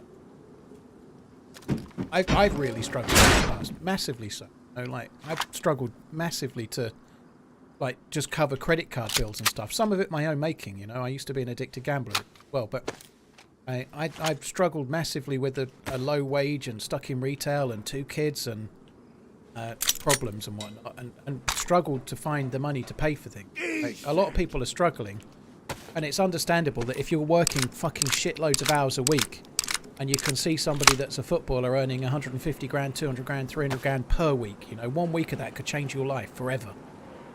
It's understandable that it's going to breed some resentment. But maybe have a look at who owns the company you work for. Maybe have a look in a few other places as well, you know, because the footballer earning the money, yes, it's crazy money, but they probably came from a similar family to the one you're in right now, you know.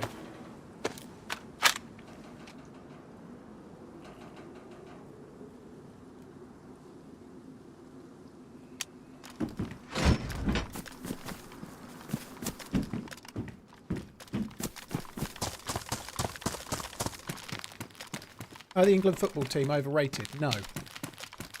No, they're not. I think the manager is... I've been one of Southgate's advocates, and I still am undecided, but if he doesn't win the tournament next year, he's been a failure. Right? I think he's done really well in many ways, but England on paper have got the best team in the world now, along with maybe France. They've got a better team than everybody else. If England aren't in the finals next time, they should have been.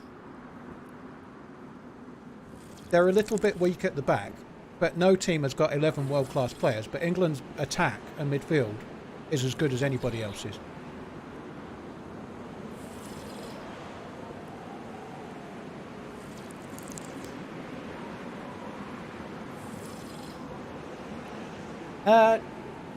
Chris, well, thanks for tuning in. Cheers for watching the vids, dude. Appreciate it.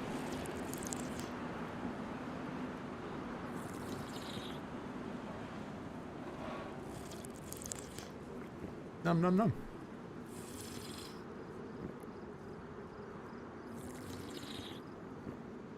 Source Gaming, thank you for gifting Mrs. Source. Very kind. Thank you. I don't have a bottle, do I?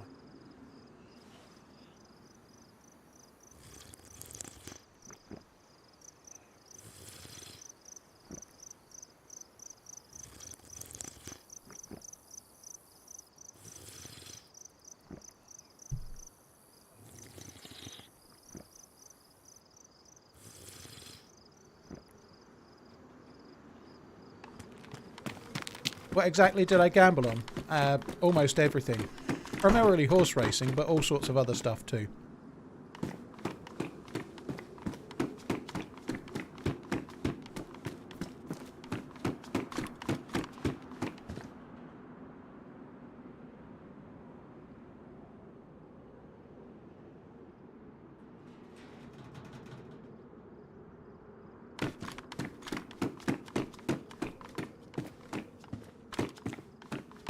How did I get over it? I started making YouTube videos. So, and we talk about this a lot, so it may be slightly more positive in some ways than we're talking about footballers and an obscene amount of money. But I started making YouTube videos is how I did it. I was absolutely on my ass. I was about 30 grand in debt. Whatever I earned went out paying the minimum payments on the debt that I'd built up. Some of it wasn't from gambling, but a lot of that debt was gambling, and it was me that caused it all. Fuck. Oh, just weasel your way in through that closed door, I would. Great.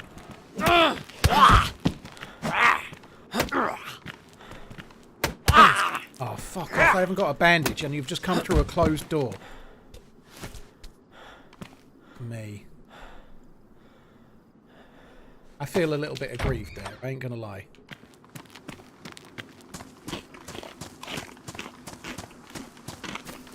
I could well be 14 months could well of be lurking dying ever. here. Thanks for the memories. Cheers to many more. I don't have a knife to cut up rags or anything either. Yeah, anyway, I was absolutely on my ass. I couldn't give up. And basically what I did was mainly two things. I admitted to my ex-wife and my parents and a few people around me that I'd got a problem, and I knew I'd got a problem. And then I immediately stopped, but I stopped by giving myself something else to focus on. I started doing YouTube. I started putting the time that I was putting into prepping for like horse racing form and learning about what race was next and what horse I fancied and whether the horse liked going left-handed, whether it had won on good to soft before, and all that kind of bollocks. I stopped focusing on all of that to try and eke out some kind of edge that wasn't working. And I started learning how to edit YouTube videos. And if you've got an addictive personality, probably best to find yourself a positive addiction. Like, I was addicted to trying to win money gambling, and it was ruining my life, so I found another addiction. And maybe that's a really weak way to give something up, but plenty of people give up smoking by starting vaping and then gradually give up vaping or whatever. You know, like, I think that's still a good thing. And certainly gambling cost you lots of money, and I only had to pay DayZ once. You know, it was pretty free after a small outlay. I shed a tear at the end of your recent vid. Looking forward to the next in the series. Much love. So I'm hoping I'll find a bandage or a rag or something. The bleed might heal itself. But if it doesn't, I am fucked.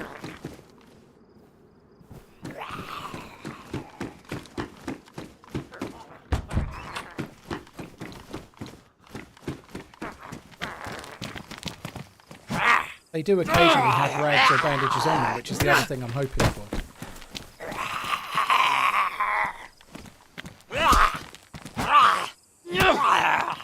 This has been a harsh life. Broken leg. Broken leg, and then zombies coming in. I went in there and shut myself in. Exactly so the zombies couldn't get me. That's why I was in there, and then they fucking came in anyway.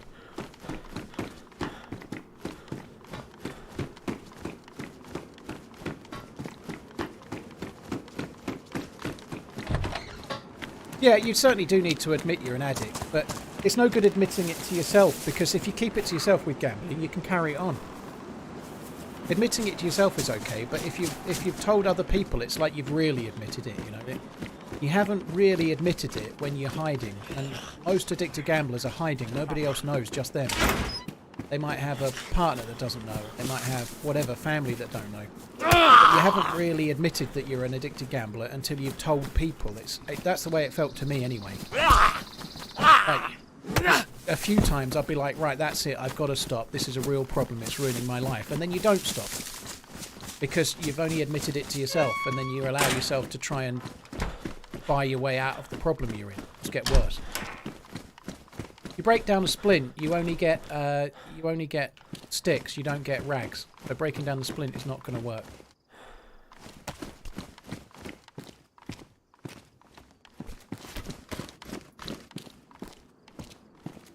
Look at me thinking I can cut that up with baseball. Like, of course I can't.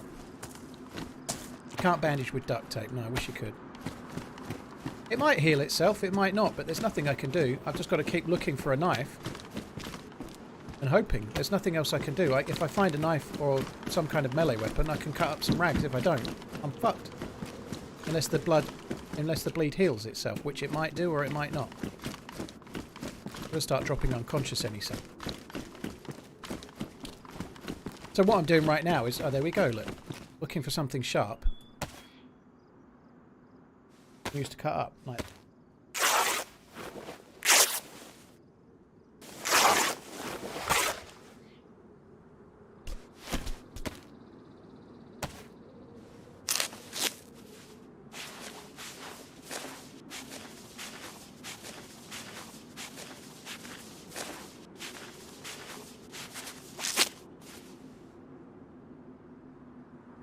So now, if we get the germ symbol, I could be in deep shit. Mrs. HTB has just asked me why I was sat drinking coffee watching your stream, and not emptying the washing machine as she'd asked.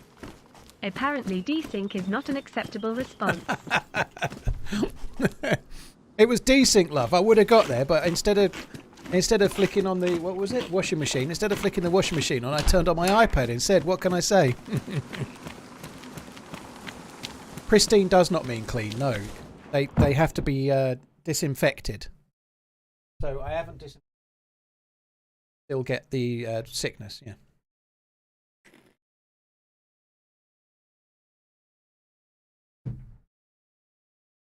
Head T-Ball, thank you very much. Commanderson, I shed a tear at the end of your recent vid. Dude, I was a bit welling up when I watched it the first time. Thank you. Cheers for the support, dude. Ron Dizzle, thank you for the 14 months. Source Gaming, thank you very much too.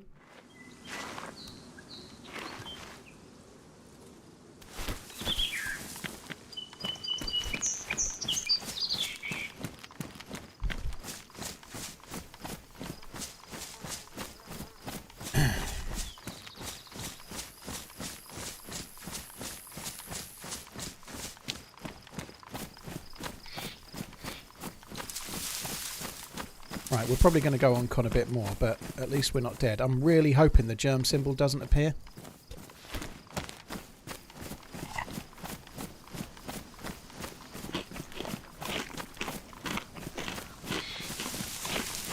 Pristine does not mean clean, Tom. No, it doesn't. Pristine has no impact on... If you cut rags, doesn't matter what the condition is, if you've not used detergent, iodine or alcohol tincture on them, they're not safe for bandaging. Gala Steve, sometimes it takes a bit, but yeah, you're right. Because it's a wound infection, it's normally fairly quick.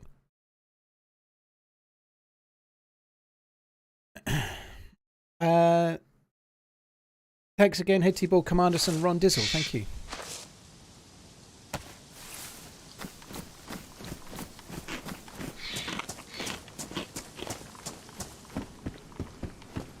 The problem that can happen, or the problem we have, is that there isn't very many medical places on the map. Like, finding medical can be a bit tricky. You sometimes get medical stuff on the boats, the rowing boats, but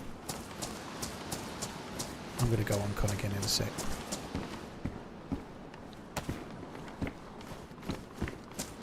We were red flashing for quite a while, so it's going to take a while for me to get out of red flashing as well. Oh, that's good. That's really good.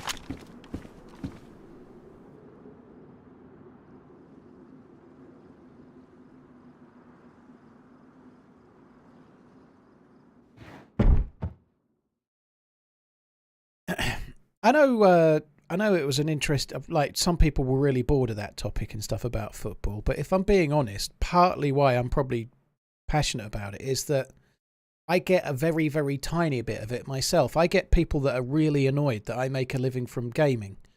I get people tell me how easy it is and how I'm a fucking waste of space and I should be doing something better, and a lot of that is because they're jealous of the fact that I'm probably earning quite a lot more money than they are playing a video game. And I don't say that as a flex, but it's the truth, unfortunately. I do face a little bit of that myself because I've done fairly well within my field.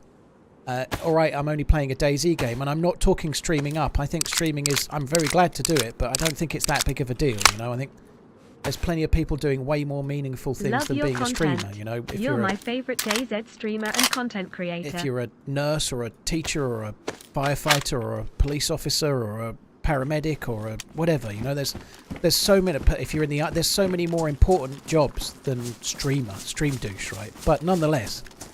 anyone can start a stream, just like anyone can kick a football, you know.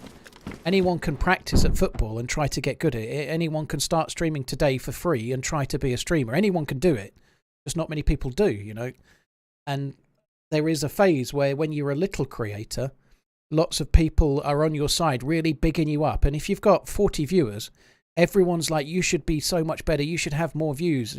You deserve so much more than this. You're really cool. And then you get to a certain point where people really like you and you get the views and everything's amazing, but a very small number of other people come in to be annoyed that you've made it, you know, to be annoyed that you've succeeded.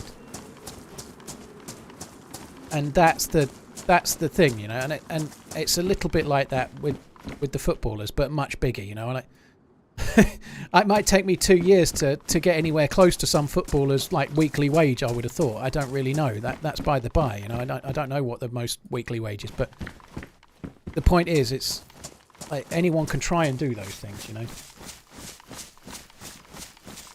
And I love what I do, but I don't really think, oh, fuck me, I'm so big and clever, I'm a streamer. I don't think I'm all that. I don't like talking about what I do to other people. I love it in here. I love it with the little group of people, or the big group of people that are watching. I really love what I do, but it's just for the people that are here. It's not for... I don't like talking about it in the real world. The last time I told somebody what I did, it was embarrassing, you know. I love what I do, don't get me wrong, but it's not something I go around going on about everywhere. You know, it's not really... It's like not that, you know. But nonetheless, I do get... You see that. I've seen that over the years. People big you up when you're small, and then try to bring you down when you're a bit bigger. That's just the way it is. That's the way people are.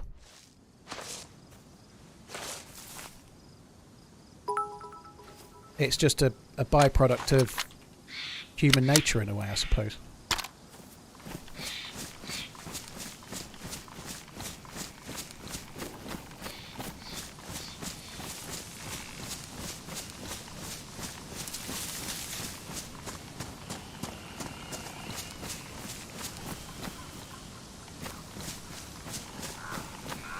A player? Is that? I hope that's not a player. It looked like it might have been a ghillie, like crouched in a bush facing away. It's not. It's just the front of a pine tree in the sun.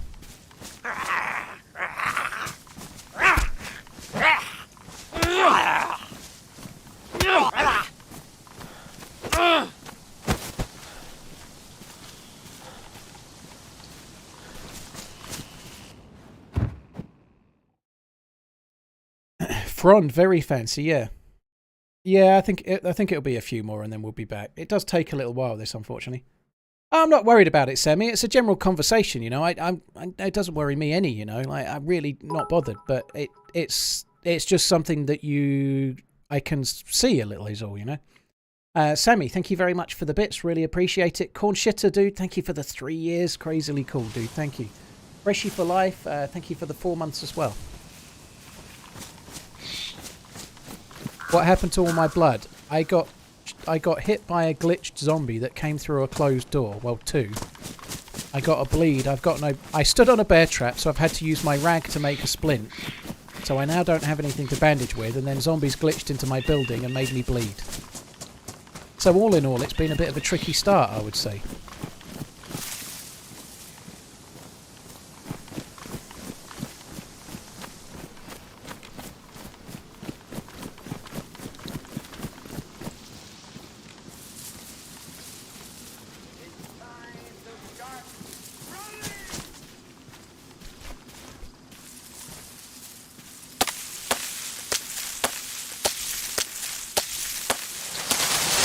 Can't believe he found an axe within a minute of death. I don't think I would have died, if I'm honest. I think I would have stopped bleeding before I died, but it was going to be close.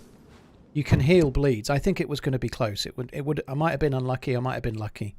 But I checked a lot of places since the bleed. I was probably going to find some kind of melee weapon at some point, you know. Like, a lot of things will cut rags. I only had to keep looking. Sooner or later, you're going to get one, you know. Dark Towers, yeah, I wouldn't fancy that, dude. Running a server is a labour of love. Fuck that. Cornish, dude, thank you very much for the gifted sub. Remind me, I called you Cornish. What the hell's the matter with me? Cheers for the gifted sub, dude. Thank you very much for gifting Dr. Green on the Twitch.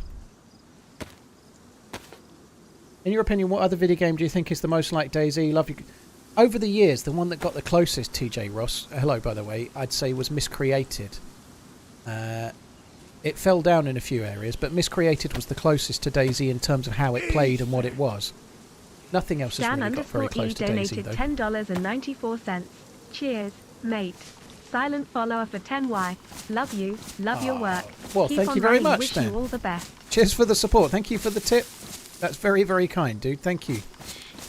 Silent follower for 10 years, dude. Thank you.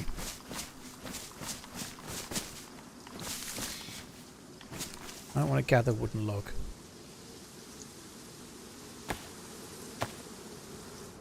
I think Miscreated was okay. There were bits of it I liked, but when you bumped into other players, it kind of broke a bit, you know. Deadside is kind of pick up and play fun, and Scum is pretty good in some ways right now, but they're not quite like DayZ. They're both different. Deadside's more pick up and play looter shooter. Scum is a bit more like a hybrid between DayZ and the mod and other games such as Rust, and it's kind of sits in a different sphere. It has something that people might enjoy, but it's not really entirely comparable with any one game.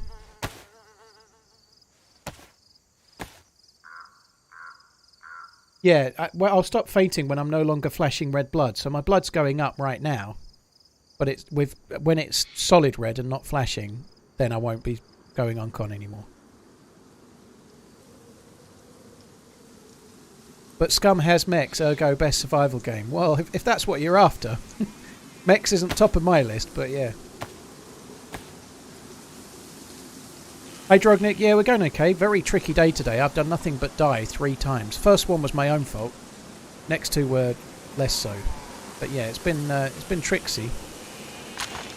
I've actually enjoyed this life the best, and I've been really unlucky. I've stood on a bear trap in a weird place. I've used my only bandage, then I've got glitched, bled by zombies, so now I'm flashing red because of not really my own fault, you know. But it's been my favourite life today.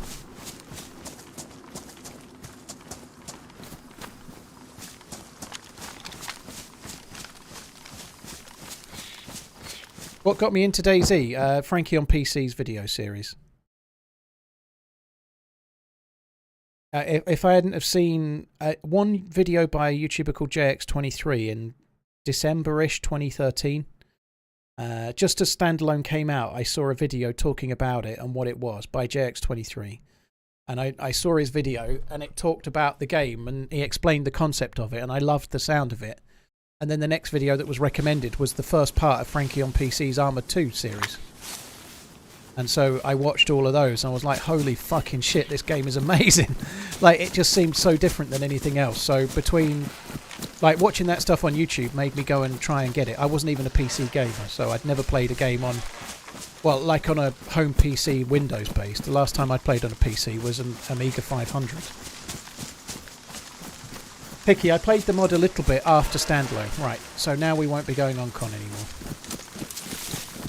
I tried the mod a little bit, but I was so new to PC that it seemed overly complicated when I was struggling to run around. I was struggling to control my character and struggling to learn the map and struggling to play the game in so many ways. I didn't need any more layers of stuff. I didn't need helicopters to learn and boats and shit. I couldn't play the game as it was, you know. Actually, no, I don't think so.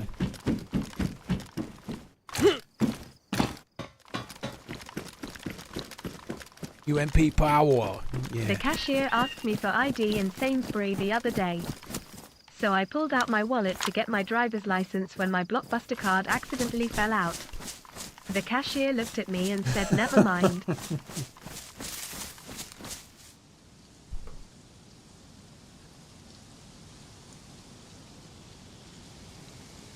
I have to say, watching that back, I haven't seen a lot of the videos from 10 years ago. Sergeant, by the way, thank you for the resub. The game is so different. I'd forgotten like how, like some people were saying, oh, the ragdoll used to be so good.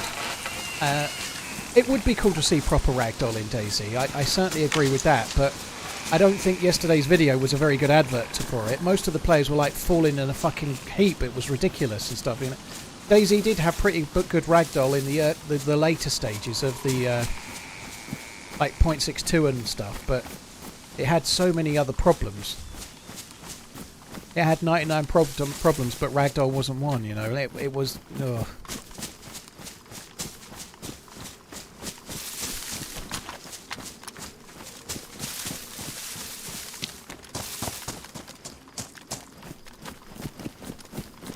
Used to be a manager at Blockbuster. I bet that was a good job. Like, Blockbuster's kind of cool. It's not that hard to... Like...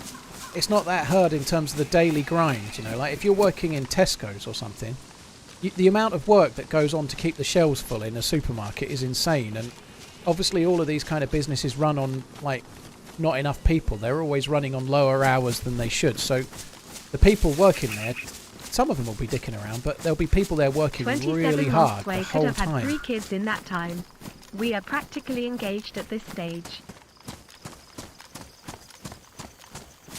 Devu, I am excited to see what might come from Infusion for the future, yeah, like improvements and what might happen in the future, yeah, possibly for another game too,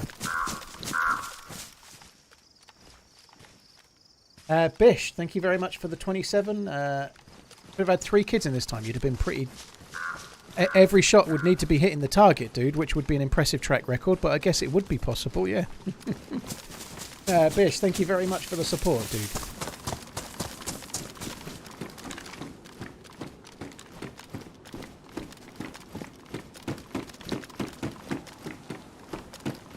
What happened to my blood? I lost it.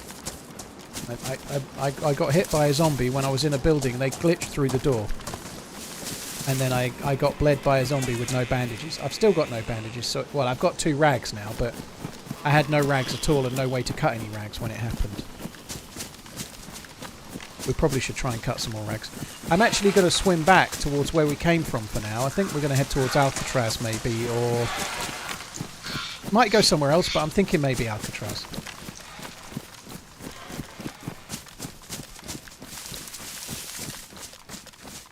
Every day somebody says to me, I don't see why they'd need to make a DayZ 2.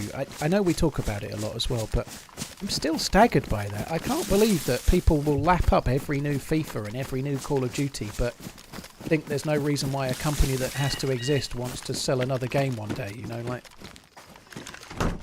It really surprises me, you know, but anyway, I think it's cool that they're still developing DayZ, and I hope there's more to come, but I also hope there's a sequel one day, fairly soon, too.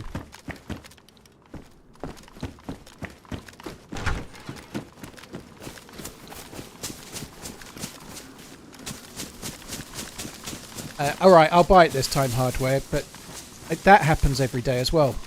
There is no evidence as yet that the Unreal Engine, even Unreal Engine 5, would run a game like DayZ better than DayZ's engine would do. So we talk about this every day too, but DayZ has a very specific set of requirements, which is, like, Unreal 5 is still a PvP engine. It's still mostly smaller maps. It's still...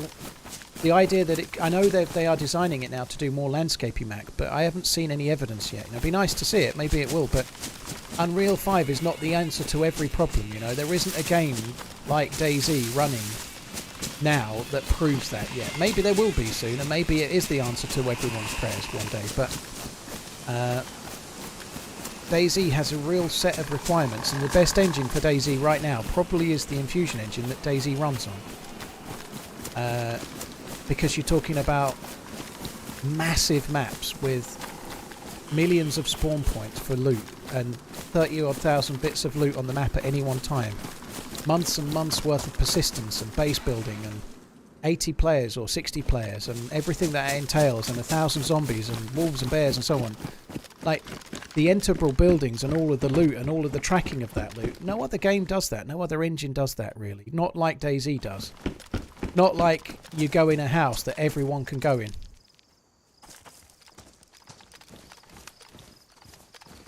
Doesn't know I'm here.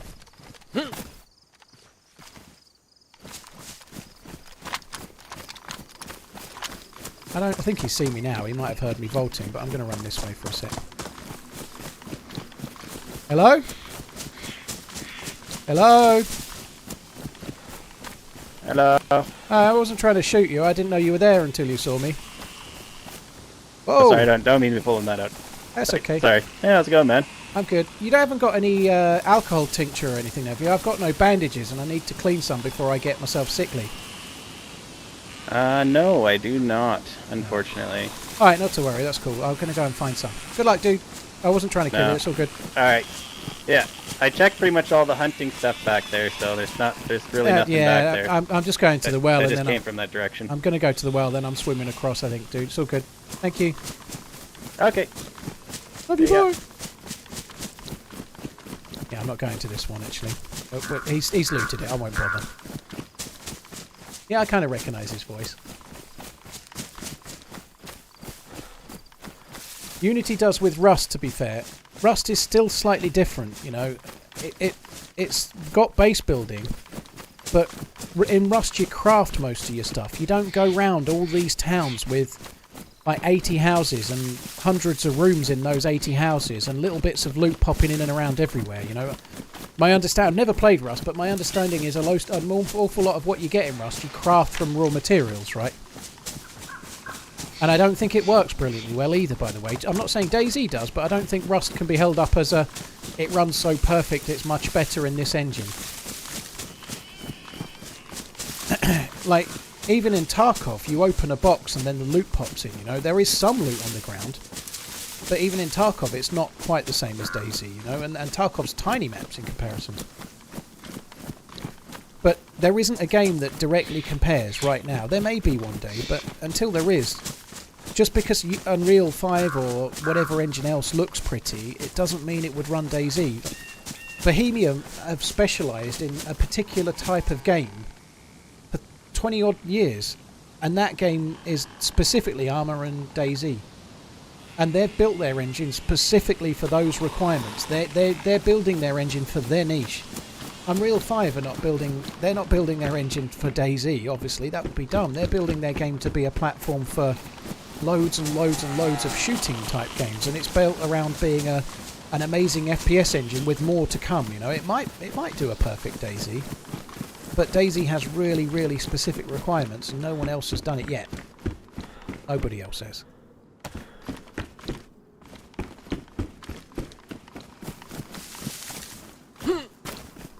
Like this engine that DayZ has is made by the Bohemia. They may get lots of things wrong, but as far as open world survival goes, like this type of game, they're kind of the experts in it, and they're building their engines specifically for Armour and DayZ. It's naive to think an engine like Unreal that's designed for all sorts of uses is going to be much better. It might be, but it's not so likely as people might think.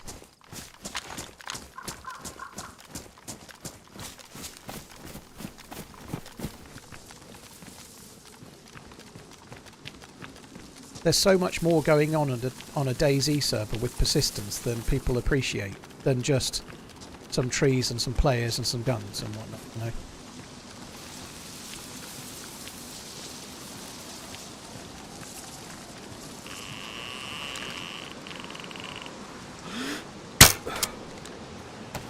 Fuck me.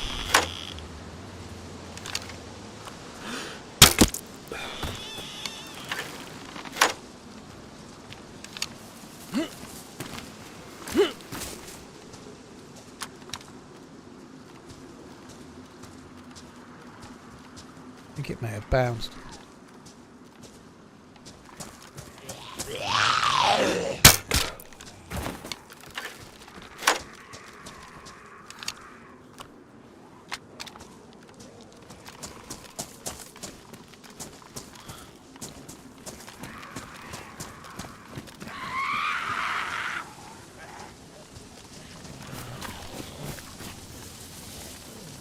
Oh, he's just a new spawn.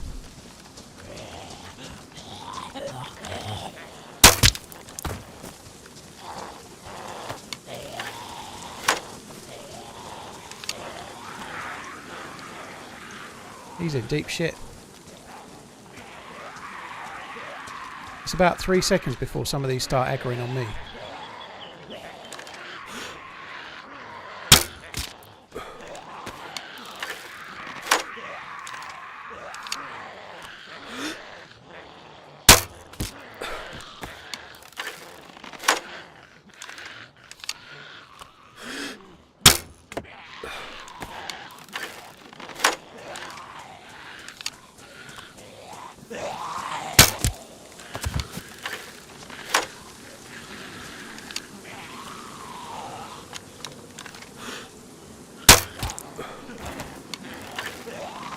Hey man, Hello. you good?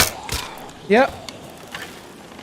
I just want to quickly Alright. check. I'm not going to kill you. I'm just trying to get the zombies, right? Yeah, alright. I appreciate that. Thank you. I would quite like a can of food, though, so I'm going to quickly loot them in a sec. Just stay there for 1 sec, dude. That's good. Yeah, alright. That's good. That's good. That's fine. I get it. You haven't found any alcohol tincture by any chance, have you? No, I just spawned here, so no. I didn't Yeah, I got thought any so. chance to loot here yet. Alright, no worries. Just going to grab some of my bolts back.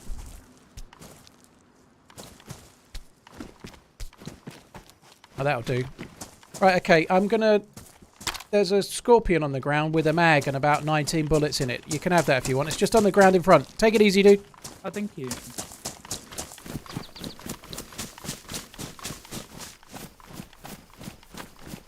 Oh, he'll get it or he won't. I'm not going to stick around. I think I'm trying to kill him. Sometimes it's nice to be nice, right? That way when you kill somebody later, it makes you feel better. I'm not such a good guy. I try to kill people all the time as well. I just like to vary it, right? Sometimes you walk past somebody collecting money for a good cause and you put a little bit of money in, and sometimes you don't, you know? and sometimes you see a new spawn overrun by zombies and you kill the new spawn, and sometimes you don't, you know?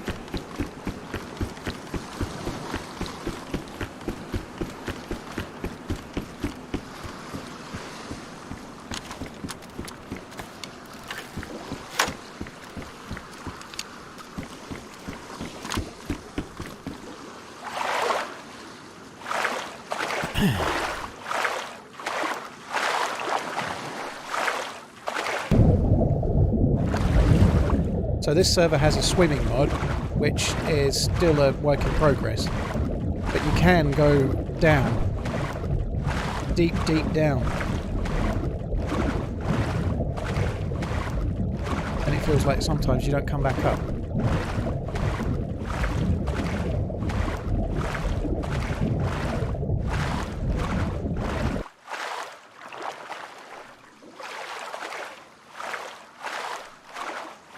It does have some good connotations for being shot at, though, doesn't it? You know, like, if someone's trying to shoot you while you're swimming, at least you can get away. That's kind of cool. Spoken like a true sociopath. Only in DayZ.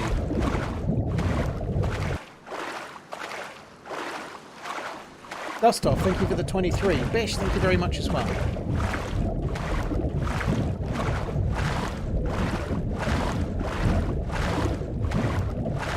Yeah, I want to find the scuba gear, but I keep getting killed. Deer Isle seems to have been quite a cruel mistress since the restart, since the new patch. The music from Sonic when he's about to drown, my god.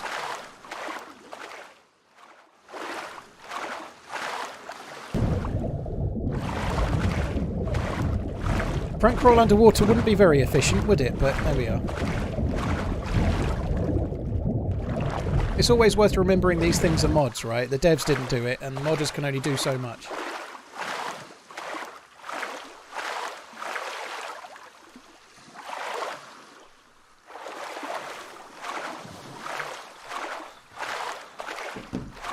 Hi Shrimp Goat, how you doing? Thanks for coming in. It does open up the ability to loot underwater. You can do exactly that, Anab, because you can open your inventory while you're under the water. So you can loot people in the water now.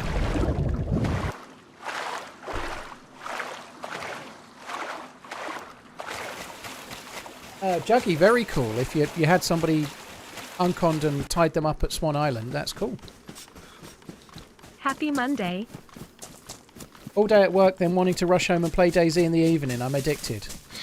Well, at least it's relatively cheap, unless you're spending crazy money on PC upgrades every 5 minutes.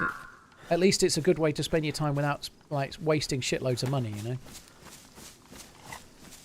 know. Dr. 11, happy Monday, dude. Hope you're well.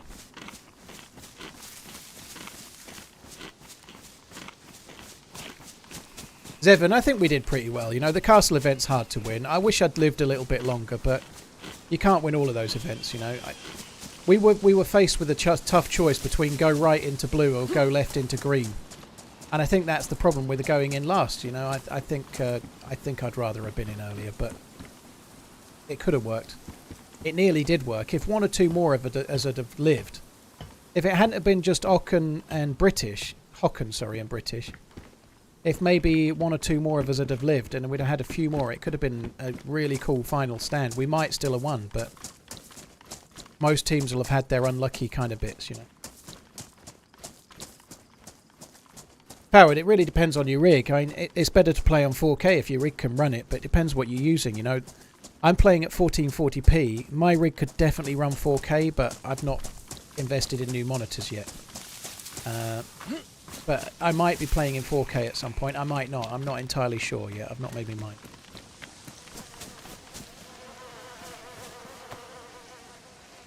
No, I think he died. I think he fell off. That's good. Look, he's had the decency to fall off with a bandage. I feel like he might have suicided, but I feel like he fell off there. That's fucking insane, right?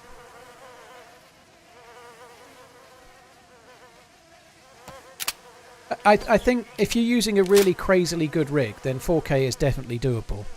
But for most rigs right now, it's 1440p if you can do it. 1440p is a very cool... It certainly is better. 1440p looks immense compared to 1080.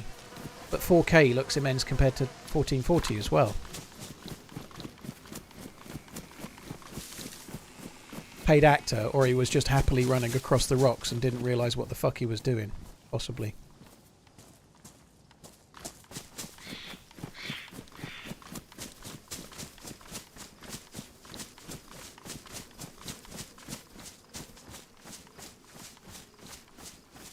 Well, games that have DLSS, obviously DayZ doesn't have DLSS, but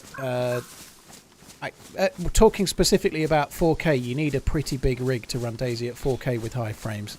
But a lot of that is not to do with the game, you know. I'm using a 4090, and on Deer Isle I can still get a few stutters at 1440p. It runs brilliantly sweetly, but I know if I was running Deer Isle at 4K, there'd be times where I was regretting being in 4K. And the idea that you're going to choose your rig based on a modded map for DayZ is not necessarily, or choose your frame rate, but it's not necessarily smart. But for me personally, where I really do DayZ and not much else, it could be argued that I'm better off staying at 1440p. Just during the stream, what happened? 4 hours and 34 minutes. Why is my blood still low? It just takes a long time to come back to. I've not lost any more blood, but blood regen from how low it was is very slow. It takes a long time to come back.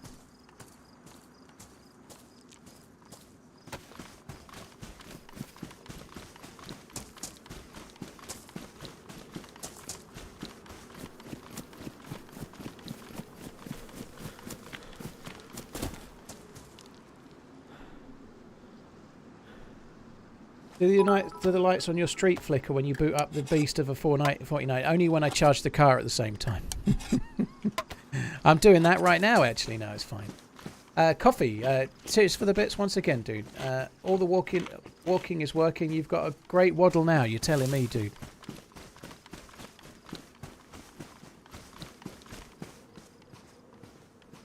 Why is the potato round? I don't think it's round. It's potato shape.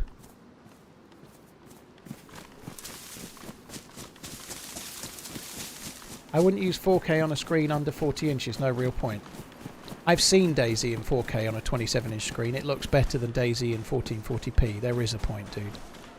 You are right, resolution matters more on the screen at bigger size, but it's not just the screen size. The PC can use the pixels. It's not using any kind of scaling or anything, is it? So if you play at 1440p, you're getting that resolution, really that resolution. If you play at 4K, you're getting that resolution.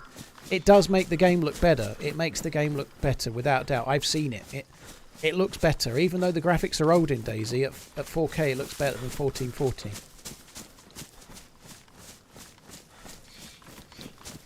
What car do you have? What car do I have? A Model Y. Very exciting. Every time I charge it, I also shoot one bird to make sure I'm not doing anything good for the environment. I try to pick a beautiful bird, like a swan or something. I say that, I don't really, but I'm just trying to not... I don't really want the eco-mentalist talk. I just got it because it was the right car for me. I didn't get it because I'm trying to save the whales. Jack, thank you very much. Doc Saw, thank you for the prime.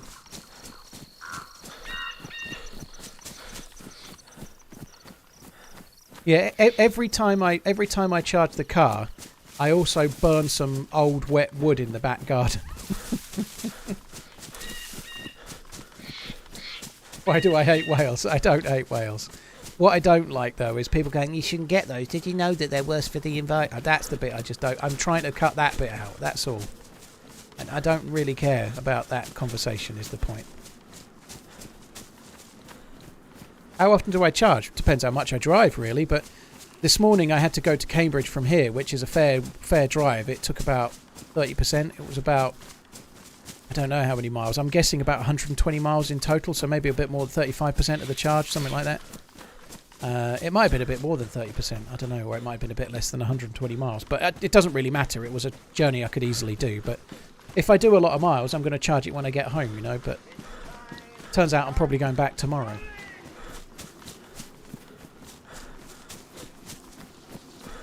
I saw an interesting stat this morning. This is kind of depressing, but I don't even know if... I didn't read the full article, but...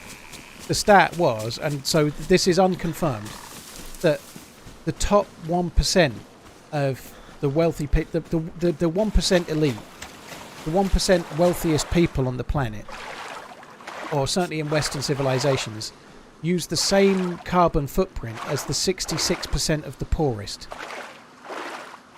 That's insane! So while the person on the TV's is going, oh, we all must do our bit for the environment, and then flying everywhere, you know, like that's mad, isn't it? How do they manage to do that? Lars, well, I guess it's because they fly everywhere. Lots of really rich people have private jets. People have flights scheduled to bring them a fucking cake from a certain place, or to bring their hairdresser over and then take them home again, you know.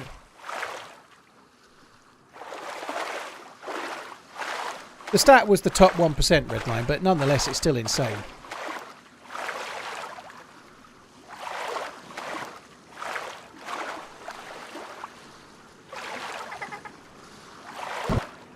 Yeah, read that too. Don't at me on my private jet.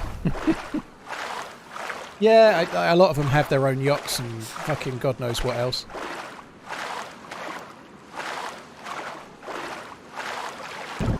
Cenox, thank you for gifting Kurt the sub. Very, very kind, dude. Thank you, Cenox. Cheers for the support. Doc, thank you again.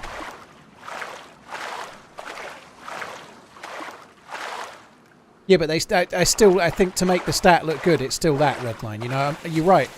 If you're in the top 1%, you've not got a private jet, but chances are you're going on maybe 1 or 2 or 3 holidays per year, you know. Not that there's much wrong with that, you know. I'd quite like to go on holiday, but I last flew in 2019, but I'd quite like to fly. I want to go on holiday myself, you know, but if you're in the top 1%, you're probably not having a staycation or having no holiday. You're probably having a few a year, you know. It's all those things add up, don't they?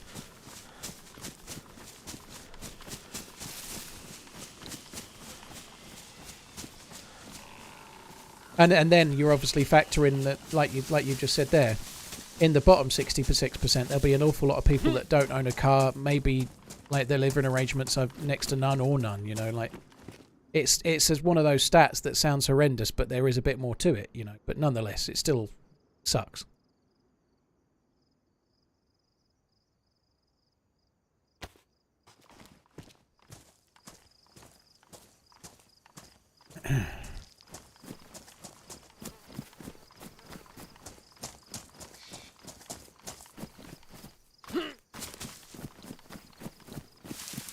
Let's have a drink at the well. I haven't got a container yet, have I? No. I'm going to need to find a water bottle before I go. I want to go to... Oh, it's over here. I want to go to Alcatraz, I think. It's a long swim from here, which would kind of suck, but I want to go to Alcatraz. I think it'd be worthwhile. I've not been on the new patch. But it will be a challenge to... do it. And for example, Redline, you might not be having a private jet if you're in the top 1%, but you might be having the true Wagyu beef that's being flown over from Japan specifically so that you can eat it. I guess all of that adds to the carbon footprint, you know.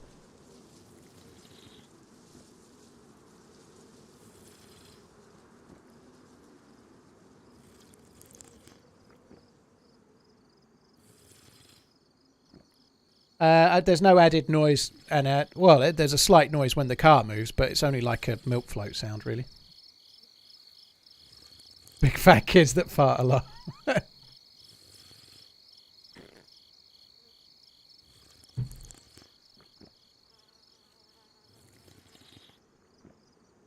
I think that's the thing. If you're talking top 1% in the UK or top 1% in the US, that's very different than being the top 1% in the world, you know.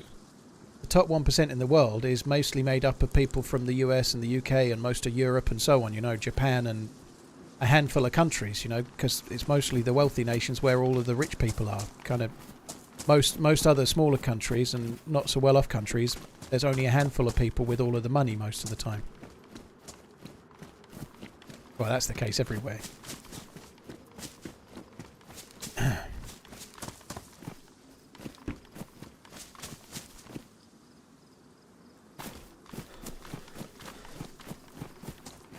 5.7 litre Range Rover that's ULEZ exempt, yeah, because it's got a hybrid engine that'll do about 3 miles.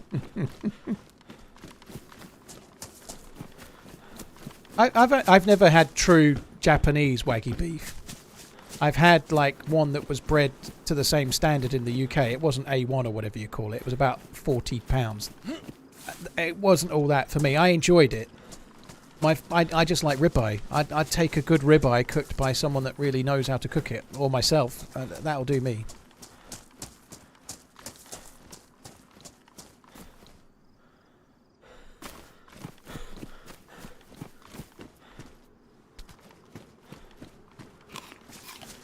I still prefer it though. I can't get my head around. I'll say it the America Land way. No, I won't. I'm going to stick to what's right. I can't get my head around fillet steak or filet steak. I can't get my head around it. I know some people really love it, but I don't like it at all. I'd rather have the toughest bit of old fucking frying steak ever than fillet steak. I just don't like it. It can be really smooth and buttery and all, but there's nothing in it. I need a bit of something to bite and a little bit of fat. You know, I need a bit of fat is flavour. I can't be doing with no fucking fillet steak. I don't get why people like it, but different people like different things, so each to their own. But they can keep paying for that, and I'll have the cheaper one that tastes better.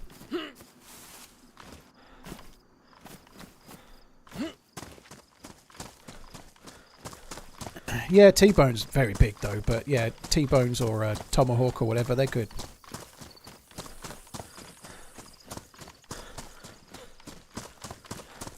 What are they? Glock mag. I have got, sorry, Glock bullet. I've got a Glock mag actually. We should probably put those two together in some kind of winning combination.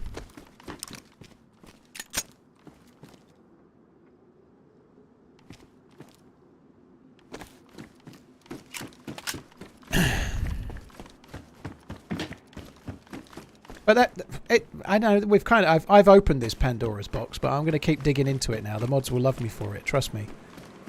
The top 1% are indicative of most of Western society, you know. We've got all of our food in supermarkets where it's stored in fridges that are being ran all day, and it has a use-by date, and it's all made in big factories and whatnot. We're not just going to the local grocers where they grew the crops themselves and paying them a bit of money in coins and taking the stuff home. Like the modern way of doing all of these things is very labour intensive compared to how it used to be, you know. Very efficient, but very intensive and not so good in many ways, you know. Very good for choice and cheapness. But not so good in other ways. Everything's delivered to that supermarket on a lorry, and it probably came from another country on a plane or a boat. That's the world, isn't it? If you're outside of the top 1% and you're in the bottom 66%, you're probably not living in that world so much worldwide, are you? You know, you probably are going to a local market and eating local produce that's all got much less attributed to it, like miles-wise. You might be trading your services or the thing you make for the thing they have so that you can both live, kind of thing. How did the event go yesterday? We did okay. Since I last caught a stream. Good to see you on YT2, dude. I got a couple of kills. Going well. I think I knocked one or two. I think I might have broke a guy's leg just before I died, but I didn't kill him, unfortunately. But I was running around a corner. I killed one in a tree, and then I shot somebody further away. Possibly knocked him, possibly broke his leg, but then I got killed by someone else. I did get a reasonable snipe. It must have been a headshot. So that guy that I shot, it was 60 meters. It was a one-hit kill, so I probably hit him in the head.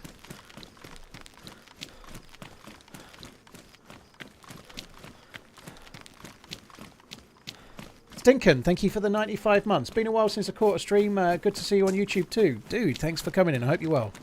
95 months, man. I'd love a steak. That would be great.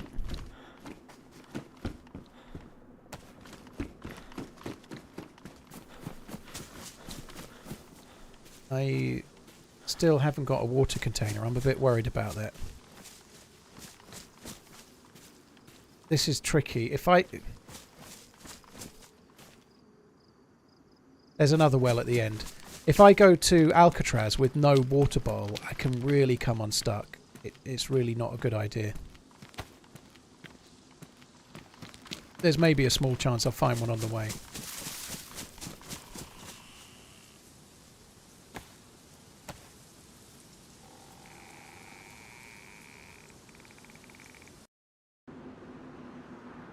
Have a restart again already. Fucking hell.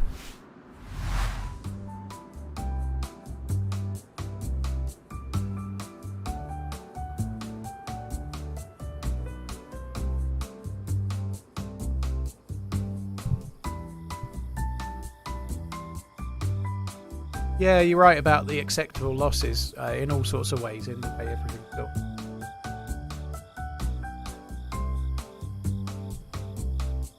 I don't think I'd want a private jet.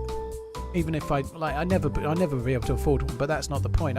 I guess I can see the benefit, but like I don't know, like I think I'd rather go in a regular plane. Like private jets are a bit too much like taxis, you know. Like it, you're having a lot of faith in something that's not as. I feel like there's more rigor behind, I don't know, a regular airline jet than, you know, like probably not true, but I certainly wouldn't be going in any chartered helicopters or private planes if I could avoid it personally. I'd rather go in just the ones everyone else goes in.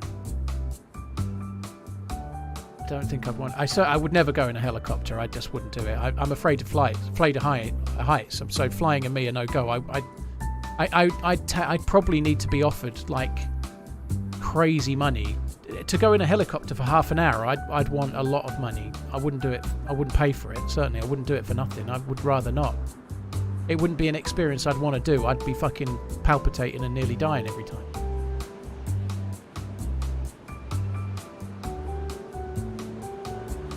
You got airlifted to hospital, did you, Jetty? Well, that's a good one, right? Have I ever been in first class before? No, I've not. The only thing I've ever done on a Virgin plane and Delta as well, because you go via Virgin. I've gone in premium economy, so it's like cattle class, but you get slightly more room and a free glass of wine or something. I don't know, for a bit of champagne. I've done premium economy twice in my life.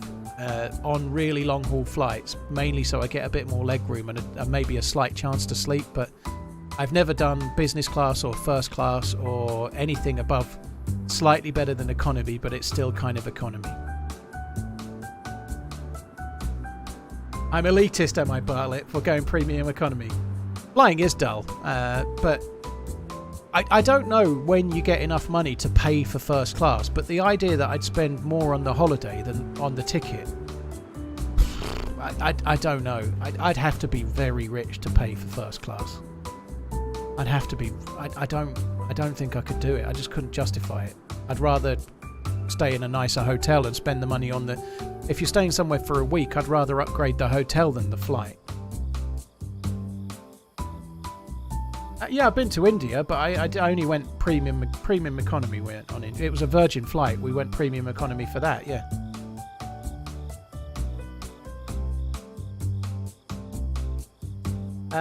Crumpy, thank you for the bits. Very, very kind. Been hooked on your YouTube channel for years. Any quick words of advice for someone planning to try and make a success out of DayZ content and streaming? The quick words of advice is to stop fucking thinking about it or stop planning it. There's no planning needed. Just start tomorrow, you know. If you want to do it, start and see if you enjoy it. Stop fucking about planning, you know. Just do it. Too many people are like, oh, I want to give it. Just do it and have a try. It's meant to be fun. If it's fun, do it. If you don't like it, stop doing it. That's the best advice. Just do it. Have a go. Have some fun. It's meant to be an extension of your gaming. It's meant to be fun. So stop planning it. Do it. You can start on whatever tech you've got now. You can do it. Like you can do it on the most basic of tech. It might not be the best stream in the world, but you can start and see if you like it, you know. Thank you, Tellus. Cheers for the support, dude. Is premium economy what you guys refer to as posh? No, it's not. It's like, I think it's £200 or £300 more put on the price of your ticket, and you get about 5 centimetres more legroom on your chair, and about 5 or 10 maybe 10 centimetres more legroom in front of you. Sorry, 5 or 10 centimetres more width-wise on your chair. Instead of having 3 seats, there's normally 2 seats, and they're slightly more comfortable, but it's not like first class or business class or anything, no. It's not business class, no, it's not. Business class is way better than premium economy. So, if you've got regular ticket, then you've got premium economy, then you've got way above that business class, and then you've got way above that upper class, I guess. But it's not anywhere near business class. It's just like a slightly bigger seat and slightly more leg room. That's about it. It was better though. It was better. You know, it gives you a bit more room. If you're on a very long flight, you're paying a bit. You're paying for space. You got a slightly more room. Your chair goes slightly further back.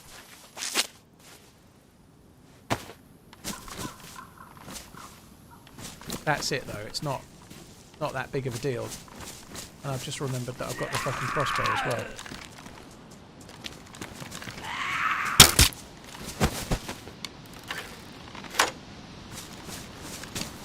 You do get free drinks, but if you want to be like driving home on the flight, you know, like you can't really utilise those. You're right though. You can have a few free drinks.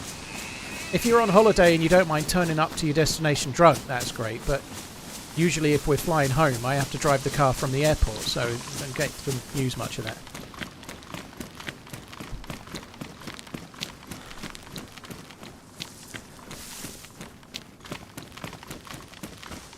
I didn't get loud. Oh no, I might have got loud.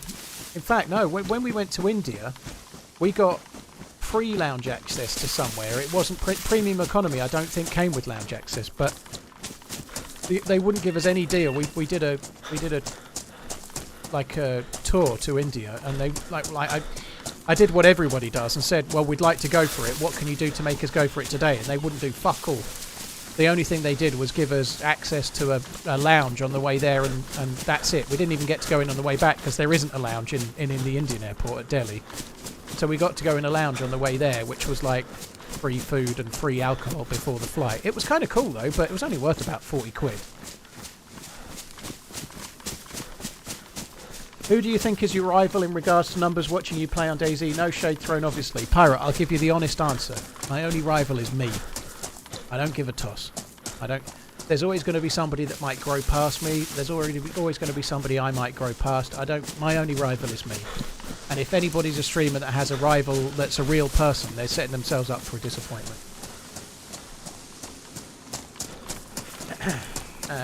Just like if you're in anything else, you know, if like Cristiano Ronaldo has set himself up as to be Messi's rival, you know, like Cristiano Ronaldo is going to be salty his entire life that Messi's won more Ballon d'Ors than him. You know, Ronaldo's one of the best players in the world. Many people think he's the best player of all time, but he's set himself up to try and beat Messi, and he's fucked it. And so therein lies the problem, you know. What's the point? He didn't need to do that, you know. He's obviously cared about it. He wanted to win more Ballon d'Ors than Messi, and he hasn't, you know. He's still been an amazing player, but that kind of thing can gnaw at you. There's no point setting yourself a rival in the real world. You just try to better yourself. Maybe that's not the best analogy, but it's the one that immediately comes to mind, because he clearly cares about winning the Ballon d'Or, and he's clearly been competitive with it. And now Messi's got 8, and they're both at the end of the career. That's probably going to burn at him, you know. So the idea that I might worry about what other DayZ streamers are doing, I don't see the point. Or DayZ YouTubers or whatever.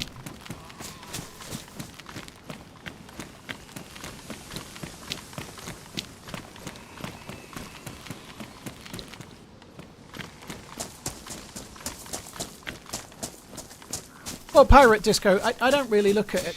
I have had it said to me, I said this the other day, but I've had it said to me that somebody that started streaming on Twitch. It's nobody I've played with, so there's no drama here. It's somebody I like as well, so there's no drama. But I've had it said to me in the past, like tongue in cheek maybe, but when I started streaming on Twitch, I instantly became your rival. I became your competition, which is maybe true, and maybe I'm naive to think of it that way, but I don't think of other streamers as my competition, because I just don't see the point. I'm my competition. I don't see the point of having that mindset. I think having the mindset that you must compete with another creator to try and beat their view count or beat their sub count or beat... all you're ever doing is set yourself up to failure. When I first started on YouTube, I maybe had a goal to try and get as many subs as another creator. But the last time I remember having a goal, it was somebody that had 400 subs and I had like 25 or something, you know. That was it. I don't remember it since, because there's no point. There's no point. It's easy to say that now. Bear down. Well, it's the way I've always been, though. I had that same attitude when I started on Twitch with 20 viewers. I didn't compete with... Like, I didn't set myself up to be like, Sacriel's the big dog, I want to get more views than him. What's the point? Like, because that's how people give up. If you set yourself a goal when you start, and maybe you've done a year and you've got 20 people watching your stream, to be... All you're doing is it's okay to have a goal to grow, but trying to compete with another creator that's 100 times the size of you or something is a complete fallacy, you know. Like, it's much better to compete with yourself. Look at how you did last year and try to better it. Just like if you're starting a company, you don't want to try and be Elon Musk. You need to do better than you did last year and try and grow and do better. And you don't need to be Tesco's if you've started your own shop. You just need to be better than you were last year.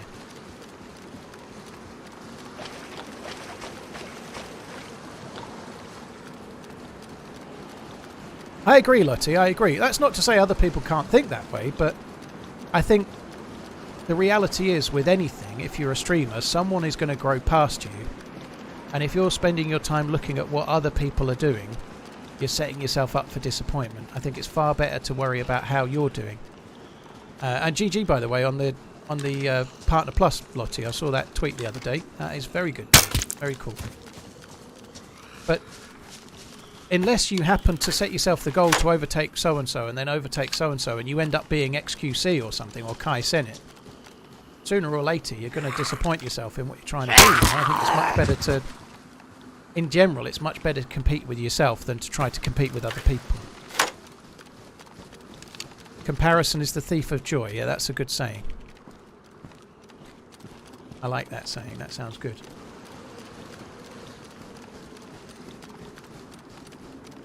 Because you can do that in your entire life, never mind streaming. You might buy a brand new car and then someone down the road buys a bigger car. You know? Well, you've got a new car, you know.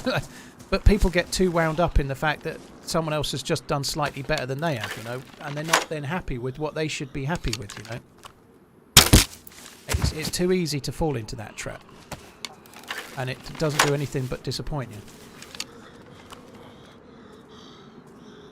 I see nothing wrong with it. Well, I'm not telling you to feel differently, Bear Down, but if you're directly comparing yourself to other people all the time, you're going to come up short. Unless you're the best at your field always.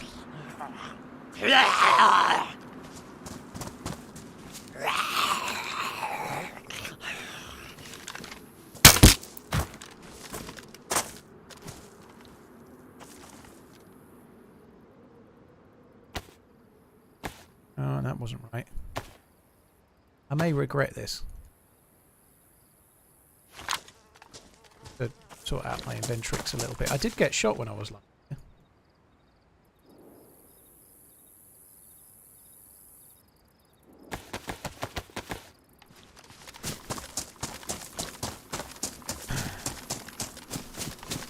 I think that's the point.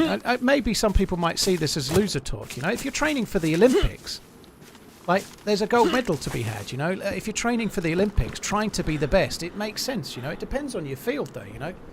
Like, if you're training to be the best 100-meter sprinter on the planet, you only get one gold medal. You need to do that, you know. But if you're, I don't know, what job should we pick? I don't want to pick streamer, but let's just say you're a streamer.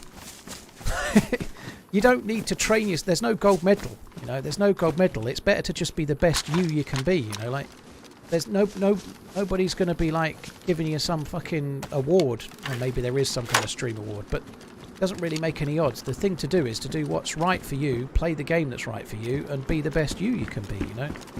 You can't compete easily from a category like DayZ with somebody like XQC or Kai Senate. You know, do what's right for you and do the best you can, you know. But if you're a, I don't know, if you're an athlete and you want to be the best athlete you can, you probably do need to do that. You need to be competitive. If you want to be getting in the Olympic team or something, you need to be in the top 3 in your field in your country, which implies a hell of a lot of competitiveness. But you don't need to do that if you want to be, I don't know, a doctor. You just need to be the best you can be and then keep trying to better yourself as you go.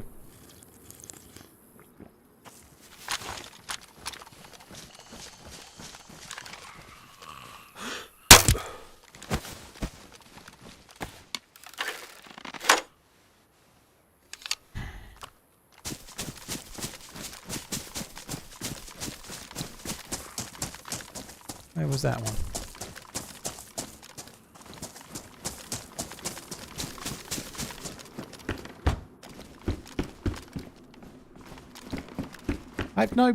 I think maybe that's possibly an old man thing, but I've learnt more as I've been alive to not worry about what I have compared to other people.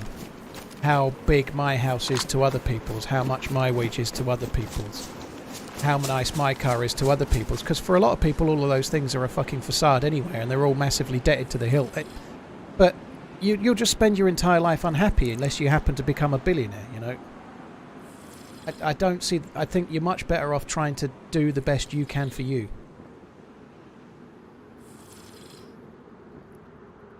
Lars, thank you very much for the 13 months. Here's for the support, dude. What's my go-to Indian order? I've kind of gone off curry lately. We had one the other day. My favourite is one of the spicy ones. I like Naga chicken curry, which is quite spicy. I usually have that with special rice, ideally a naan bread if I'm able to have the gluten. I quite often get like a tandoori mixed grill that comes with a naan bread, and then we share the mixed grill, me and the missus. Very, very good. But earlier this year I had a Naga chicken curry, and then I was violently sick, like really sick that night. And so since then I've just gone right off curry.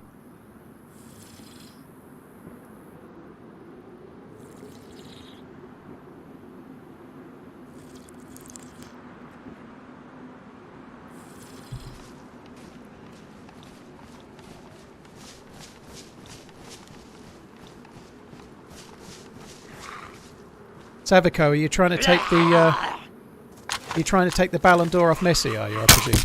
I think he deserved the Ballon d'Or myself. But that's because the Ballon d'Or has specifically always been given towards... It's not stats based, it's voted for by people, and it's always been given to stories. It's usually the story that wins. Like when Michael Owen was winning European Player of the Year or whatever, it was the story of him breaking through and that goal against Argentina and stuff, you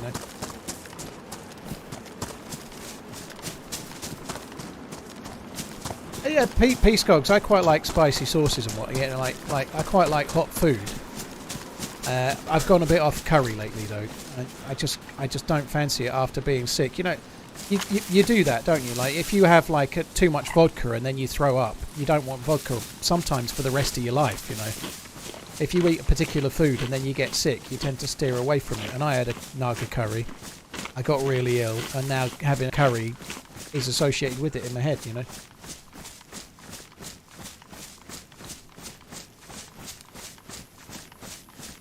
I seem to have lost the YouTube chat again. I'll just quickly refresh in a sec. Guys.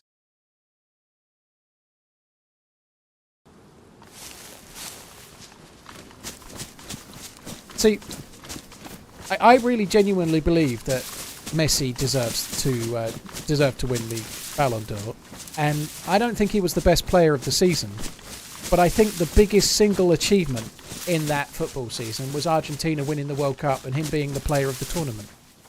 Was he the best league player over the season? No way. He had a pretty turgid season at Paris Saint-Germain. PSG, let's say. Paris Saint-Germain. Fuck me, I can't say. Paris Geronimo.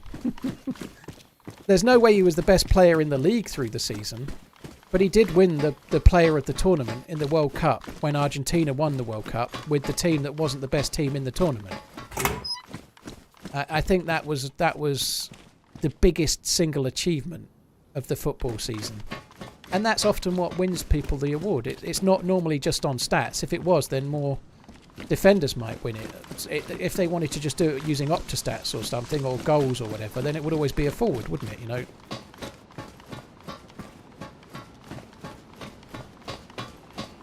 And butter chicken is not one I'd go for normally, no.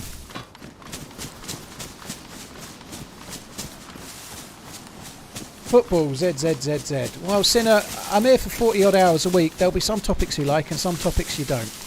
If there's more that you like, stay. If there's more you don't like, don't. That's the best I can offer you, dude.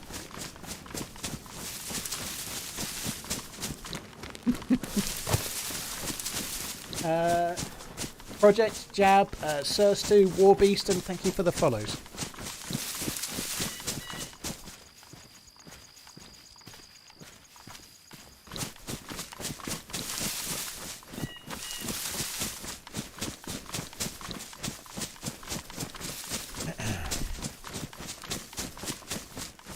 I had a bad experience with gin when I was much younger, and I've never touched a drop since the smell gets me feeling sick.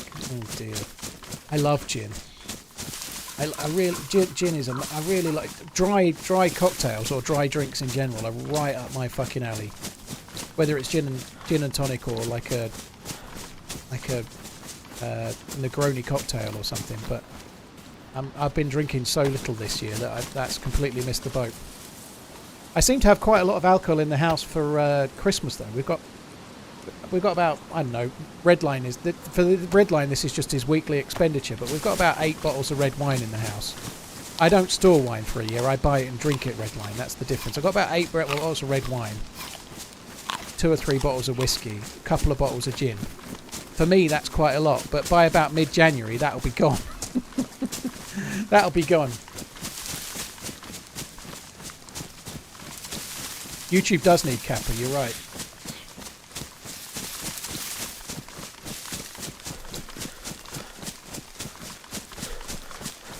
My voice sounds like I like gin. Yeah, fair enough.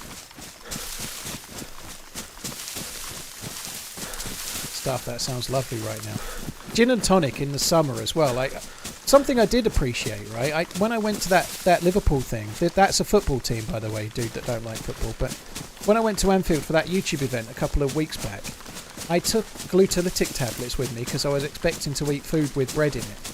So when I arrived, I took a gluteolytic tablet, which allows me to have gluten. And then I had a couple of a couple of glasses of some Prosecco or something. And the bar was open, so I started drinking beer. And I had another gluteolytic tablet. It was really cool to have. I must have had like 4 or 5 or maybe 6, I don't know. But pints of actual beer in a bar. I haven't done that in years. It was fucking good. I missed having beer in a pub or a bar or whatever. It was quite nice for a change. I haven't had a pint. Like obviously gluten and me don't mix, so it's a rarity. But a really sunny day and a pint in a beer garden, there ain't much better than that. For all of the fancy drinks you can have, a sunny day and a really cool pint of beer in the sun is amazing. Right? What beer was it? I think it was fairly limited choice. I think it was San Miguel from what I remember, but it was the bar in the hospitality area of Anfield, you know. So the view was great, and the bar, it was really good, but I think there was 2 or 3 choices, and the one for me was San Miguel, from what I remember.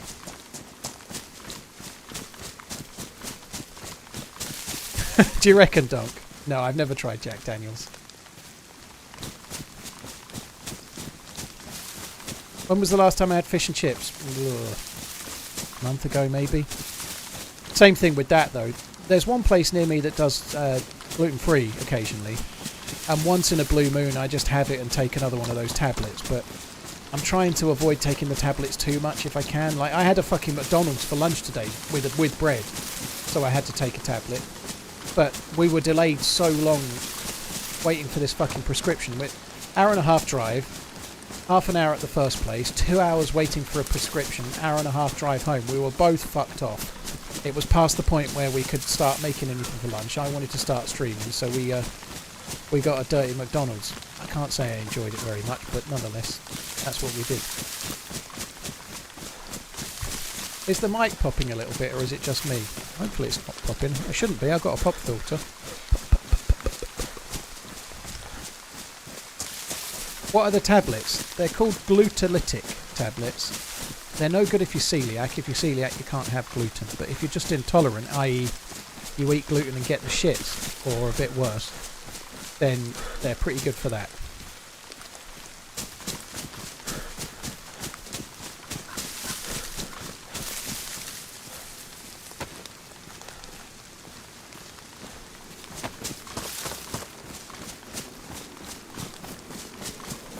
I'm eating McDonald's right now, have work in 40 minutes. Well, I hope you have a good day, dude.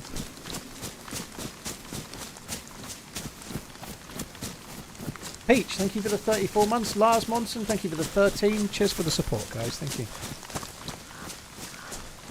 Paul, stop hurting yourself with food you can't eat. Well, I'm not hurting myself, dude. The tablet has an enzyme in it that allows me to break down gluten, so it causes me no ill effect. So I think I can manage my own health probably better than you can, dude. It's okay. I'm not doing it all the time. I'm not extolling the virtues of McDonald's, by the way. It's not particularly healthy, but I don't need a lecture, dude. I'm capable of making my own calls, same as you are.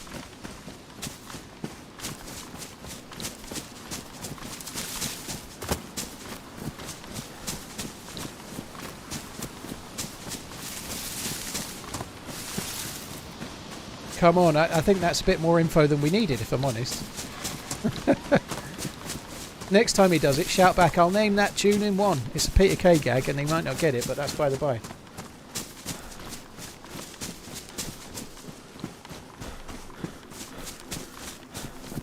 Is it me, as McDonald's not taste as good as when you were younger? Well, depending on how old you are, McDonald's was the new thing. When McDonald's was around when I was younger, it was new and it was exciting. And it was a taste of America. With styrofoam burger boxes and all sorts of excitement, you know. But the reality is, I probably wished Wimpy had won that battle. Yeah, that's what I had today, Mrs. Sniff. I had a Philly cheese stack. It was okay. The happy 60s. Fuck you. TRMZ 1664 news. This is a really dull conversation, just like most today, but me and the missus were having this briefly. Kids, like, if I had McDonald's when I was a kid, it was a treat, and it was so rare. Like, and I guess every generation has this with all sorts, but my kids treat McDonald's like having fucking cornflakes for breakfast. Now, they don't have it very much, but they couldn't give a shit, you know. In fact, my kids would be like, you fancy McDonald's? If I'd have got that when I was a kid, I'd be like, yeah, fuck. If they get you on McDonald's, they'd be like, oh no, I had a burger last week. It's more fucking hassle. It's not a treat anymore, kids. It was for me. There are some Wimpy locations, dude, but that used to be the thing, you know. Wimpy and Little Chef and Happy Eaters and whatnot, they were the things. McDonald's and co have stole all the thunder.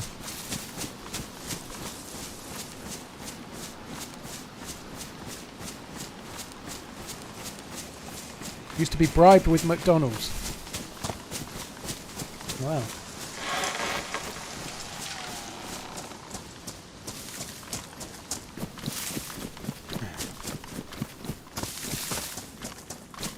Well, Kager, it's the same for the adults as well, you know. Like you say, like, it's certainly not a treat as an adult. It might not be something you do all the time, but it's not the same as when you were younger.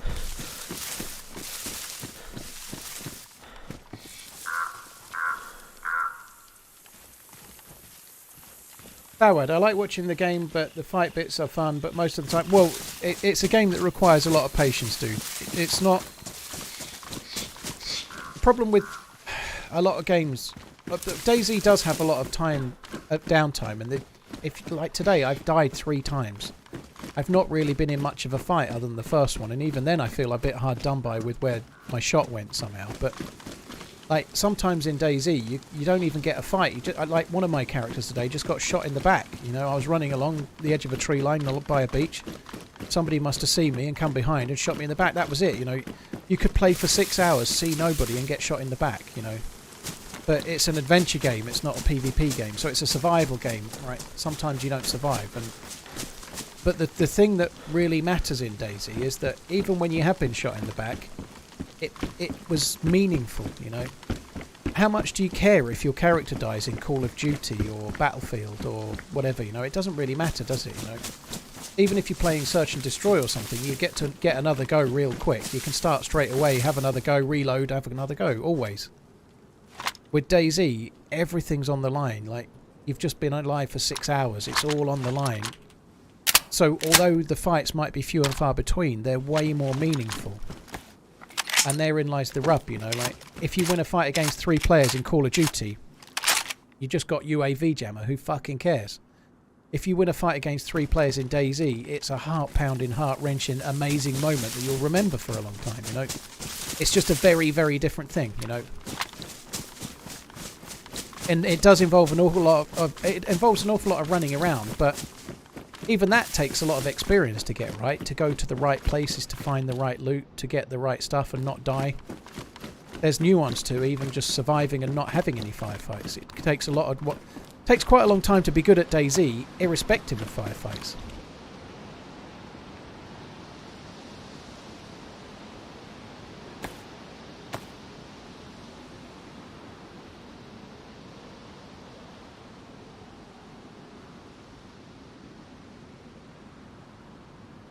I don't really need 2 knives when I've got a sharpening stone, but I'm going to take them anyway.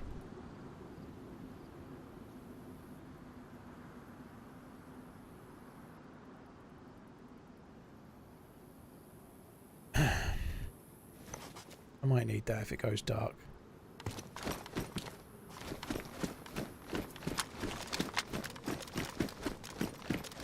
YouTube compression is going to be pretty bad right now, I'm afraid. It's make sure you press the cog, make sure you're on 1080p. But when I'm low blood, the compression gets much worse because it makes the lighting lower. It's not as colourful. It changes the saturation and whatnot, and it does make the blur, pixelation much worse. I'm working on, well, I will be working on trying to make the YouTube stream look better.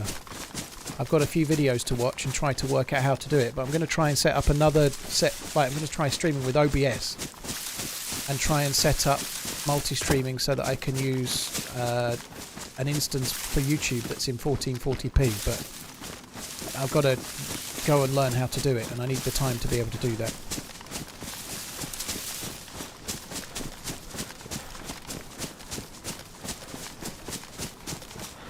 Dangerfit, have a good one, dude. Take it easy.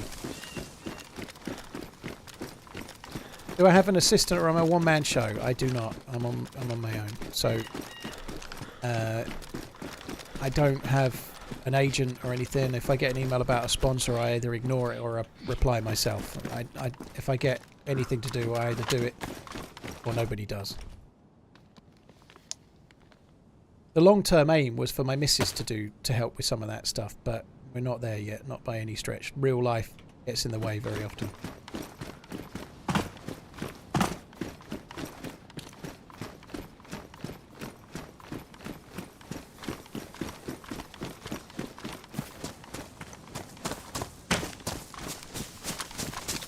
I have a sister, yeah, I do, yeah.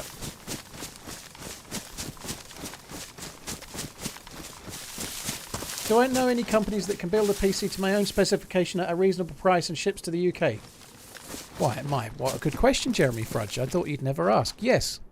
Type exclamation PC specialist, exclamation PC in the chat and check out what PC specialists do. And if you choose to buy, use the code MANZ to get a little bit of money off. Thank you for that.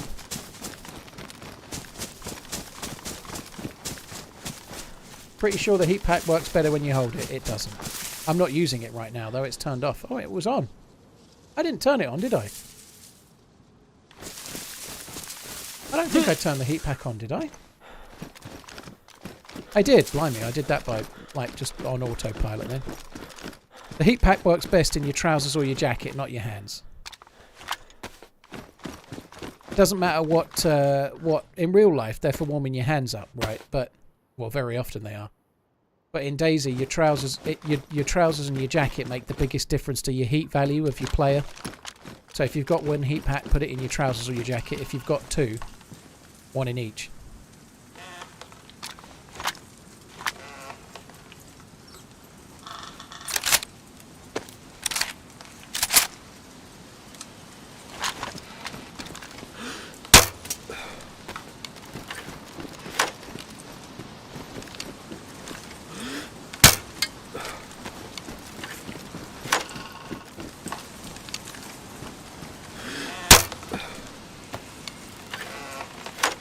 I don't know why I'm wasting the bullets really, but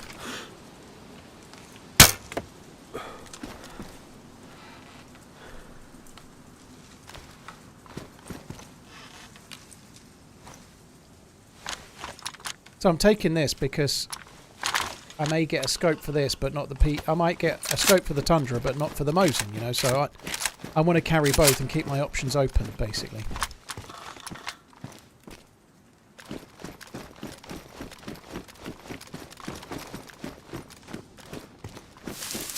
Jambon, I've been seeing my other half for over 7 years now. It's been a while. But yeah, 2016 we got together. Do I follow UFC? I do not know. It's behind a well, it's not pay-per-view, but you have to subscribe to TNT Sport, I think it is, to get it, and I don't, so I don't see any of it. It's also on, most fights are on so late, like, I wouldn't be able to stream on a Sunday if I watched UFC half the time, because the prime time fight, the big fight, is usually on about 5 AM. Crossbow can one-hit someone, Guff. If they're wearing a vest, then probably not, but if they're wearing like a stab vest plate carrier or similar, you know, like... But if you hit them in the head, definitely.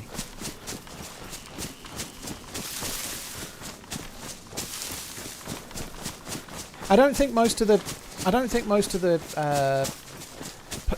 UFC is pay-per-view in the UK. A lot of the stuff is pay-per-view in America, but most of it's just on subscription TV in the UK.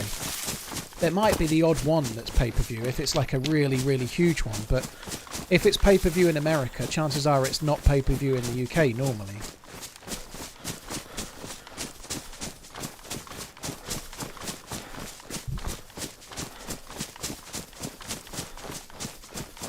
Hockey is the best sport, let's be honest. Well, if you like it, you like it.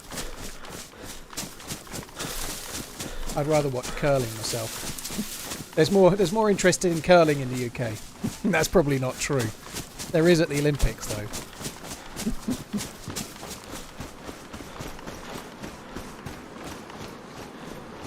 Maybe it's time, Stinky. Time to grow the little man.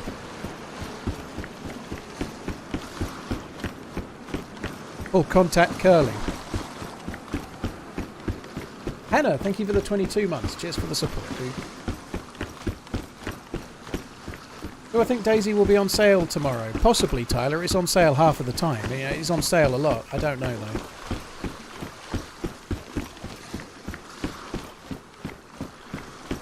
UFC is only pay-per-view here unless it's a massive or a UK fighter is fighting, i.e. Leon Edwards. I don't even know who Leon Edwards is, I guess, but...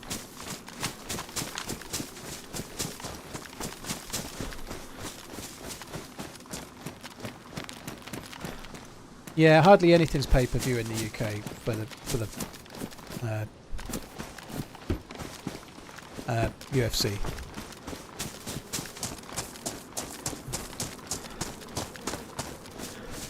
Why do curlers scream hard? I don't know.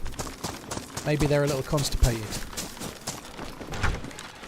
They're asking for the brushing, aren't they? They're screaming to the brusher guys have a name, or girls. I can't remember what they're called, but the ones with the brushes can either brush hard or not, you know.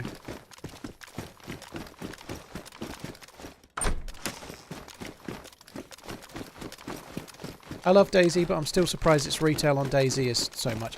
I think a lot of people buy at lower prices, but it's not a cheap game, but if you've got some patience and you buy it, you're going to get way more hours of gaming out of it than you would out of most other games. You know, like, it's a hard thing to value, isn't it? But I'm not surprised they haven't just made it $20, because I think they're probably trying to still update the game and trying to maintain that notional value. Whether people agree it's worth that much or not is another thing altogether, but they can probably do an update and have a sale and sell way more copies than just lowering the price overall, I suspect, which is why they've done it. You know?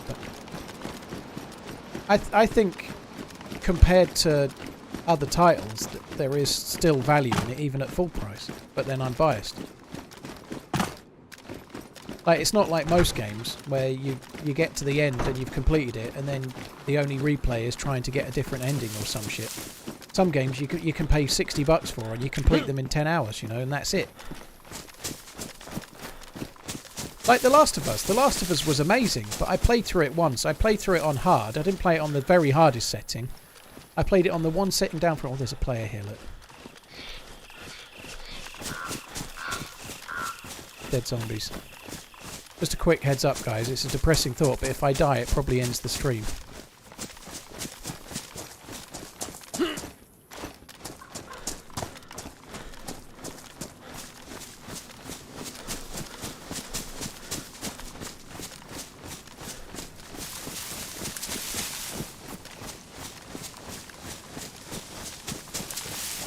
Oh, no, he was right fucking next to me. And there's the depressing thought equalised, realised, whatever the word is. That sucks. That really sucks. So I felt like I did the right thing and moved across to Overwatch. That sounded like an SKS, I think, maybe. I don't know what that was, but it sounded fucking close. He was right next to me. I wish I'd looked from where I was. He must have been done and on the way out. That fucking sucks. And that just about sums up today. We've died 4 times. 4 times in 5.5 hours and not really had much of a chance in any of them. And that's the way DayZ can be, you know. Another day you can live the entire time, kill 6 players or whatever, you know. That fucking sucks. Oh well, and so ends today. In theory, tomorrow I'm doing a longer stream. I think tomorrow I might only be on Twitch. I don't think I'm going to be streaming on YouTube tomorrow because I'm playing with Sauer and Muller. I was intending to start earlier tomorrow and do the best part of 12 hours because I missed today. It now looks like I've got to go and pick up a prescription and drive a 3-hour round trip to pick up a prescription for my missus, unfortunately, tomorrow. Can't be helped. So I might be on tomorrow about lunchtime-ish, maybe 1 o'clock, but I'll try and stay on a bit longer than today, which has been shorter. But my idea was to do 10 or 12 hours tomorrow, but now I've got to do something in the morning again. Anyway, thanks a lot for coming in, guys. Really appreciate it. There's many streamers you can watch. Thank you for choosing to watch me.